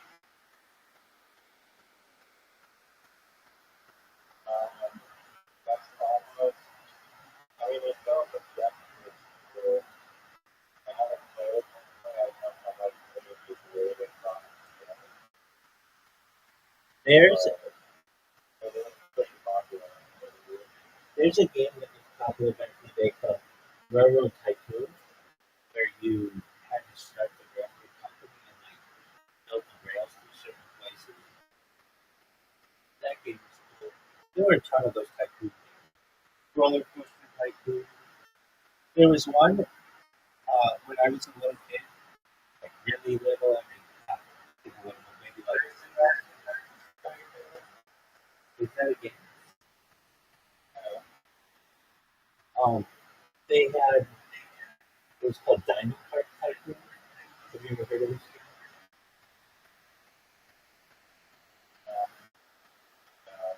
It's like you had to basically build Jurassic Park, this new Jurassic Park movie, and um, you would start out with like $10,000, and you have to like first like get like an herbivore kind of um, human. And the teachers didn't like us to play this game because they felt it was not very um, uh, educational. But I've got to say, like that's how I learned the word herbivore and like carnivore. Like I a lot of times teachers I think feel like they know like what's going to be educational or not, but in reality they don't know. They don't know what you're talking about. Another one, there's this game now. This was like it was called like it was on a map. It was like where you had to sort different types of recycling, and they felt that it wasn't that beneficial because it was just basically like uh, it was like it was kind of like brain rot. They felt it back then. But I mean, that's how I learned that you can't. I don't know if I learned this, but it really hit home that you can't recycle like banana peels and apple cores. That's not recyclable, but like plastic and plastics. I'm not saying I didn't know that. I'm fairly certain I knew that, but it just helped to reinforce that. And I remember they would not let us play that game because they felt um, it was not very educational. Did you ever play the game Number Munchers?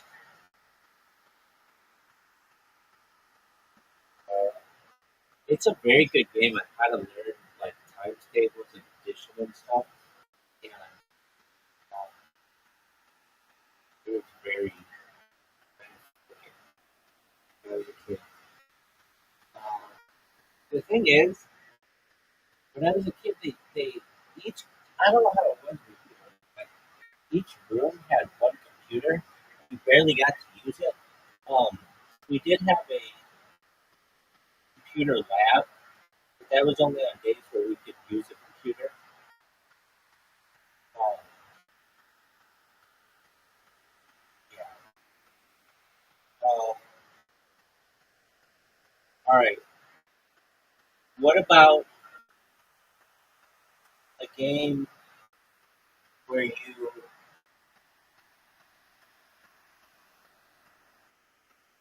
we basically named everything like, like even more. So I create something I would have a business. I like the idea of like that after a stretch game. It's kind of like puzzle. Right. Um, I like the idea of a world building game.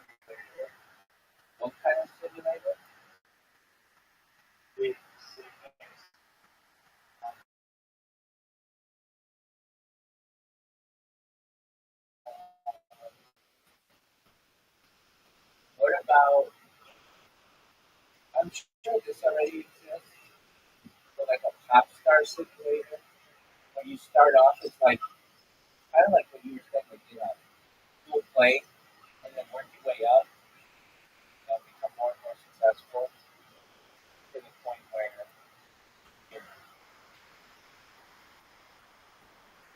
like that's um,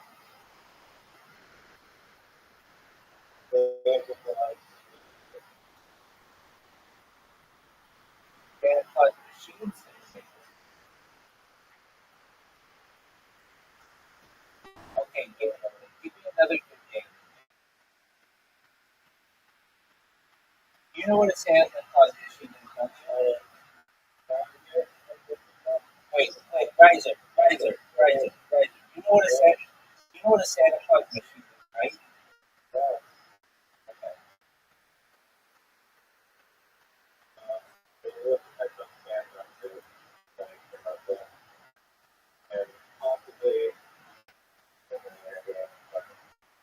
Okay.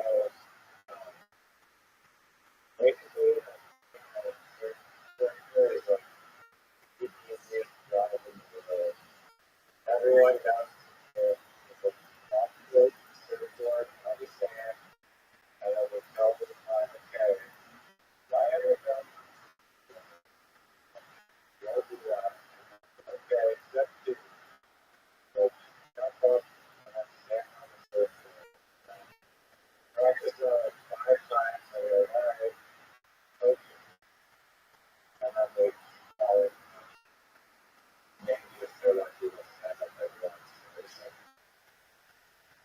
Right? But I mean, what if they got it? I Yeah, that you do have to say what's drowning, but I guess not bad. That's the but if you know how to connect I just better with color to and actions and stuff, right. Um, what about, dude? I saw this video on Instagram the other day. It was just country as fuck. I think it was in Spain or something. I could be wrong. It was somewhere. But it was this couple that had this really greasy kiss on the sand, and this wave comes in and knocks them both down and washes the woman out to sea, and she died. Like right after, like it was, hey, I had it. It's kind of a good thing.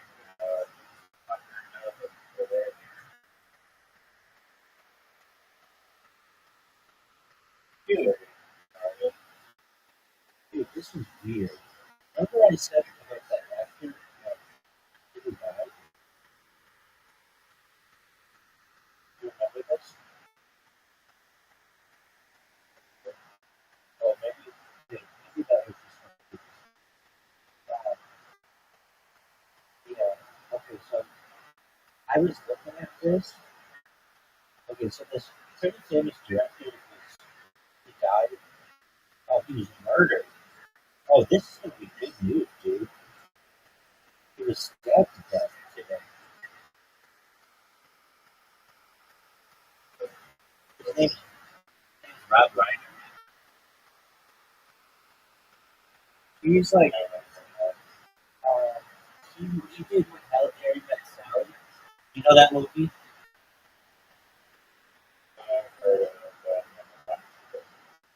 That's okay. Um, he did. He was really famous in mostly for like a show that he did in the 1970s. But all of them, like, famous show. But he was stabbed. Like that's like a, I don't know,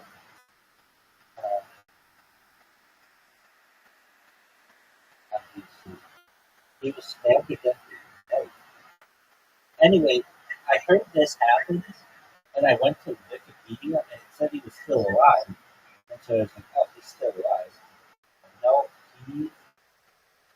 Yeah, like that means that the bodies were not immediately cooking. Shortly afterwards, the bodies were dried and started to shut.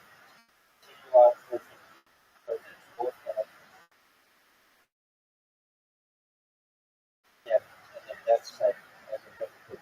The bodies were cooked inside by the daughter. Wow, that's gonna be a big story, dude. Yeah, weren't you in here? Wait, were you?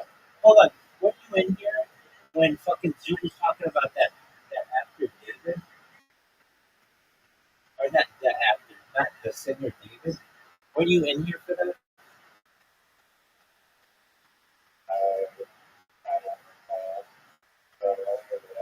It was like less than an hour.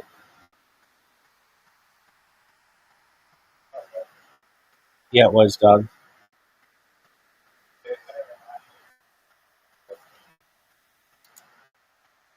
That was when he was talking about it. All right. What about a game where you have to be a chef?